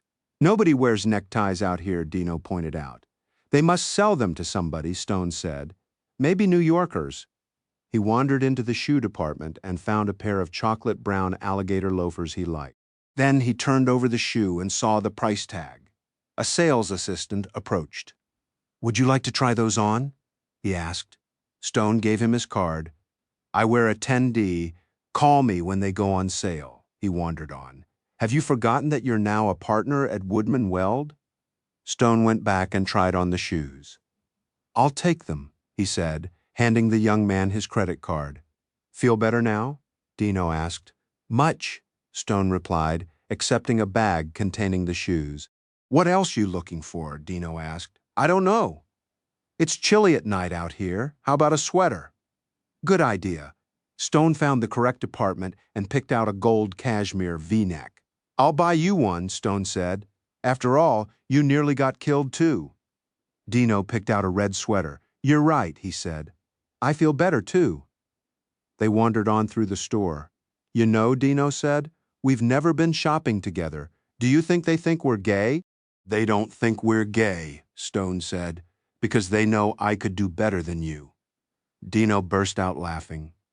They went back to the rear of the store, and Stone gave the valet his parking ticket.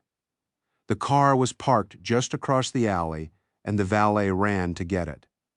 Dino pulled Stone behind a large SUV. "Just in case," he said. The valet started the car and pulled it around for them. It didn't explode. "You know," Dino said as he drove away, "I've always found that valet thing a nuisance, but not anymore." "You have a point," Stone said. "It's the next best thing to having your own garage." They stopped for a traffic light. Dino switched off the ignition, extracted the key, and looked at it. "What do you know?" he said. "Watch this." He pressed a button on the key, and the engine started. "I guess they have a big call for that in L.A.," Stone said. Back at the house, Stone's cell buzzed. "Hello, Stone. It's Ed Eagle." "Hey, Ed. How are you?" "Just fine. Susanna and I are back in town at the Bel-Air Hotel. Would you and Dino like to join us for dinner over here?" "Sure, love to. 7 in the bar." "That's fine, Ed. See you then." Stone hung up. "Ed Eagle is in town and invited us to dinner. Fine by me. I don't know the guy very well. He's a top defense lawyer in the West, married to Susanna Wilde, actress." "Her, I know," Dino said. "You'll like them. I'm prepared to." They had a drink before dinner in the Bel-Air bar. "I heard a rumor that Terry Prince is going to build a new hotel in Bel-Air on your client's property," Eagle said. In his dreams, Stone replied. He told Ed about the hang-up on the Centurion deal. "Would she really sell? I haven't had a firm answer from her, but it's possible, I think. You think such a hotel could compete with this one?" "I've no idea," Stone said, "but Terry Prince thinks so, and he's willing to bet a ton of money on his judgment. His own money? That? I don't know, but his assistant, Carolyn Blaine, thinks it is." "Is that the blonde I saw here at the Bel-Air reopening party?" "Yes. I was going to introduce her to you, but she vanished." "I thought she looked familiar," Eagle said. "Now I remember why." "Why? She reminds me a little of a woman who lived in Santa Fe for a while. She worked for a client of mine named Hanks, a pro golfer." "Sure, I know who he is. He's doing very well on the tour this year, isn't he?" "He is. But last year, this young woman embezzled something like $700,000 from his bank accounts, then vanished." Stone's eyebrows went up. "And you think Carolyn is that woman?" "I'm not sure," Eagle said, but there's something about her. The one in Santa Fe wasn't a blonde? That's very interesting, Ed, because I ran a background check on her, and Carolyn Blaine doesn't exist. I even got her fingerprints and ran those, but nothing came up. She's a blank sheet of paper. That is very interesting, Eagle said. What was her name? I can't for the life of me remember, but it wouldn't matter anyway, because that name was probably an alias too. Is anybody looking for her? We made all the proper complaints to the authorities, but she seems to have covered her tracks completely. The stolen funds were wired to offshore accounts, but they were unable to trace her through those. I think she may even have been involved in some way with my ex-wife, Barbara. Whatever happened to Barbara? Stone asked. Eagle and Susanna exchanged a meaningful glance. Well, he said, she made another attempt on my life last year, and it nearly worked. I was hospitalized for a spell. Do you know where she is now? Yes, I do. She's in San Francisco, remarried and a hot number on the social circuit there. But shouldn't she be in prison? Wasn't she convicted of something? She got off on a charge of trying to kill me in L.A., but she was wanted in Mexico for attempted murder, and I and a couple of PIs tricked her into crossing the border and got her arrested there. She was doing time in a Mexican prison when she escaped and made her way back to this country. You won't believe what happened next. Try me. Her most recent husband, a very rich man, died in a car crash on a freeway north of Palo Alto, and he left a will limiting her to a monthly stipend and the use of an apartment in San Francisco. Some lawyer heard something in a country club locker room to the effect that her husband's attorney had forged the part of the will cutting her out, and he managed to get it overturned, so she inherited everything, more than $1 billion. She used some of her money to buy herself a pardon in Mexico, and now she's as free as a bird. I don't believe it, Stone said. I said you wouldn't, and there's nothing you can do about the attempt on your life. The only witness against her, the contract hitman she hired, was murdered. We think she did that too. Eagle looked at Susanna again. I was so angry I flew to San Francisco to deal with her myself, but at the last minute, Susanna talked me out of it. He just needed time to cool off, Susanna said. If not for Susanna, I would probably be in prison myself by now, Eagle said. You're no good to me in prison, Susanna said. That was her argument, and I couldn't contest it. You're a wise woman, Susanna, Stone said. I know, she replied. They went in to dinner. Later, as they were waiting for the valets to bring around Stone's car, Stone said, Ed, I'm going to see what else, if anything I can find out about Carolyn Blaine or whoever she is. I'd like it if you'd keep in touch about that, Eagle replied. She has a lot to answer for, and my client is out a lot of money. I don't want to blow her out of the water just yet, as she's being very useful to me in dealing with Terry Prince. I understand, Eagle said. Something else. She may be responsible for the murder of my client's wife. Stone's eyebrows went up. A murderer too? My client was initially charged, but evidence was found that the last person his wife was in bed with was a woman, not a man. Your Ms. Blaine may be a lesbian, or at least bisexual. Maybe that explains why I'm not attracted to her, Stone said. God knows, she's beautiful. Well, Stone, Eagle said, it's nice to know there's a woman somewhere you're not attracted to. It's a first, Dino said. Stone's car came. He and Eagle shook hands, and he and Dino drove home. The following day, Saturday, Stone and Dino, with nothing else to do, drove out to Malibu for lunch. They found a nice little Italian restaurant in the shopping area and shared a bottle of wine. After lunch, they left the restaurant and began to wander among the neat rows of boutiques. Sighting at 4 o'clock, Dino said. Stone swiveled to 4 o'clock, and his eyes came to rest upon Carolyn Blaine, window shopping about 30 yards away. It was the first time he had seen her casually dressed in shorts and a polo shirt. He was about to approach her when another very attractive older woman got there first, and after a brief greeting, they embraced in a way that got Stone's attention. That, Dino said, was done the way it's usually done with a man. I noticed that too, Stone said. The two women began walking among the shops, their hands occasionally touching in an affectionate way. At one moment, the older woman's hand came in firm contact with Carolyn's ass and remained there for a long moment, finishing with a squeeze. "The plot thickens," Dino said, hanging well back. The two continued to follow the women until they came to a parked Rolls-Royce, its engine idling. A driver in a suit leapt out and opened the rear door for them. Then, apparently having been instructed to go away, he did so. Stone grabbed a tiny table at a little open-air bar and ordered them a beer. "This is very interesting," he said. Dino took his notebook from his pocket and wrote something down. "You're going to run the plate, aren't you?" Stone asked. "You bet your ass. I wish I'd thought of that. Have you noticed that the car moves a little now and then?" Dino asked. "Yes, I noticed that. And the windows are too darkened to see through. It must take quite a lot of action to get a Rolls to move around." Stone laughed. "Go ahead, run the plate." Dino called his office in New York, and in a minute or so he handed Stone his notebook with a name and address. Stone looked at it. "Means nothing to me," he said. "San Francisco," Dino said. "I don't know anybody in San Francisco," Stone said. "Do you?" "Nah, not a soul." They nursed their beers for a few more minutes. Then suddenly the rear door of the Rolls opened and Carolyn got out, adjusting her clothing and hair. She called to the driver, who was standing nearby, and he went back to the car, got in, and drove away. Carolyn resumed wandering among the shops. "I'll be back in a minute or two," Stone said. He got up and walked to where she was gazing into a shop window. "Good afternoon," he said. She turned, looking surprised. "Oh, hello, Stone. What brings you out here?" "Lunch and some downtime," he replied. "All ready for the stockholders' meeting Tuesday morning." "I don't really have any preparations to make," Stone said. "I've just been enjoying my time in L.A."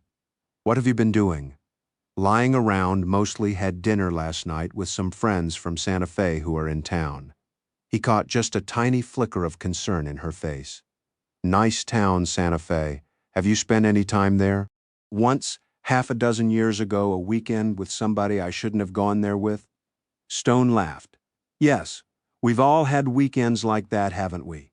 Have you talked to Mrs. Calder about the offer on the Bel-Air property?" "No, I haven't received a revised offer that meets her requirements," he said. "Is this still about Centurion?" "Yes." "Well, we'll have that out of the way on Tuesday, one way or another." "One way or another," Stone said. "And if the Bel-Air deal should go through, would you be involved?" "I would head up the project for Terry," she said. "I think it would be a lot of fun designing and building a new, top-of-the-line hotel." "I expect it would," Stone said. "It would be a disappointment for you, wouldn't it, if Terry got his hands onto the Centurion property?" "Not necessarily," she said. "Terry can be very persuasive." "I'm afraid his charms are lost on me," Stone said. "Well, if you'll excuse me, I've left Dino over there somewhere with a beer." "See you Tuesday?" she said. Stone went back to the bar and sat down. "Something's wrong," he said. "What do you mean, wrong?" "She's been nervous as a cat the last couple of times I've talked with her, and she constantly talked about how wired Terry Prince was. But now, suddenly, she's perfectly calm and apparently looking forward to the Centurion stockholders meeting on Tuesday." "Maybe," Dino said, "having sex in the backseat of a Rolls-Royce has a calming effect." Stone sat, sipping his tepid beer, trying to think of something to do. When Stone and Dino got back to the house, there was an envelope on the poolside table addressed to Stone and marked, "By messenger." The return address was Terry Prince's office. Stone sat down and opened it. "Looks like a new offer on the Bel-Air property," he said. "The guy doesn't give up easily, does he?" A slip of paper fell from the envelope, and Stone picked it up. "And a check for $25 million, too." Stone scanned the agreement. "The last offer was from Prince's company," he said. "This one's from him personally, and the $25 million deposit is non-refundable. The check is drawn on his personal account." "What does that mean?" Dino asked. "I suppose it means that he wants to do the project without investors, at least at the beginning." "That's not how deals of this size are done. There's always a corporation, even if it's wholly owned." Are you sure this guy is entirely sane? Dino asked. Stone shook his head. No, I'm not entirely sure he's entirely sane. I think maybe he's just trying to impress Arrington. Stone picked up the phone and called Virginia. Hello? Hi there, it's Stone. Funny I was about to call you, then you first. I think I'll come out there for the Centurion shareholders meeting on Tuesday. That would be great, but you don't have to. I already have your proxy. I think I might enjoy voting my shares personally, she said. I think you just want to fly somewhere in your new airplane. She giggled. Well, there is that. Okay, your turn. We got a new offer from Prince today, he said. It's the same amount, but it's from Prince personally, not from his company, and there was included a check for $25 million as a non-refundable deposit. You have until 5 p.m. Non-Tuesday to accept. I've never seen a check for $25 million, she said. Neither had I until today. Well, don't lose it, she said. When will you be out here? How about dinner tomorrow night, you and Dino? I think I can talk Dino into that. You're on call me from the plane and give me an ETA and I'll meet you at the airport. How sweet of you. I'll do that. See you then. Bye. Stone hung up. What do you think you can talk me into? Dino asked. Dinner tomorrow night with Arrington. You talked me into it. She's coming for the stockholders meeting, wants to vote her own shares. Okay by me. Me too, Stone said. Stone, why don't you marry the girl? We talked about it a while back and Dark Harbor decided it wouldn't work. Why not? I don't want to live in Virginia, and she doesn't want to live in New York. Oh, somehow I could see you living the life of a Virginia gentleman, riding to the hounds and all that. I haven't been on a horse since I was 12 at summer camp, Stone said, and if I started a hunt on horseback, the horse would very likely finish without me. How about being a gentleman farmer? Not the slightest interest, Stone said. Isn't that what grocery stores are for? When was the last time you were in a grocery store? Dino asked. I don't remember. Joan and my housekeeper, Helene, do all the shopping. Have you heard from Joan? We've talked most days. Is she happy about your partnership? Yes, since she found out she doesn't have to work in the Seagram building. She likes it at my house. How is the partnership going to change your life? Stone sighed. I don't know, really. I suppose I'll have to attend more meetings, but I'm going to keep life as much like it is now as I can. Everything changes. Not everything. You're still a lieutenant when you could be a captain, or maybe even chief of detectives. I don't want that to change, Dino said. I've got it really good as it is. I pretty much work for myself, don't have to take daily orders from anybody else.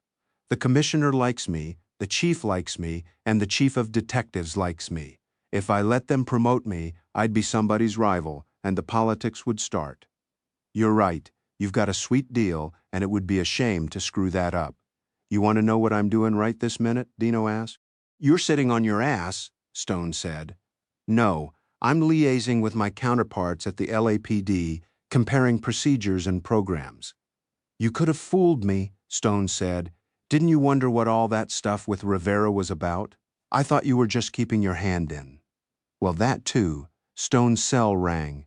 Hello, Stone, it's Mike Freeman. How are you, Mike? Very well, thanks. Thank you again for doing the airplane and hangar deals for Arrington. She's very appreciative. You're both very welcome, Mike said. I enjoyed doing it. What's happening in New York?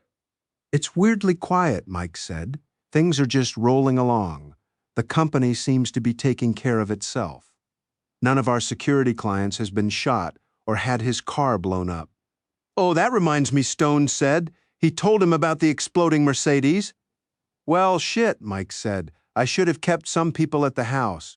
I thought that after Arrington left, there wouldn't be any further problems. So did I, Stone said.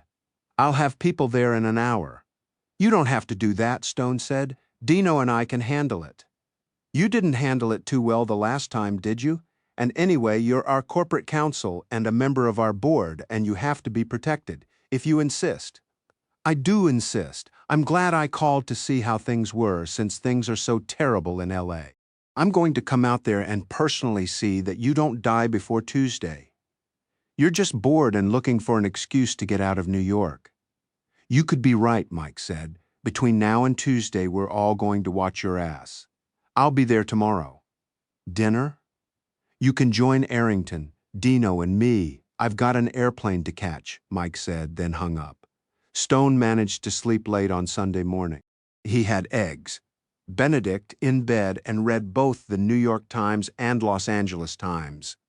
It was nearly noon when the bedside phone rang. Stone? It's Rick Barron. Good morning, Rick. How is everything? I'm not sure, Rick replied. What's making you unsure? Something's wrong with Jim Long. Rick, he suffered a knife wound and lost a kidney. Of course something's wrong with him. No, I mean about his shares in Centurion. Rick, you can rest easy about those shares.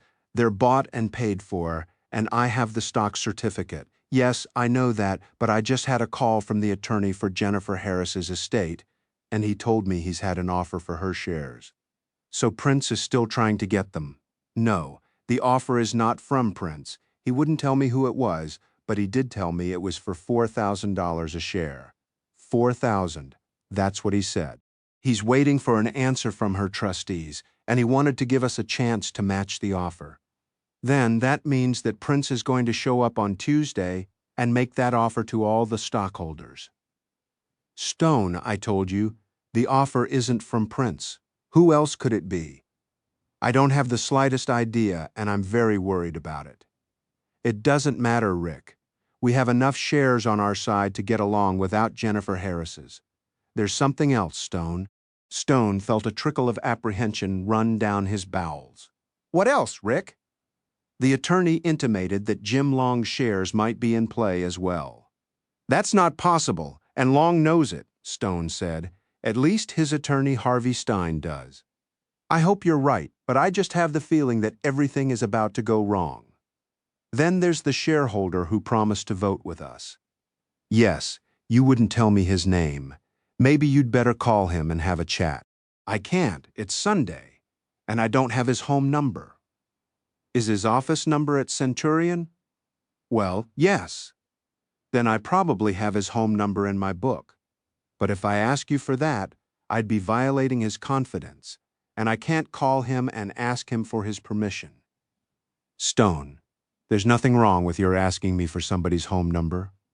Tell you what, Rick, can you give me the home numbers of Jim Long, Charlene Joyner, and Jack Schmelzer? This has nothing to do with what we were talking about. Sure, Stone.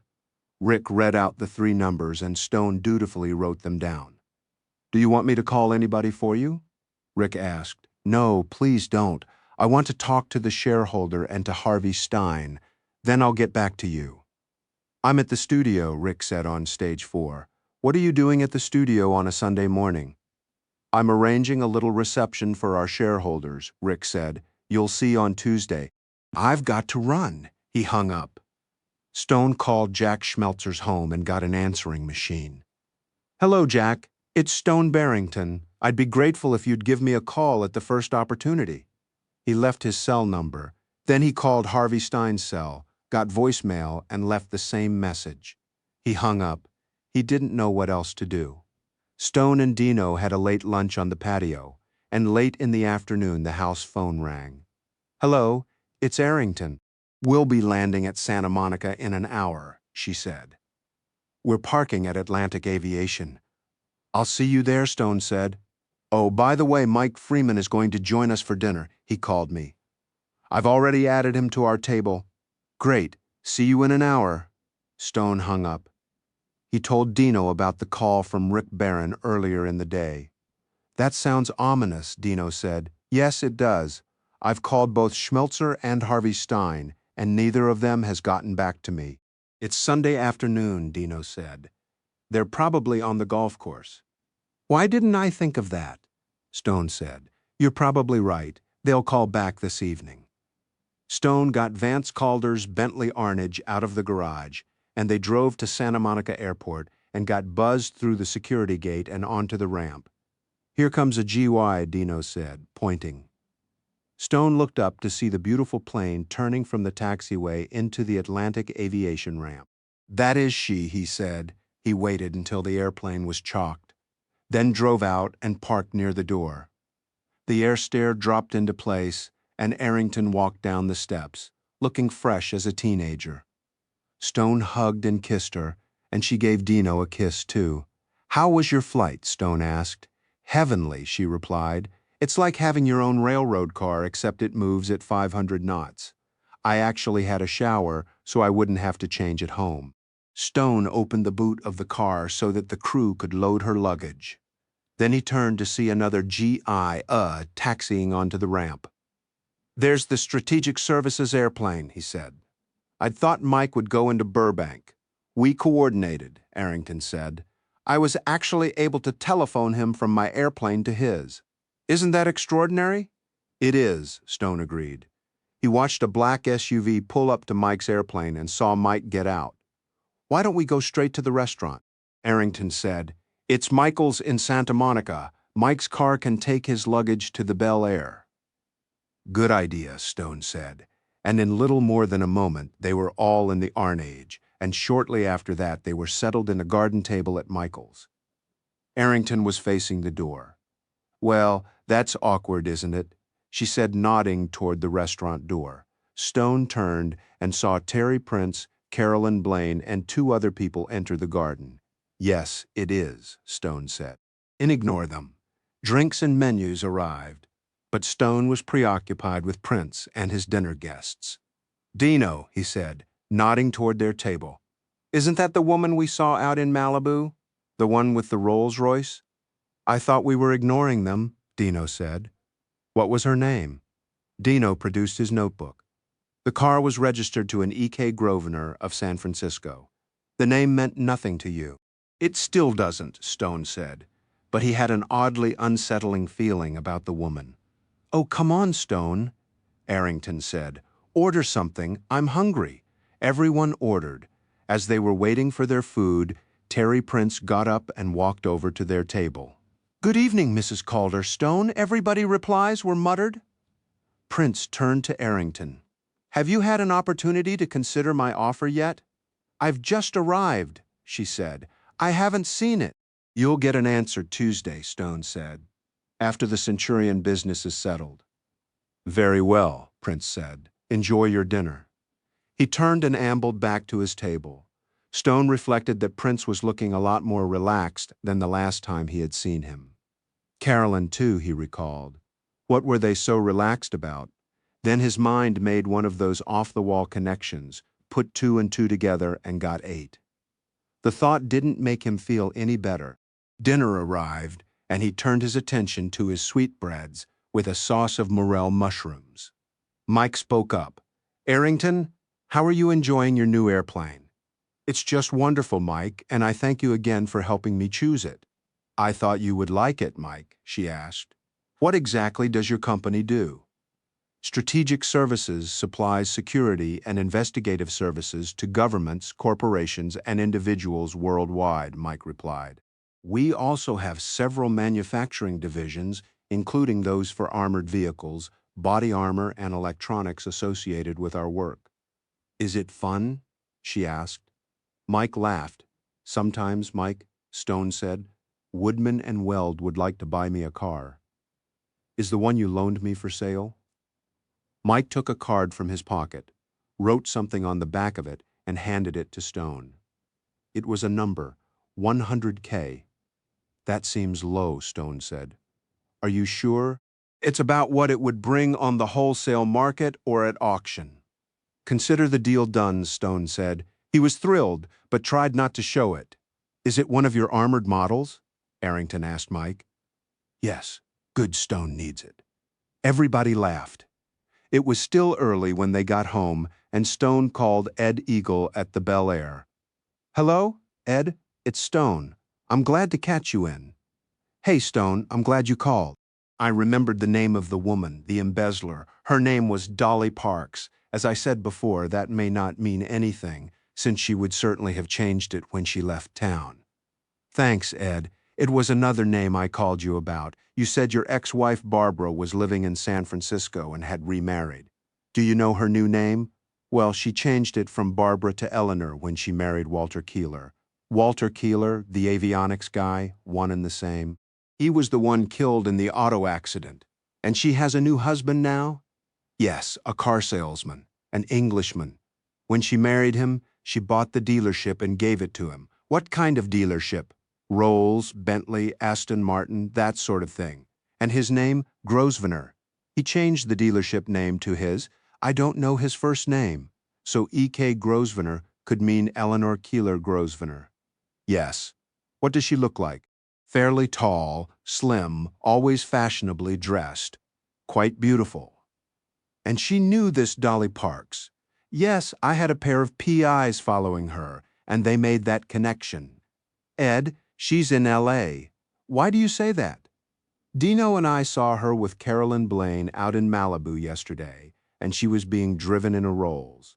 Dino ran her tag, and E.K. Grosvenor of San Francisco came up. I hope she's not staying at the Bel-Air, Eagle said. It would be awkward to run into her, not to mention dangerous. Do you have any idea what she's doing here? Well, she had dinner with Terry Prince this evening. We were at the same restaurant. You think she's mixed up in the Centurion deal? How much did you say she was worth? When she got Walter Keeler's will set aside, she came into his entire fortune. Word on the legal grapevine was that it came to 1.6 billion. Billion? Right. And apart from some real estate and an airplane, it was all in liquid assets. And since she was a surviving spouse, tax-free? I assume so. Stone silently thought about that. Stone, are you still there? Sorry, Ed. I was just thinking. You think she's in the Centurion deal? It makes sense, Stone said. Terry Prince is seeming a lot more confident the past few days. That's interesting, because Jim Long, the producer, is Barbara's closest friend, maybe her only one. In fact, she could be staying at his house. And if she is, she would know about the attack on him in jail. I suppose so. Then why would she be doing business with the man who arranged the attack? Good question. He probably doesn't know how dangerous she is. Is there anything I can do to help? Do you want me to let the authorities in Santa Fe know that this Carolyn Blaine could be Dolly Parks? No, Stone said. Not yet, anyway. I have to think this thing through. Thanks for your help, Ed. The two men said good night and hung up. Stone tried to make sense of the association of Barbara Eleanor Keeler Grosvenor and Terry Prince, but he got nowhere. Stone had hardly hung up the phone when Arrington padded into his room, shucked off her robe, revealing all, and slithered into bed next to him. I was waiting for you to come to me, she said. I'm sorry I had to make a phone call. That's all right, she said. I'm here now. She felt under the covers for him. Right where you should be, Stone said. Do you have to get up early in the morning? She asked. Not that I know of. Good, because I'm going to keep you busy. And she did. Stone woke up early in spite of himself. He tried to sneak out of bed to the bathroom, but she snagged his wrist. Oh, no, you don't, she said, pressing herself against him. Do you remember when we started every morning this way? I certainly do, he said, kissing her. That had been back when she was practically living with him in New York, before she had met Vance Calder and he had stolen her away to Bel-Air. She rolled over and sat on top of him, taking him inside her. There, she said, I've got you pinned. You surely have, he said, and I'm enjoying the experience. They both enjoyed it for a few minutes until they shared an orgasm. Stone and Arrington were having breakfast on the terrace. We need to talk about Prince's offer for your property here, he said, handing her the contract and the $25 million check. Why? It's a personal check, she said, looking at it. I didn't know anybody wrote personal checks in that amount. He wanted to impress you, Stone said. Well, I'm impressed. What's your advice on this sale? First, let me ask you a couple of questions. Shoot. Are you really ready to sell the property? Would it make you sad to see it go?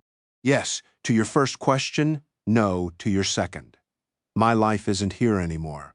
I would still enjoy visiting, but having a house in his new hotel would make me feel at home when I'm back here. All right, let me make a suggestion. Again, shoot. Sign the contract and let me decide tomorrow afternoon whether to tear it up or go through with the sale depending on circumstances. I trust you that much, she said. After all, if the sale doesn't go through, I can still build my own hotel on the property. Woodman and Weld could partner you with the right hotel group on that. You'd need professional management anyway. You don't actually want to run a hotel, do you?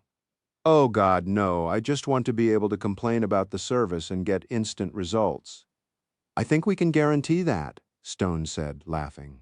What if I end up in business with Prince? She asked. Am I going to like that? You'll never have to see or speak to him, Stone said. I'll take care of that. Also, I've been on his hotel company's website, looking at his properties, and they're all top-notch. I've stayed at 2 or 3 of them, and they were all beautifully run. Okay, you decide tomorrow. Stone handed her the document and a pen, and she signed it. He's put in an early closing date of this Friday noon, and if he misses that, his $25 million are yours. Dino came out of the guest house and joined them. Witness this, will you? Stone said, passing him the document and the pen. Dino signed the document with a flourish. There you are. What does your day hold? Stone asked him, slipping the document and the check into his briefcase. Rivera and I are working on something, Dino said. What are you working on? It's a secret for the time being, Dino said smugly. You'll know when you need to know. You're very mysterious, Dino, Arrington said. Yes, I am, Dino replied, smiling. Stone's cell phone rang. Hello? Stone, it's Harvey Stein. I'm sorry, but I was down at Palm Springs for the weekend, and I didn't get your message until this morning. Thanks for calling back, Harvey. I've heard some rumblings about Jim Long's trying to back out of our stock sale. Well, it's too late for him to do that, isn't it? Mrs. Calder owns the stock now. What's done is done. Harvey, you know Barbara Eagle, don't you? I've met her a couple of times. She and Jim are close. She's back in town, and last night she had dinner with Terry Prince. You know anything about that? Not a thing, Stein replied. Did you speak with Jim over the weekend? Yes. I called him yesterday from Palm Springs just to see how he was doing, and he sounded much like his old self. Did he mention Barbara? No, he didn't. I'd heard that she might be staying with him while she's in town. That would be news to me, Stein said. Are you coming to the shareholders' meeting tomorrow? Since I no longer represent a shareholder, no. Well, if I don't speak to you again, Harvey, thanks for all your help in getting this sale closed. My pleasure, Stein replied. They both hung up. Stone called Rick Barron. Rick, I just spoke to Harvey Stein, and he says there's no problem, that Jim Long's shares now belong to Arrington. Well, that's a relief, Rick said. We're perilously close to the 51% level, and his stock just puts us over the top. Then we're okay. Stone heard noises in the background. Are you still in the editing suite? Yes. It will be tonight before we finish scoring, and tomorrow morning before we have a print. I can't wait to see it, whatever it is, Stone said. I think you'll find it entertaining, Rick said. Gotta run. They hung up. Everybody's mysterious today, he said to Arrington. First Dino, now Rick Barron. He's working on some sort of presentation for the meeting tomorrow. I think I know what it is, Arrington replied, but I'm not going to tell you. It occurred to Stone that he had not heard from Jack Schmelzer, and he wondered why. He called the producer's office at Centurion, reached his secretary, and gave his name. I'm sorry, Mr. Barrington, the woman said, but Jack is in a meeting and will be for the entire day. I would expect the earliest he might be able to get back to you would be perhaps tomorrow morning. Thank you, Stone said, and hung up. What had been a feeling of mere uneasiness now grew into a solid knot of anxiety in his stomach. Was Schmelzer going to renege? They were little more than 24 hours from the shareholders' meeting, and Stone had by now expected to be fully confident of success. Unwillingly, he allowed himself to think of the consequences if Rick Barron did not prevail at the meeting. Stone had been operating on a steady wave of mostly good news for the past week, especially his elevation to partner at Woodman Weld, but now what had seemed within grasp, the rescue of a fine old name in filmmaking, seemed to be slipping away. The fabric of their plan was unraveling. Arrington had repaired to her rooms to do whatever women did in the morning, and Dino had gone off to do whatever it was he was doing with Rivera, and Stone was uncomfortably alone. His cell phone rang, and he picked it up, not recognizing the number displayed on the screen. Hello, Mr. Barrington? A well-modulated female voice said, "Yes, my name is Eleanor Grosvenor." Stone was taken aback. "Yes? Do you know who I am?" she asked. "Yes, Mrs. Grosvenor," he replied. This was the woman who had married his friend Ed Eagle, then attempted to steal his accumulated wealth, and had, after that, repeatedly tried to murder him. A woman who had escaped from a Los Angeles courtroom, not realizing that she was about to be acquitted. Who had escaped from a Mexican prison and somehow wangled a pardon for that and other crimes. Who now was one of the richest women in the United States. Stone felt at once overmatched. "You are the former Barbara Eagle, are you not?" "I am," she replied, "and since you know that, I hope you will not hold against me whatever you may have heard." "Mrs. Grosvenor, so much of what I have heard about you strains credulity, and I hope I may be forgiven for not having had time to formulate an informed opinion." She laughed, a pleasing sound. "You must know that we dined in the same garden last evening, but I would not wish you to be overly concerned about my presence there. I have not been able to decide whether I should be concerned or merely baffled." She laughed again. "You and I may soon be doing business," she said. "And while I don't want to go into that on this occasion, I do want you to know that what I have heard of you is favorable, and I don't want you to be alarmed about my presence in town at this moment." "I'm afraid I don't understand what any of that means," Stone replied. Had she really gained a favorable impression of him by dining with Terry Prince? That seemed unlikely in the extreme. "I'm sorry to be mysterious, but you will know more soon. Now I must go. Goodbye." She hung up. Stone sat with the phone still in his hand, wondering what had just happened. He called Ed Eagle. "Hello, Stone, Ed. I've just had the most extraordinary phone call from your ex-wife." "What?" "She called me just a moment ago." "For God's sake, why?" "I have no idea. I hardly understood anything she said, except that she seemed to want to be reassuring." "Reassuring about what?" "I'm not sure. I think she may be mixed up with Terry Prince in the Centurion deal." "Believe me," Eagle said, "if she is, then you should not take that as reassuring. But if she is in bed with Prince, why would she call and say that she has a good opinion of me?"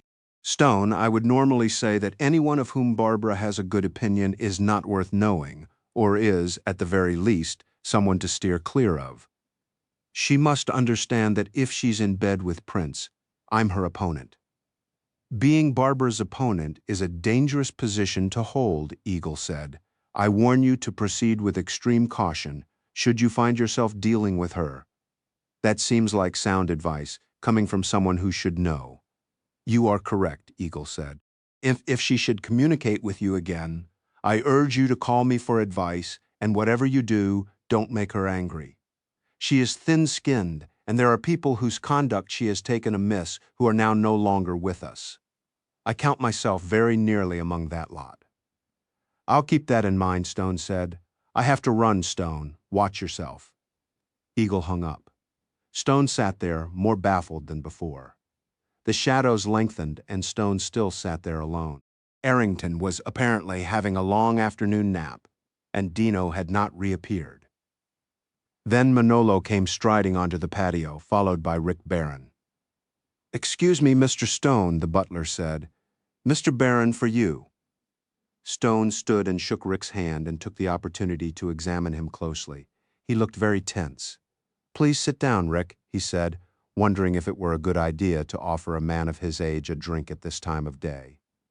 "May I have a large scotch?" Rick asked.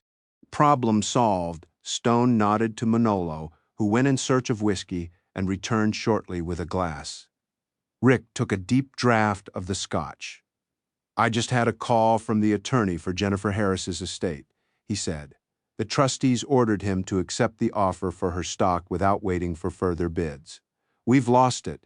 "Shit," Stone said. "Manolo, please bring me a large Knob Creek on the rocks." Rick sighed. "By my count, we now have 48% of the votes."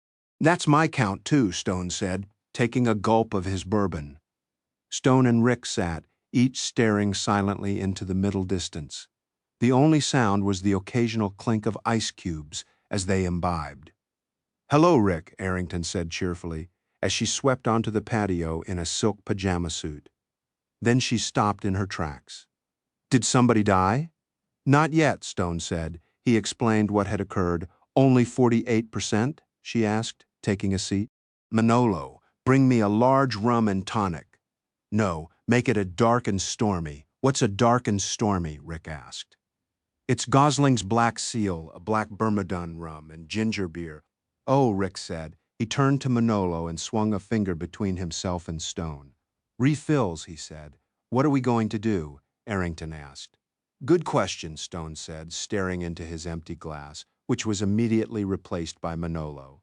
That means you have no answer, doesn't it? She asked. Pretty much, Stone said, sipping his new bourbon. That's about the size of it, Rick said, sipping his own new drink. Well, it isn't the end of the world, Arrington pointed out. It's the end of my world, Rick said. Oh, Rick, I'm so very sorry, she said. That was unfeeling of me. Have we forgotten to talk to anyone with shares? Stone asked. Rick shook his head. I've spoken with every single shareholder personally, he said, some of them 3 or 4 times. There's still Jack Schmelzer, Stone said. Oh, you didn't hear that, Rick? I didn't, Rick replied. Have you heard anything from Jack?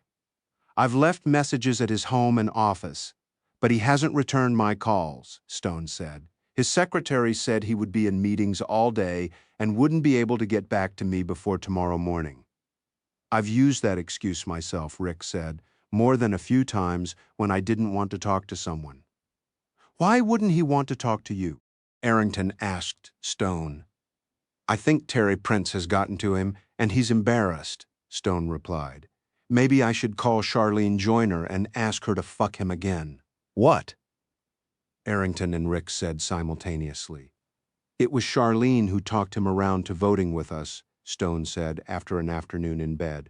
I didn't know people did that sort of thing anymore, Arrington said. At least as much as ever, Stone replied, maybe more.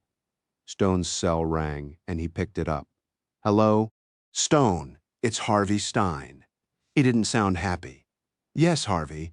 I don't quite know how to tell you this, but there's a problem with the transfer of Jim Long's shares in Centurion.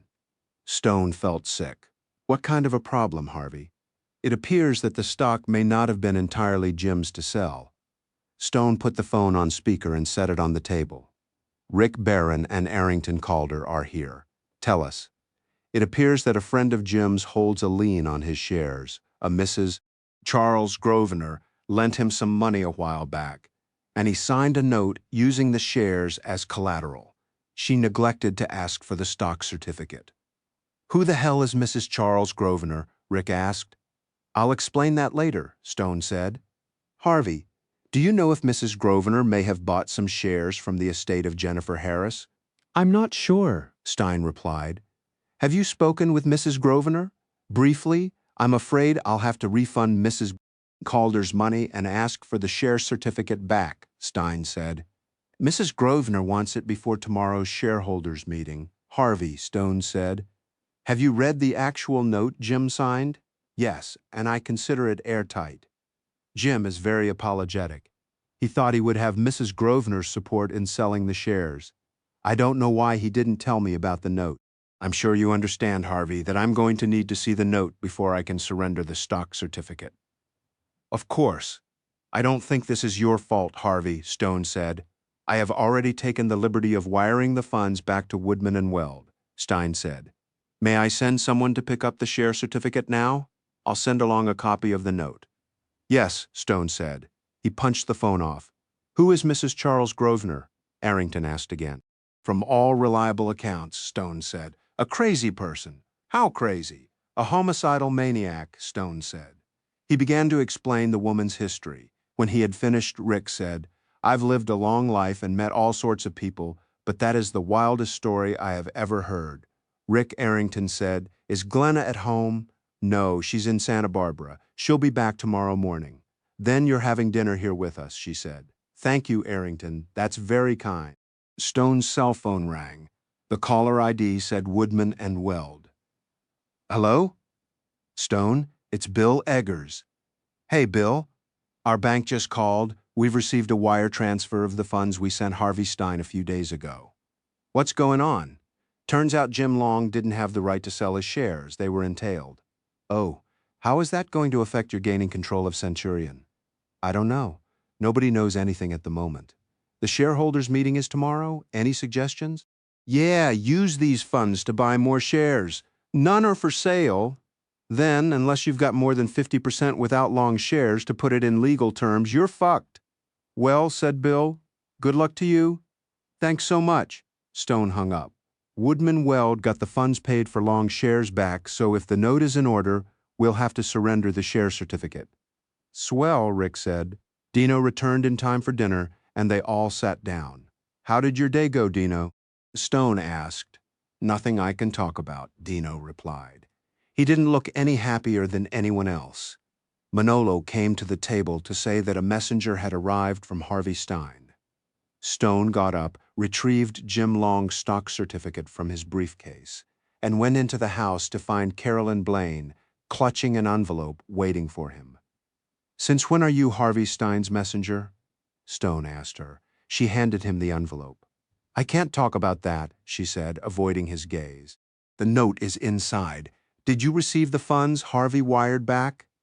Yes, Stone replied, opening the envelope and removing the photocopy of the note.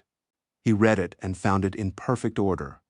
I suppose I could insist on seeing the original note before giving you the certificate, he said. It wouldn't matter, Carolyn replied. Jim's attorney would just object to your voting his shares at the meeting, and you'd be back to square one.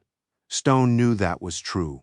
He handed her the stock certificate and wondered if now would be a good time to tell Carolyn Blaine that he knew she was Dolly Parks, a large-scale thief and embezzler and possible murderer. He decided not, that a better time might come, though he couldn't imagine when that would be unless it was as the cuffs were being clapped on her beautiful wrists. Good night, he said, then turned and went back to the dinner table. I hope you found some flaw in the note Jim signed, Rick said. I'm afraid not, Stone replied. I couldn't have written it better myself. As the dinner dishes were being taken away, Stone's phone buzzed. Hello? Stone, it's Ed Eagle.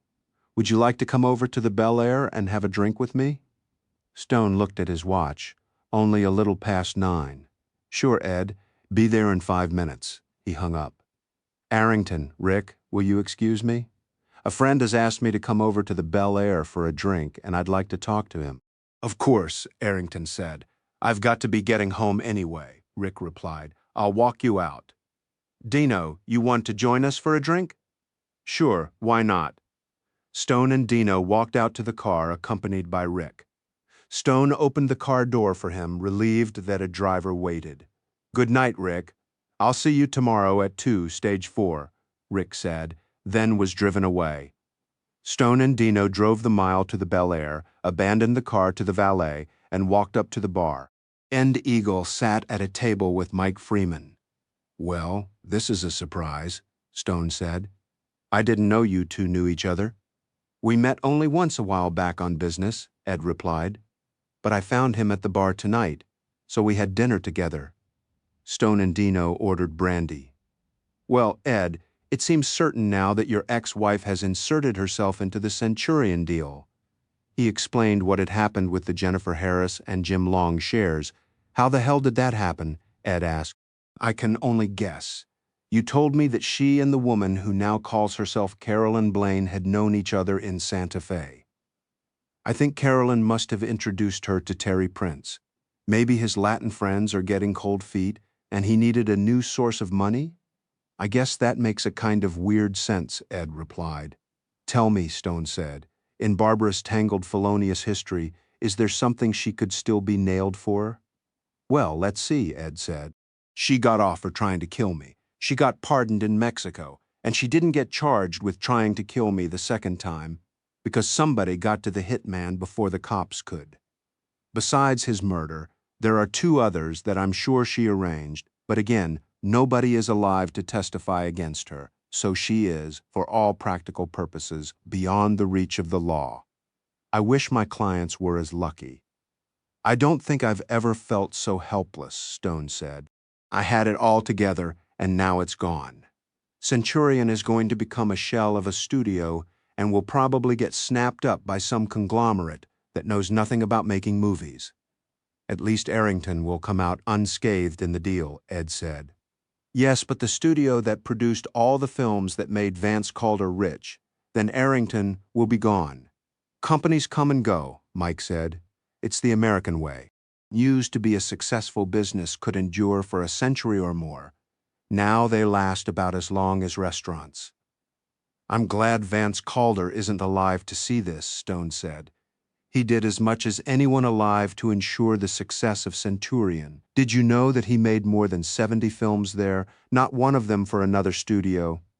I didn't know that, Ed said. It's a remarkable record. He also made nearly every one of them for a minimal fee and a percentage of the gross. Every time one of his movies is shown anywhere, Vance, or rather, Arrington gets a nice check.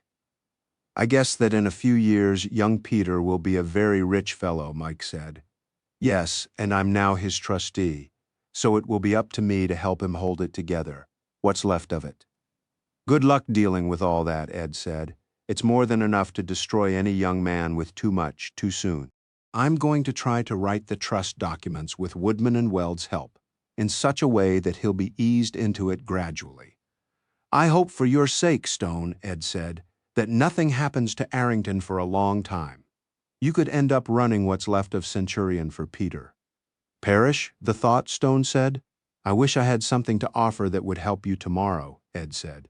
So do I, Mike echoed. At this point, Stone said, nobody can do anything. We'll just have to let avarice take its course. Driving back to the Calder house, Dino said, I don't think I've ever seen you so sad. I don't think I've ever been so sad, Stone said. Stone slept fitfully when he slept at all. He had a recurring dream of Terry Prince on a bulldozer, raising the sound stages at Centurion. He finally got out of bed, shaved, showered, dressed, and walked out to the patio. It was too early for Manolo to be about, but Dino had made a pot of coffee in the guest house kitchenette, and he held up a cup for Stone. Feeling any better? He asked as Stone took a seat. No, Stone said, not at all. I wish there were something I could do to help, Dino said, then he brightened. Actually, there is something I can do. What? You've got Arrington's signature on the agreement to sell this property to Prince, haven't you? And his check for $25 million? Yes. Here's my advice. Cash the check, get it cleared as quickly as possible, and give Prince the agreement as soon as you see him. Why are you giving me that advice? Stone asked. Dino shrugged. Suffice it to say that it's my best advice, and I don't think you would regret taking it. Stone started to respond, but Dino held up a hand. That's all I have to say on the subject. All right, I won't press you. I'll call Eggers when New York opens for business and get it done. Dino smiled happily. This is going to be a good day, he said. I can feel it coming. I wish I could share your optimism, Stone said. What's the song say? Don't worry, be happy. That's mindless optimism, Stone said. No, it's not, I told you. I have a feeling. You get these feelings all the time, do you? No, just once in a while, but they're always right. How about the Centurion business? You have a feeling about that? Nope, just about the day in general. I think we should have a celebratory dinner. Even if you don't know what we'll be celebrating? I didn't say I didn't know anything, Dino said. I just don't know how the Centurion thing is going to play out. You're making me crazy, Stone said. I've never seen you like this. Did you take some weird kind of sleeping pill that hasn't worn off yet? Nope, I never need sleeping pills. I sleep like a Labrador retriever. Why do you say that? You don't have a Labrador retriever. No, but I met one once, and I was impressed with the way he slept. Stone's cell buzzed and he picked it up. Hello? Good morning. It's Eggers. This is your big day, isn't it? That's what Dino says. But I'm not too sure things haven't gone well here the past couple of days. So why is Dino so up? Who knows? He says he has a feeling. He's Italian. I wouldn't discount it. Why did you call Bill just to wish you luck at your stockholders meeting today? Well, I was going to call you at 9 New York time, so I'm glad you called. What can I do for you, Stone? I have a check from Terry Prince made out to Arrington in the amount of $25 million. How can I cash it before he changes his mind? Jesus, what's it for? It's a non-refundable deposit on the sale of her Bel-Air property to him. What bank is it drawn on? Stone got out the check and looked at it. Wells Fargo, he said. What branch? It's on Wilshire near Prince's offices. Here's what you do. You be at the branch when it opens and ask for the manager. You show him the sales contract? Has Prince signed it? Yes, it came already signed. Has Arrington signed it? Yes. Get her to endorse the check too. Then you tell the manager you want the funds wired to our trust account immediately. Got a pen? Stone got out his pen and jotter pad. Ready? Eggers dictated the account number. He'll feel better about wiring it to our account instead of a private account. Tell him to make the wire to my attention. What? So you won't get it mixed up with all the other wires for $25 million. Yeah, I'll have somebody call you when the funds are in our account, and we'll transfer the money to Arrington's account at Chase this morning. Okay, I'll follow your instructions. Good. By the way, I sent you a little gift package. You'll get it by FedEx, early delivery. Is it a fruit basket, Bill? Not exactly, but you could look at it that way. Chocolates? Again? Not exactly. Well, I just can't wait. I'm on pins and needles. Oh, shut up. I have to go to work now. They get up early at Boeing. He hung up. Stone turned to Dino. I have to be at Prince's Bank on Wilshire when it opens. You do that? Dino said. Arrington came out to the patio in pajamas and a dressing gown, glowing in spite of no makeup. Good morning, all, she said. I think this is going to be a wonderful day. Talk to Dino, Stone said, handing her Prince's check. In the meantime, I need you to endorse this check. Of course, she said, signing it with a flourish. Manolo appeared to take their breakfast order, and he was holding a FedEx box. This just came for you, Mr. Stone, he said, handing it to him. Stone looked at the waybill. It's a gift from Bill Eggers, he said. He ripped open the box and shook another, more elegant box from it. He opened the box and removed some tissue paper. Underneath was a stack of Woodman and Weld stationery and envelopes and a smaller box. Stone shook that open, and it was filled with cards. He held one up and read it. It proclaimed him a partner of Woodman and Weld. He handed one each to Arrington and Dino. My card, he said. Then he looked at the letterhead and found his name among those of the partners listed there. Congratulations, Arrington and Dino said simultaneously. Stone glowed. Stone left the house at 8:30 and drove down to Wilshire. He was right. The Wells Fargo branch was near Prince's building. It was in his building. He parked in the underground garage and took the escalator to the ground floor. He was 10 minutes early, so he strolled over to the building's directory and looked at the list of occupants. There were two, Wells Fargo Bank and Prince Properties. Management occupied the two top floors, and all the others seemed to be Prince subsidiaries since they all had his name in their titles. A man came to the bank door from the inside and unlocked two deadbolts in the glass doors. Open for business, Stone walked inside and approached the first desk, where a middle-aged woman in a business suit sat. Good morning, he said. Good morning. How may I help you? Stone handed her one of his new cards. I'd like to speak to the manager, please. It's a matter of some urgency. One moment, Mr. Barrington, she said, reading his name from the card. She got up, walked a few yards to a mahogany door, rapped on it, and then went inside. Stone looked around. Seemed to be a normal banking day. People made deposits, people cashed checks, people filled out loan applications. The woman returned. Mr. Woolwich will see you, she said. Right through that door, she pointed. Stone followed her finger to the mahogany door, knocked twice, and entered. A plump, balding man in his 50s sat behind a mahogany desk. He rose and offered his hand. Good morning, Mr. Barrington. Please be seated. Stone sat himself in a leather armchair. How may I be of service? Woolwich asked. I'd like to cash a check, Stone replied. He handed it to Woolwich. Woolwich took a look at it, apparently thought he'd read it incorrectly, then took another look at it. He gulped. You wish to cash this check? Stone handed him a copy of the sales agreement. Pursuant to this agreement with Mr. Prince, Woolwich read the document carefully. Well, this certainly seems to be in order, Mr. Barrington, but we don't have that much cash in the branch's vault, and I'm not sure we have that much in the city of Los Angeles. Forgive me, Stone said.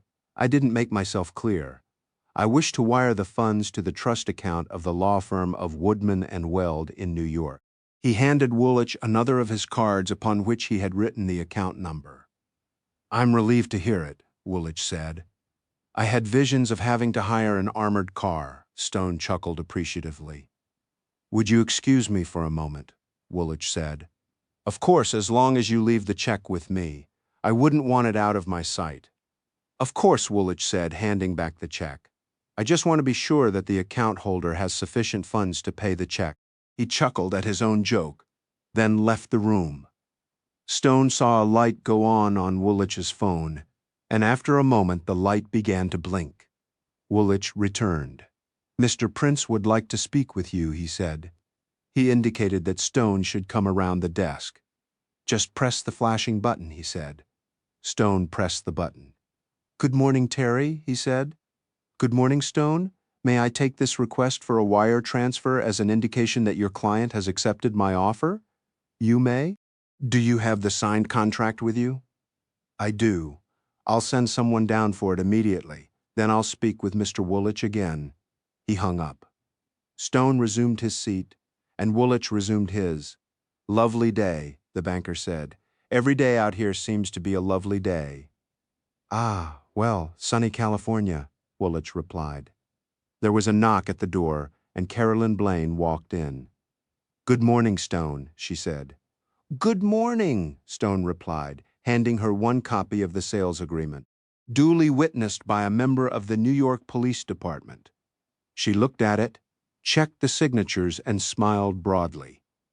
Congratulations, she said, and to you, I'm sure that running the project will be a lot of fun for you. Oh, yes. She produced a cell phone and pressed a speed dial number. All is in order, she said. She listened, then handed the phone to Woolwich. Yes, Mr. Prince, as you wish. He handed the phone back to Carolyn. Thank you, Miss Blaine. He sat down again, and Carolyn left the room.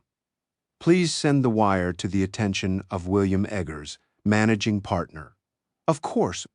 Woolwich turned to his computer, pulled up a form and began to type, entering the numbers Stone had given him. Here goes, he said, pressing the send key with a flourish. Done. He pressed a couple more keys and the printer beside his desk spat out a sheet of paper. Woolwich signed it, then handed it to Stone. The transfer is confirmed. The funds are in your trust account. Stone read the confirmation, then stood up. Mr. Woolwich, it has been a pleasure doing business with you, he said. The two men shook hands, and Stone left the bank, whistling a merry tune. Stone arrived at the house and found Arrington, in a bathing suit now, lying on a chaise beside the pool. He walked over, kissed her, and handed her the wire transfer receipt. You are officially $25 million richer, he said. How nice, she replied. She patted the chaise next to her. Sit for a moment. Stone did so. Rick Barron called 10 minutes ago. He said that Jack Schmelzer called him this morning and told him that he would be voting with Prince this afternoon. That knocked the wind out of Stone. That's bad news, he said. What with Mrs. Grosvenor buying the Jennifer Harris shares and taking charge of Jim Long's, we are, to put it as gracefully as I can manage, fucked. That seems so, Arrington said, but Rick, bless his heart, seems to remain just slightly optimistic. Did he say why? No. He just said he will see us at the meeting at 2 o'clock on stage 4. Well, Stone said, sighing, let's hope that Rick's and Dino's optimism is not misplaced. Stone was tying a necktie in anticipation of the shareholders' meeting when the phone in his room rang. Hello, Stone, it's Ed Eagle. Afternoon, Ed. I have some interesting news regarding Dolly Park's Carolyn Blaine. Tell me. I've had a phone call from the Santa Fe Police Department From the detective in charge of the investigation into the murder of the wife of my client, Tip Hanks. Something new? Something old, actually. During the investigation, a lipstick smear was found on a pillowcase in Mrs. Hanks's bedroom. It wasn't thought to be possible to extract a DNA sample from it at the time, but newer technology has prevailed, and the police have a fully constituted sample. All that remains now is to have Miss Blaine tested for it. That's good news, Ed. A problem, though, since there is no existing evidence that Ms. Blaine is Miss Parks, there is no probable cause for the police to request a warrant requiring her to give a sample for testing. That is a problem, isn't it? It is, unless you can help. What would you like me to do? Do you think there is some way you might be able to get a sample of her DNA? What exactly did you have in mind, Ed? I don't know. Get her into the sack and get a swab, I guess. Aren't you forgetting that Ms. Blaine, if she is Miss Parks, is a lesbian? More likely bisexual, Eagle said, in that she slept with Mr. Hanks as well as Mrs. Hanks. I don't know what to tell you, Ed. She hasn't shown the slightest interest in sex with me, and to tell you the truth, I have no interest in sex with her. Force yourself, Eagle said. Stone laughed. There's got to be another way. All right, find another way, Ed. All I can tell you is that, should I have an opportunity to snag some small part of her precious bodily fluids, I will do so. I guess I can't ask any more than that, Eagle said. You have already done so. My apologies. No apology necessary, Stone said. Your shareholders' meeting is today, isn't it? It is. But I'm afraid our side has come up short in the quest to deny Mr. Prince his opportunity to raise much of the studio in favor of a hotel. I'm sorry to hear that. On the bright side, I did bank $25 million of his money this morning, a down payment on his purchase of Arrington Calder's Bel-Air property. So, it's a clean sweep for Mr. Prince, is it? Looks like it. I had hoped to see him laid low. But $250 million for the Bel-Air property is a nice consolation prize. We should all be so consoled. Yes, we should. Gotta run, Ed. Keep in touch. I'm relying on you. Oh, the pressure, Stone said, and hung up. The phone rang again almost immediately. Hello. It's Eggers. Good day, Bill. Where are you? Still in Seattle. I wanted you to know I've been informed that we received Mr.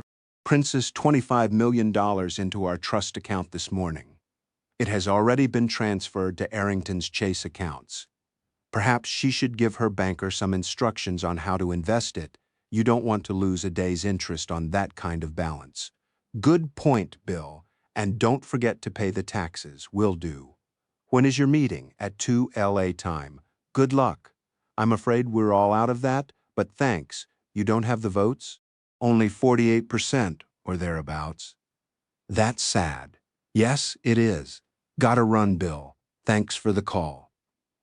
Arrington and Dino were chatting on the patio when Stone got there. Hi, Arrington said. Mike Freeman is joining us for lunch. Good, Stone replied. Mike arrived a moment later, and they sat down to eat. Everyone was uncharacteristically quiet. Such a nice day, Dino said. Ever the conversationalist, Dino, Stone replied. I thought somebody ought to say something. Things got quiet again. Arrington, Mike said. Would you mind if I come to the shareholders' meeting with you? I'd be delighted to have you, Mike. Why are you interested? Mike looked a little sheepish. Well, I've never seen the inside of a movie studio, he said. Everybody laughed, and the conversation improved after that. Manolo got out the Bentley, and the four of them piled in, Stone driving. I have the terrible feeling that we are about to witness bad history, Arrington said. Like standing on an Oahu hilltop and watching Pearl Harbor get bombed. I have exactly the same feeling, Stone said.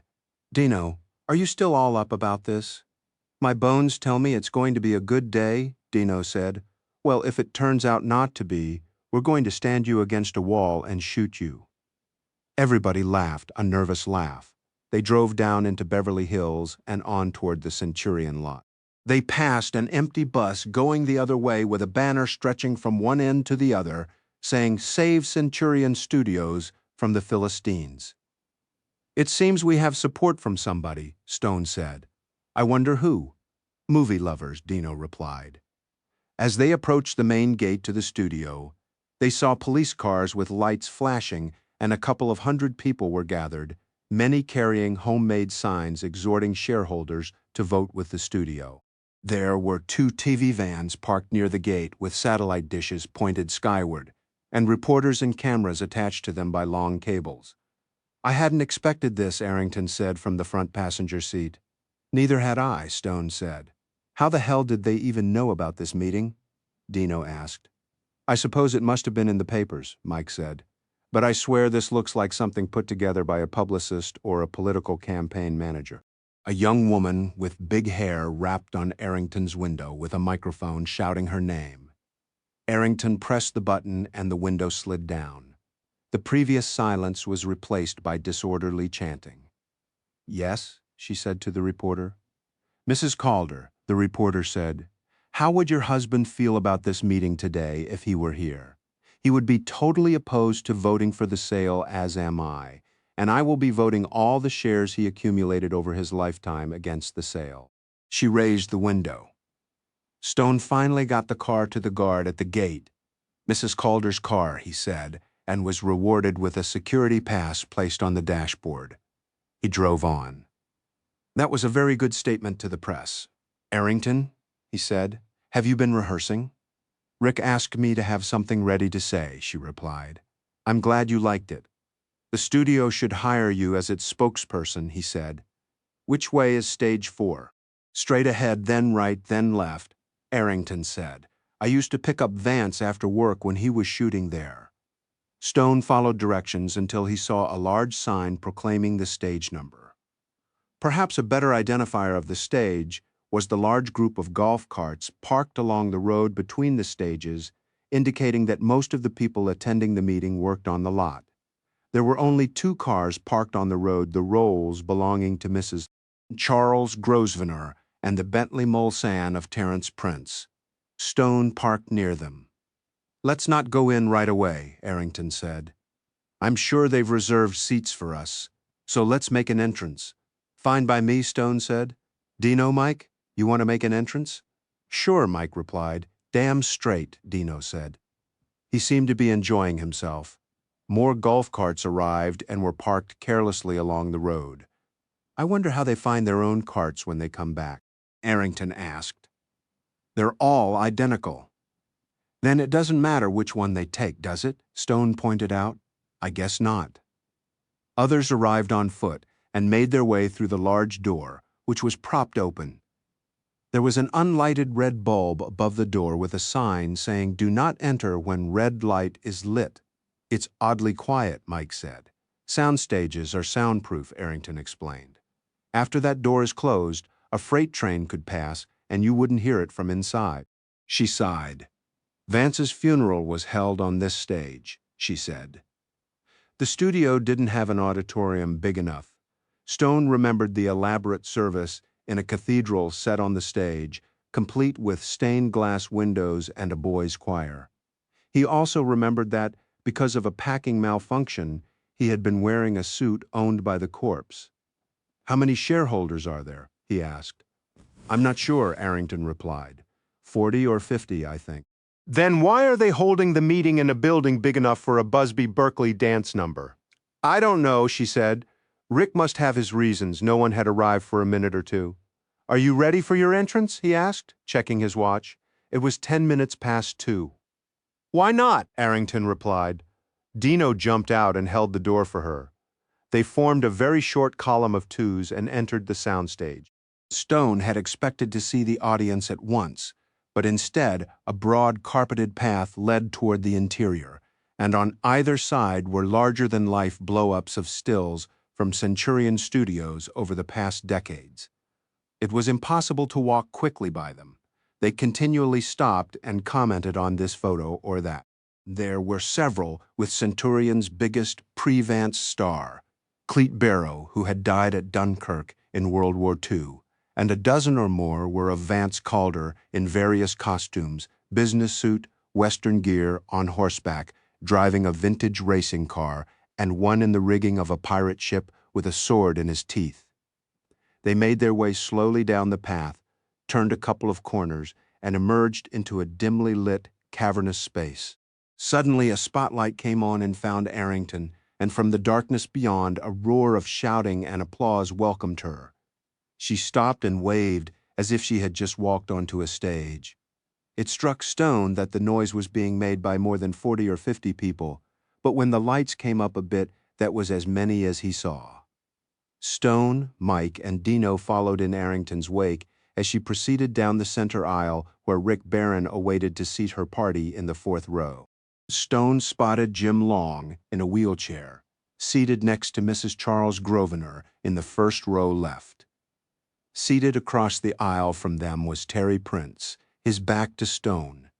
Rick walked up a couple of steps to a raised platform and took a seat in an arsed row of a dozen people, presumably the Centurion Board of Directors. Lined up across the edge of the platform were larger replicas of the Oscar, several dozen of them. Stone was impressed.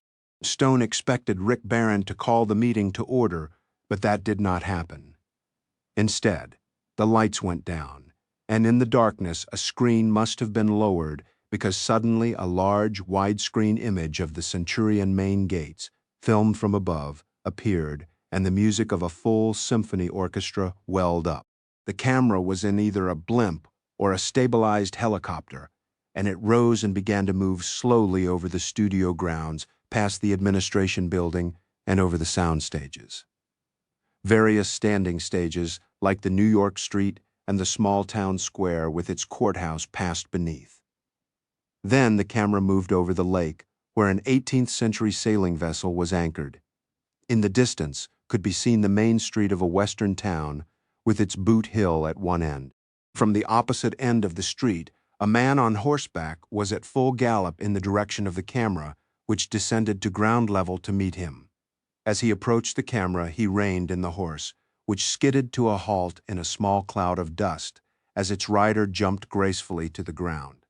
The man was Vance Calder, tall in his heeled boots, wearing a buckskin shirt with fringed sleeves and the Stetson he had worn in many westerns.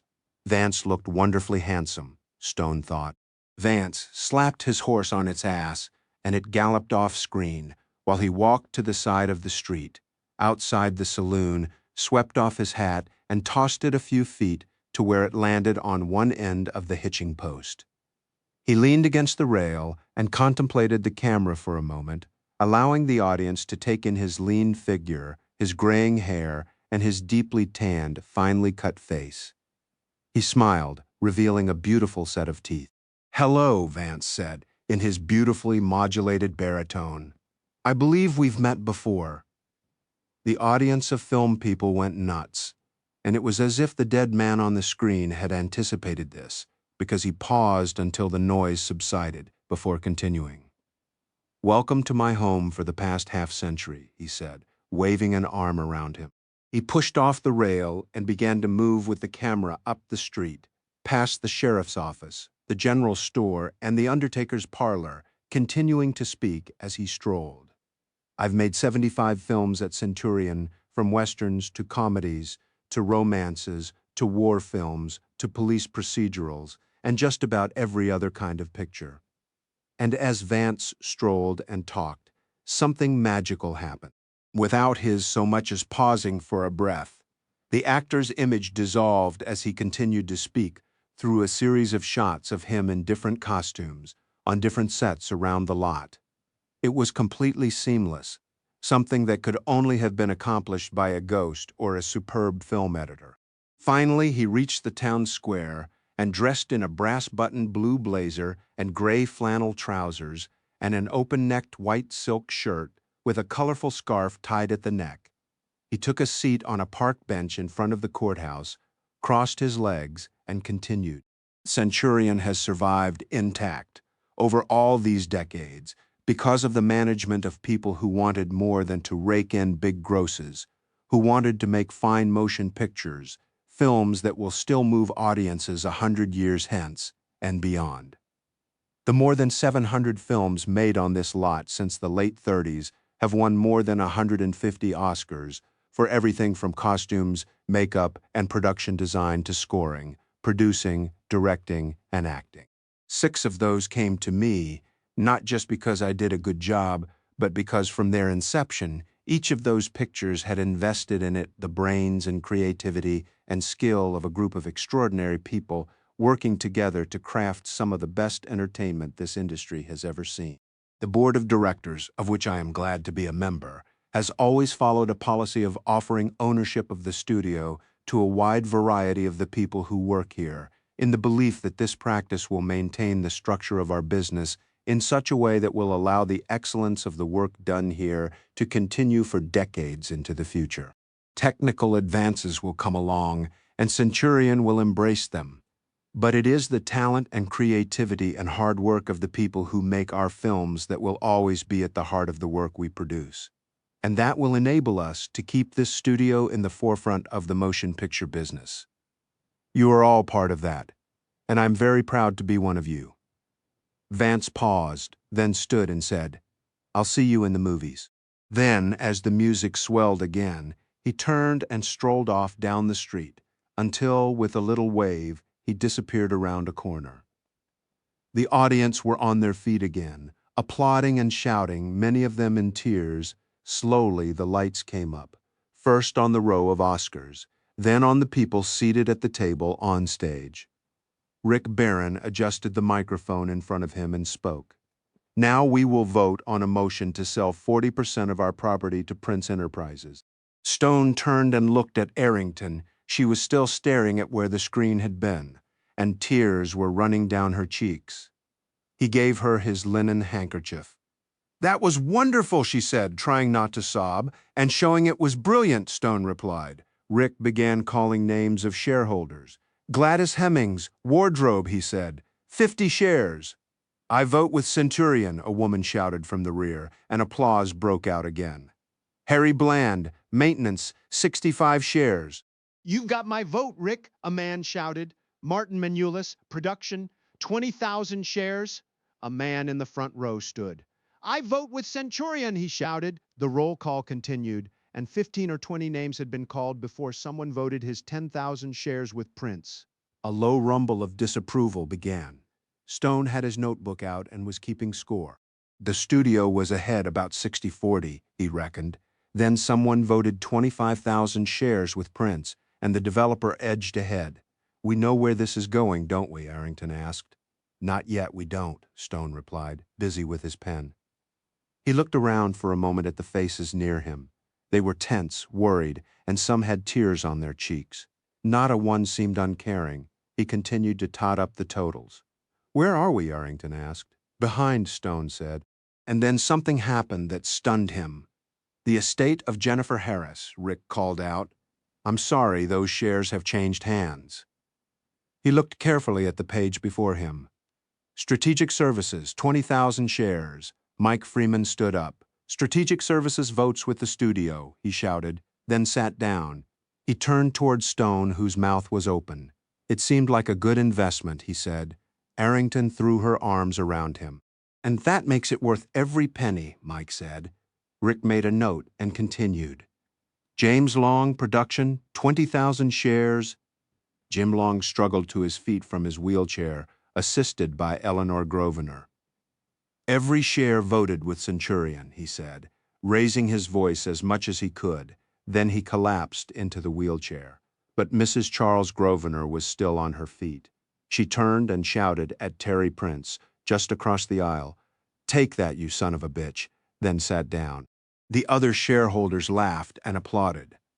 Rick continued to call the roll, and Stone continued to track the count. Jack Schmelzer, Production, 20,000 shares. Schmelzer stood up. "I vote with the studio," he said quietly. "That concludes the voting," Rick said. "We'll have a final count in a few minutes." Several board members gathered around him comparing notes. A couple of them had calculators.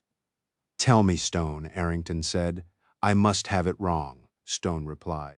"Let's let Rick tell us. You know," she said, I don't think I understood how much this would mean to me until this moment. I understand how you feel, Stone replied.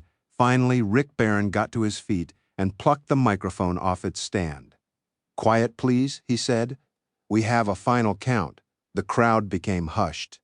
Centurion Studios has received 72% of the shares voted. The motion to sell our land is defeated. Pandemonium reigned. People embraced or shook hands, and music was rising.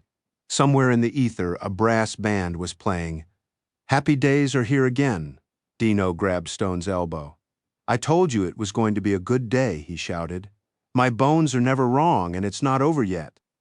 He walked away from the crowd, pulling out his cell phone. It seemed that every person in the crowd wanted to hug Arrington or shake her hand. She stood, tears still streaming down her face, and received everyone. Finally, Rick Barron, still shaking hands and kissing women, made his way through the crowd to her side with Glenna in tow. The three of them embraced wordlessly. Then a studio policeman made his way to Rick. Something's wrong outside in the street, he said. I can't make any sense of it on the radio. There's too much noise from out there. Most of the crowd was out of the soundstage by now. Stone fell in step beside Rick. That film was brilliant. Where did it come from? We shot the footage for the stockholders meeting the year Vance died, he said. But in the hubbub that followed, it just got shunted aside. I found the stock last Friday and edited it, put the opticals in, and got it scored over the weekend. I think it turned the tide, Stone said. I know it did. I watched Jack Schmelzer's face at the end, and I knew he was going to vote with us. Did you know about Strategic Services buying Jennifer Harris's stock? Not until this morning, and the name didn't mean anything to me until Glenna explained who they were. Then it's time you met your new shareholder, Stone said, and introduced him to Mike Freeman. They continued out of the building, and as soon as they were on the street, Stone saw what was going on. A big to-do was raging a few yards away. Terrence Prince's Bentley Mulsanne was on fire, and he could hear the studio fire engine siren approaching. Stone looked around and saw Jack Schmelzer standing across the street, a broad smile on his face. Then Stone was surprised again. He saw Sergeant Rivera of the LAPD and two uniformed officers approach Prince, say a few words to him, then handcuff him and lead him away, him protesting the whole time. Stone turned to Dino. What was that? Dino smiled. Rivera and I brought Carter back from Mexico yesterday, in return for immunity. He's agreed to testify against Prince for the attempted murder of Jim Long. He laughed. Is this a good day or what? Stone began laughing. It's a very, very good day, Dino, he said. I told you about my bones, Dino said. And I'll never doubt your bones again, Stone said. They watched as a police car drove Terry Prince away. Rick Barron chuckled. I was going to have studio security escort him off the lot, he said. I'll give them instructions that he not be allowed to set a cloven hoof on these grounds again. Everybody laughed. The exhilaration is wearing off now, and I'm tired, Rick said. Will you excuse Glenna and me? Of course, Arrington replied. Rick's car pulled up and they were driven away. Stone led his party to the Bentley, and everyone got in. I know how Rick feels, Arrington said. I'm tired too. Suspense is wearing, Stone said. I'm sorry to have added to it, Mike said from the rear seat. No, you stood up at just the right moment in the proceedings, Arrington said. They had been back at the house for only a few minutes when Stone's cell buzzed. Hello, it's Carolyn Blaine. I'd like to see you for a few minutes if you can manage the time. Come over, Stone said, then hung up. He buzzed Manolo and told him to expect a guest. Who was that? Dino asked. Carolyn Blaine. She's coming over? She's a big loser in all this, isn't she? Maybe not, Stone said. I'm interested to hear what she has to say. Manolo escorted Carolyn out to the patio. You've met Dino Becchetti, haven't you? Stone said. Yes, nice to see you again. Dino nodded. Stone offered her a drink, not to be hospitable but to get hold of her glass. No, thank you, she said, sniffling. I'm not feeling all that well. Nothing serious, I hope, Stone said, trying to think of some other way to get a sample. Just the start of a cold, I think. I've already taken something for it. She took the chair offered to her. I believe the shareholders' meeting went as you wished it to. It did indeed, Stone said. I expect you're wondering why Eleanor Grosvenor allowed Jim Long to vote his shares with you. Tell me, Stone said, though he thought he already knew. Eleanor and I are old acquaintances, she said. Oh, we met last year and spent some time together. Did you? Eleanor and Jim are old and dear friends, Carolyn said. When I told her that Terry Prince had been behind the attack on Jim in jail, she was furious. Then I told her how she could help, and she was on board immediately. Well, as it turned out, we would have had the votes without Jim's shares, Stone said. I wasn't at the meeting, she said. What happened? Stone told her about Rick Barron's film and the effect it had had on the shareholders. And beyond that, a friend of our side bought Jennifer Harris's shares, and Jack Schmelzer decided to go with us. That's very interesting, she said. I expect Terry will be furious. Haven't you spoken to him? Not since before the meeting. Frankly, I've been avoiding him. He'll soon find out about my connection with Eleanor, and he won't like it. I don't think you'll have any trouble avoiding him, Stone said, unless he can get bail. She wrinkled her forehead. Bail? He's under arrest for the attempted murder of Jim Long. They'll never pin that on him, she said. Yes, they will. The LAPD brought Carter back from his mother's place in Mexico. They've offered him immunity, and he's agreed to testify. Carolyn looked stunned for a moment. That's wonderful, she said finally, and with some feeling. Wonderful? Wonderful for me. It gets him off the street and out of my hair. But you told me, didn't you, that even if he lost the Centurion fight, he would still want to do the hotel project, and you were supposed to run that, weren't you? I still will, she said, even if he can't close on Friday, especially if he can't close on Friday. Now Stone was puzzled. I don't understand. When Terry lost the Centurion deal, he lost his Colombian and Mexican financial backing, she said. Does he have the personal funds to close on Friday? No. Eleanor Grosvenor is, or was, his backer on the hotel deal, and she will now back out with pleasure. That will give her almost all the revenge she wants for what he did to Jim. Then that means you're out of the hotel development too, doesn't it?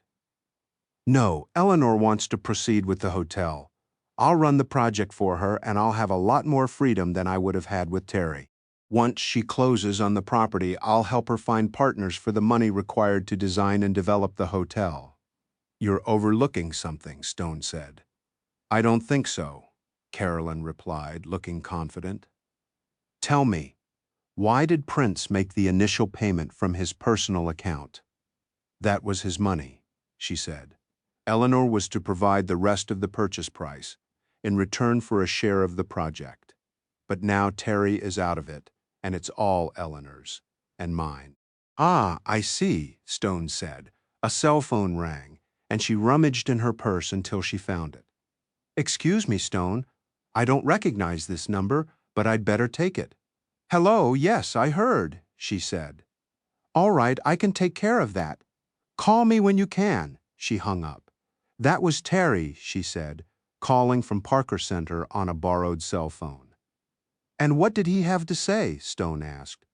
He wants me to go ahead with the closing before noon on Friday. I'm to send him a power of attorney so that I can sign the documents for him. So he doesn't know yet about yours and Eleanor's plan.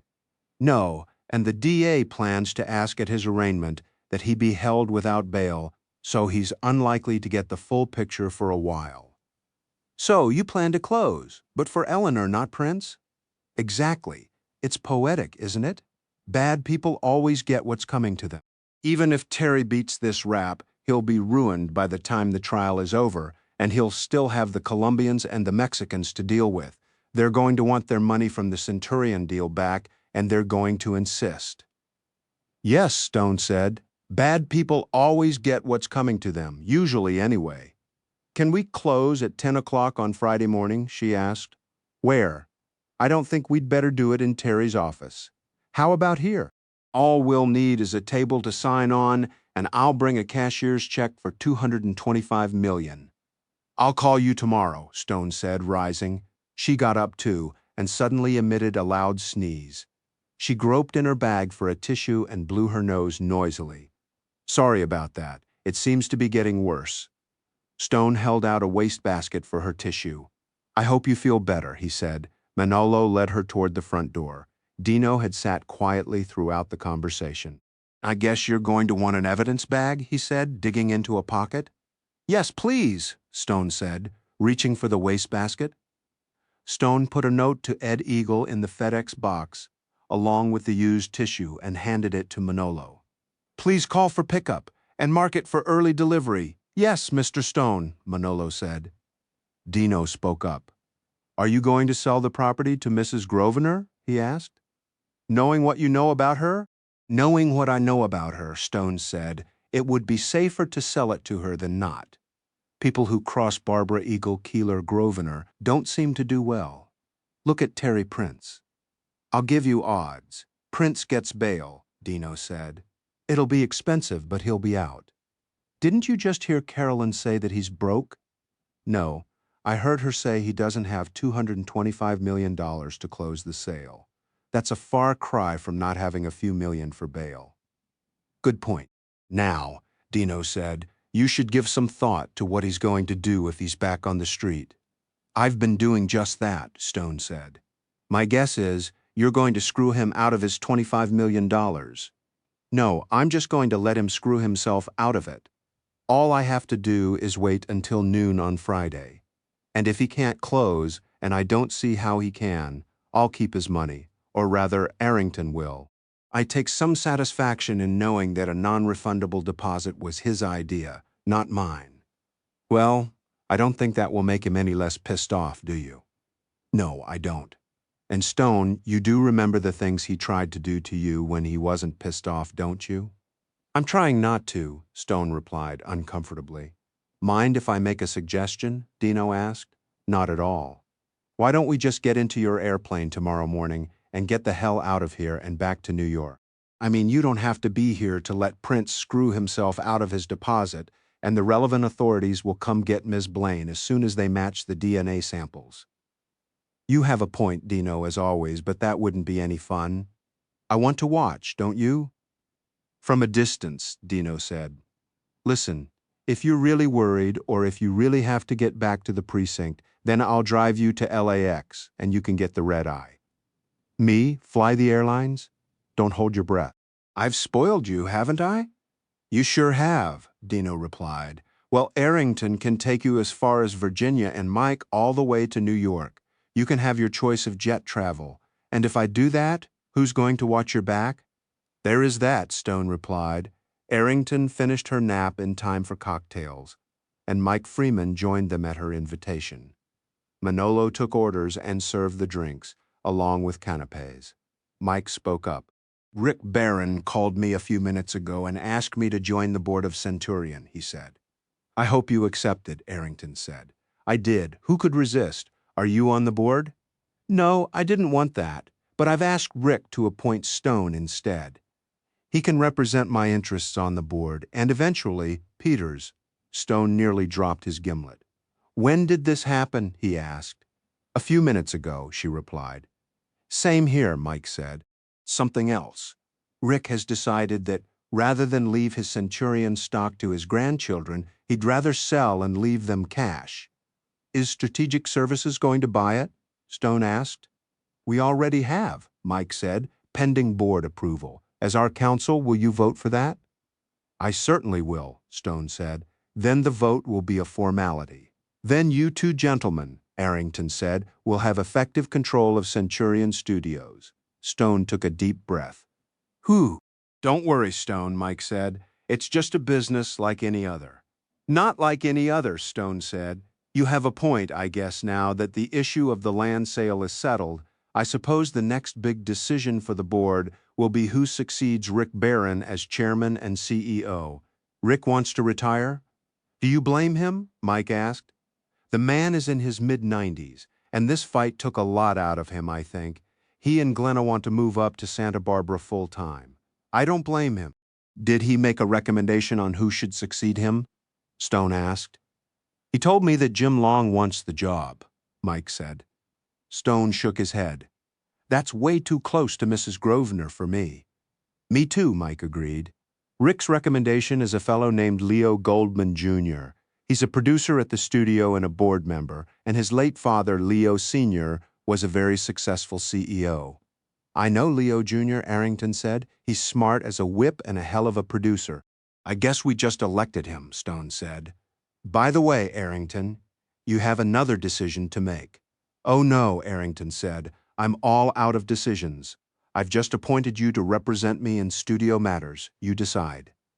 It's not related to the studio, Stone said. It's about what to do with the property on which we now sit, sipping gimlets. You decide if Prince should buy it, she said. Prince isn't going to buy it, Stone said, unless he can come up with $225 million by noon Friday, and I hear his backing has fallen through. But there's another buyer in line. Same terms. He explained about Carolyn Blaine and Eleanor Grosvenor. Well, I'm glad I don't have to sell it to Prince, Arrington said. Now you have to decide whether to sell it to Mrs. Grosvenor. She wants to build the hotel, and Ms. Blaine wants to run the project. Mike spoke up. Does Mrs. Grosvenor have enough money to handle that? He asked. Not without other backers, Stone, Arrington said. Let me ask you one question. Then you can make the decision. All right. Given everything we know about Mrs. Grosvenor, do you want to be in business with her? Absolutely not, Stone replied, and I don't want to be in business with Carolyn Blaine either. He explained her apparent background and current legal situation. Good God, Arrington said. These two women are Bonnie and Bonnie. They're also Clyde and Clyde, Stone said. Let me ask you a question, Arrington, Mike said. If I could put together a syndicate of my clients to finance the project, would you like to be in the hotel business? Arrington thought about that for a moment. As long as I could have a house on the property, yes, she said. Stone, do you agree that it would be a good business move? Without a doubt, Stone said. You might even invest some of the proceeds of the sale of the land in the new venture. Well then, Arrington said. All we have to do is wait for Terence Prince to default on Friday. The Bonnies and Clydes can take a walk. Stone arrived for breakfast the following morning to be greeted with a front-page story in the Los Angeles Times about Terry Prince, starting with the Centurion meeting, continuing with his arrest, and finally with his being released on $5 million bail, cash. Dino came to the table, and Stone tossed him the paper. You were right, pal. Prince is on the loose again? Dino glanced through the piece. So he had at least $5 million cash. I wonder how much he has left. I expect Carolyn knows what she's talking about when she says he can't swing the property deal by himself. She's been his closest associate for some time now, and I'd be very surprised if she didn't have a copy of his financial statement. Stone looked at his watch. Ed Eagle will have his DNA sample pretty soon. Yeah, and if Carolyn is taken out of the equation and Prince can't swing the deal, then you're left with Mrs. Grosvenor to deal with. That's gonna be fun. Don't remind me, Stone said. Anyway, we've now got strategic services to step into the deal. Yeah, and you know if you get into bed with Mike Freeman, you're not going to wake up with his fangs in your neck. That's a comforting thought, Dino. I hadn't thought of Mrs. Grosvenor having fangs. But his cell phone rang. Hello? It's Carolyn Blaine, she said. Have you heard that Terry is out on bail? It's all over the papers, Stone said. I want you to know that he will not be able to close the deal. Well, we'll just have to wait until noon Friday to see, won't we? We can be making other plans in the meantime, she said. The meantime doesn't exist, Stone replied. Either Prince is in or he's out, and we won't know that until noon Friday. But surely you and I can come to an arrangement pending that time. No, I was going to call you today and tell you that. My client has a signed contract with Prince. If he can close, she's bound by that agreement. If he can't, then I can talk to other parties.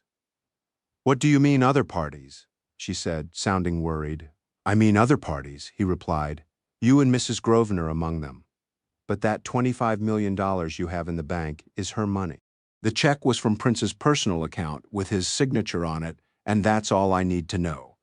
My deal is with Prince. If you have some other deal with him, that's between the two of you and nothing to do with me or my client. Well, when Terry can't raise the money, I'll simply get him to assign the agreement to us. That was an alarming statement and something Stone had not anticipated. There's nothing in the agreement allowing him to assign it. There's nothing in the agreement preventing him from assigning it either, she said. I suggest we cross that chasm when we come to it, Stone said. Well, if that's going to be a problem, we can simply let Terry close with our money, then force him out of the deal later. Carolyn, you'd better take a deep breath and consider your position. The way you're talking now will guarantee you a lifetime of litigation, and quite apart from the courts, you should consider how Prince has chosen to solve his problems in the past. I know how to deal with Terry, she said. I'll see you at 10 o'clock on Friday morning as previously arranged.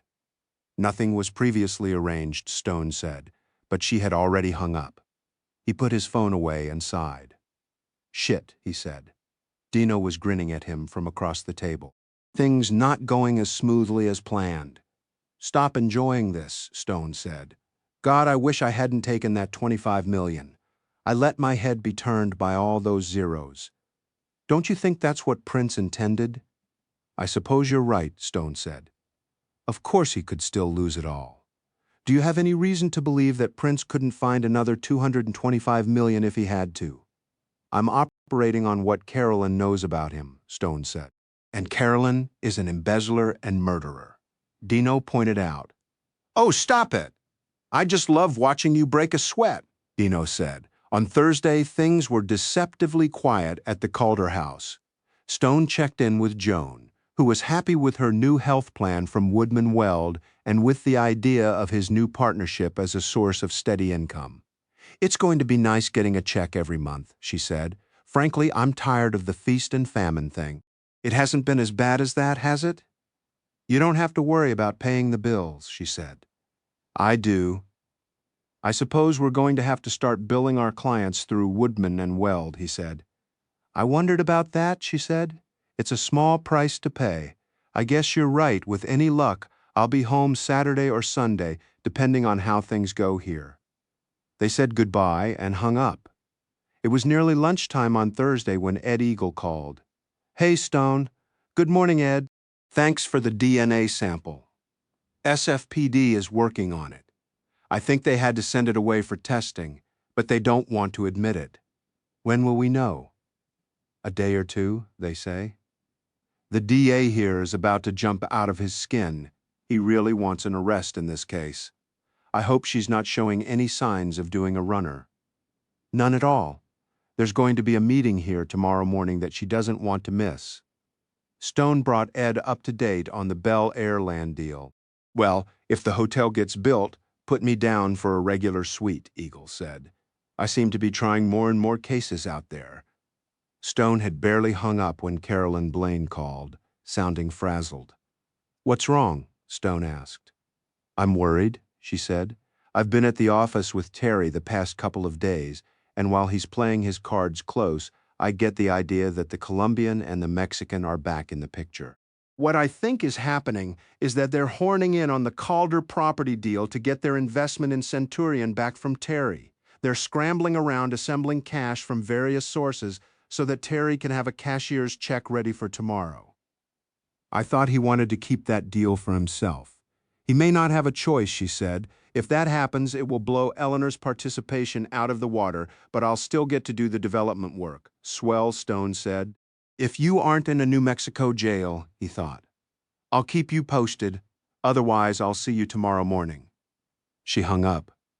Now what? Dino asked, looking over his newspaper. Stone sighed.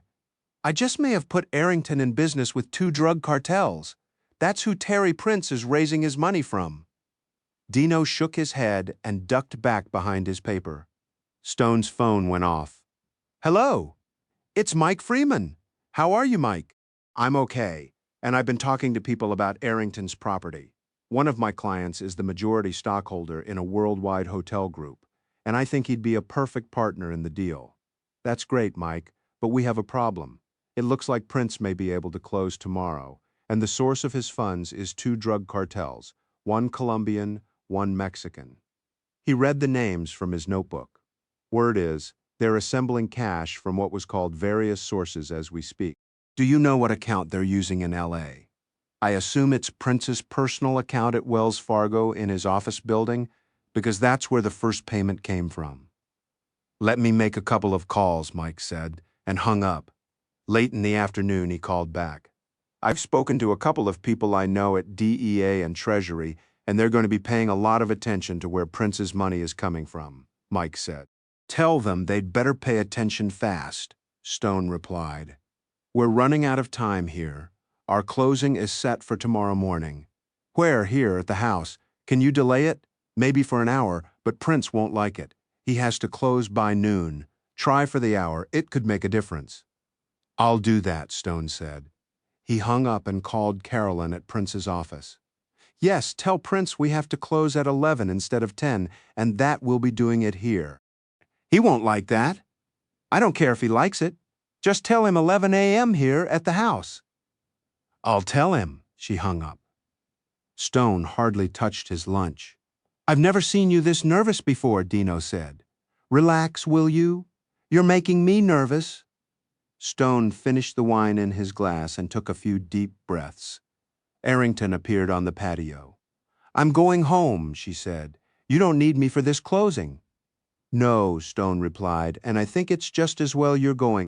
He thought of telling her about the involvement of the 2 drug cartels, but couldn't bring himself to do it. She kissed Dino on the forehead, then came and put her arms around Stone. Thank you for all you've done, she said. Don't thank me yet, Stone replied, giving her a kiss. I'll let you know how it goes. Arrington walked back into the house and was gone. So, Dino said, it's just you and me against the bad guys. I hope we're enough, Stone said. On Friday morning, Stone managed to get down some breakfast, but he couldn't make himself pay attention to the newspapers. He called Ed Eagle to find out if there was any word on the DNA tests, but had to leave a message. He called Mike Freeman. Stone, they said they'd see what they could do, but I don't know what that means or if they'll do it. I wish I could tell you more. They said goodbye. Dino looked up from his eggs. You don't look any happier, he said. Stone pushed his plate away and drank some orange juice to keep up his blood sugar. I've made a terrible mistake, he said. I'm doing business with drug dealers, and there's nothing I can do about it. Then don't close the deal. If I don't, they'll take us to court and win, and it will just prolong the whole thing. Stone, when you've done everything you can do, there's no longer anything to worry about. That's just it. I keep thinking there's something else I could do, but I can't think of what it is. Dino sighed. Think about flying, he said. This time tomorrow we'll be high in the air halfway across the country. This will all be behind you. I wish I were up there now. He tried to think of flying, but the thought made him nauseated. At the stroke of 11, Manolo announced Mr. Prince and Ms. Blaine, and the 2 walked onto the patio, both carrying briefcases. They sat down at the table by the pool, except Dino, who settled himself on a chaise longue with the newspapers, watching Stone warily over the top of the page. Everything is all arranged, Prince said. Opening his briefcase and taking out a stack of papers, he began handing sheets to Stone, explaining each and indicating where Stone should initial them. Stone looked them over carefully, trying to take as much time as possible, though he wasn't sure what he was waiting for. Carolyn seemed very nervous. She rose from the table and began pacing up and down the edge of the pool. Finally, Prince produced the last of the documents, the one that would seal the deal. Stone read it through. And the funds? He asked. Prince reached into his briefcase and produced a cashier's check for $225 million. Stone glanced at his watch. 5 minutes before 12. He had lost. Is this drawn on your personal account like the last check? He asked Prince. That's correct. I'd like to speak to your banker before I close the deal. Of course, Prince said, whipping out his cell phone and pressing a speed dial button. He got the banker on the phone and handed it to Stone. Good morning, Mr. Barrington, the man said. Stone thought he sounded nervous. Good morning, he replied. Mr. Prince and I are about to close a large transaction, and he has presented me with a cashier's check for $225 million drawn on his personal account. Can you affirm that this is a proper check that will be paid on presentation? The man seemed to be breathing more rapidly. I'm afraid there's a problem, he said. There's a man in my office from the Drug Enforcement Agency, and he has presented me with a court order freezing Mr. Prince's account. Therefore, I can't pay the check. I'd like you to tell your client that, Stone said, and handed the phone to Prince. What? Prince said, then put the phone to his ear. Yes. As he listened, his face slowly fell into an expression of disbelief. That's preposterous, he said, then listened some more. There's nothing you can do. He listened some more. I'll get my attorney on this immediately. He closed the phone and looked at Stone. I'm afraid I'm going to need an extension, he said. Stone took a deep breath. Denied. The deal at your specification was to be closed by noon. Stone looked at his watch. 1 minute passed, and no closing. What happened? Carolyn asked. She had stopped pacing. The DEA has frozen Mr. Prince's bank account, Stone said. He can't fund the deal. A smile spread across her face. She took a step toward the table and opened her briefcase. I'm so sorry, Terry, she said. She removed a sheaf of documents from her briefcase and handed them to Stone. I would like to present my offer for the property, she said. And I have a perfectly valid check for the closing amount. She handed a cashier's check to Stone. Feel free to call my banker, she said, handing him a card. Prince, who had been staring at her, open-mouthed, recovered enough to speak. You incredible bitch, he said. Do you think I'm going to let you and that woman get away with this? He stood up, and there was a gun in his hand. And from Stone's point of view, what happened next was reduced to slow motion. Prince pointed the gun at Carolyn Blaine. She threw up her hands and turned her head away, closing her eyes tightly. Dino threw away his newspaper and clawed at his belt for his own weapon. Prince fired a single shot. Stone saw a pink cloud explode from the back of Carolyn's head. The force of the bullet spun her around, and she fell into the pool. The water around her head became pink. Stone dove for Prince's wrist, got hold of it, and twisted up and out. Prince lost his grip on the gun and fell backward. Stone jumped on him. Cuffs! He yelled to Dino. The handcuffs landed on the flagstones next to him. He rolled Prince over, twisted his arm up, and got one cuff on. Then he looked over his shoulder and saw Carolyn floating face down in the pool in a patch of red water. The girl! He yelled at Dino. Dino knelt on the edge of the pool and tried to reach Carolyn's left foot, but he couldn't quite reach it. Go in, Stone shouted, trying to get the struggling Prince's other wrist cuffed. Dino shucked off his jacket and jumped into the pool. Stone left the handcuffed Prince and ran to help him. They got her out of the pool and lifted her onto a chaise longue. Suddenly, Carolyn spat water at both of them. What the hell happened? She yelled, coughing up more water. Be quiet, Stone said. You've been shot. He picked up a towel and pressed it behind her head, then checked it, red but no gray matter. Looks like it just creased you. But there's so much blood, she yelled. Calm down, Stone said. Scalp wounds always bleed a lot. Dino, call your pals at the LAPD. Tell them we need the medics, too. Dino got on his cell phone. Stone, sign my deal, Carolyn said. Sign the papers, take the check. I'm sorry, Carolyn, Stone replied. We have another buyer. Another buyer. Who? Stone was about to answer her when Manolo walked out onto the patio and looked, appalled, at Prince, handcuffed on the flagstones, and Carolyn bleeding into one of Mrs. Calder's good towels. Excuse me, Mr. Stone, but there are some people here from the Santa Fe, New Mexico Police Department. They want to speak to Ms. Blaine, Stone grinned. Send them right out, Manolo, he turned to Prince. You'll have to wait for the LAPD, he said. Stone was packing the following morning when his cell phone rang. Hello, Stone, it's Ed Eagle. Hello, Ed. I tried to reach you yesterday, but everything turned out all right. She has a slight head wound, but the SFPD showed up at the perfect moment and took her away. and now Terry Prince has a second attempted murder charge against him. Everything didn't turn out entirely all right, Stone, Eagle said. The cops took her to an emergency room where she got some stitches, and the doctor insisted on keeping her overnight for observation. They put her in a room with another patient, with a cop on guard outside her door.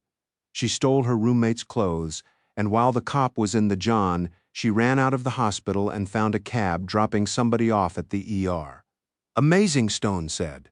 Then what? The cops went to her address and found the garage door open.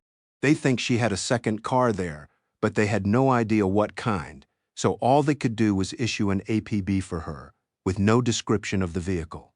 Unless the cops get very lucky, she's gone. I hope they fingerprinted her at the ER, Stone said. Nope.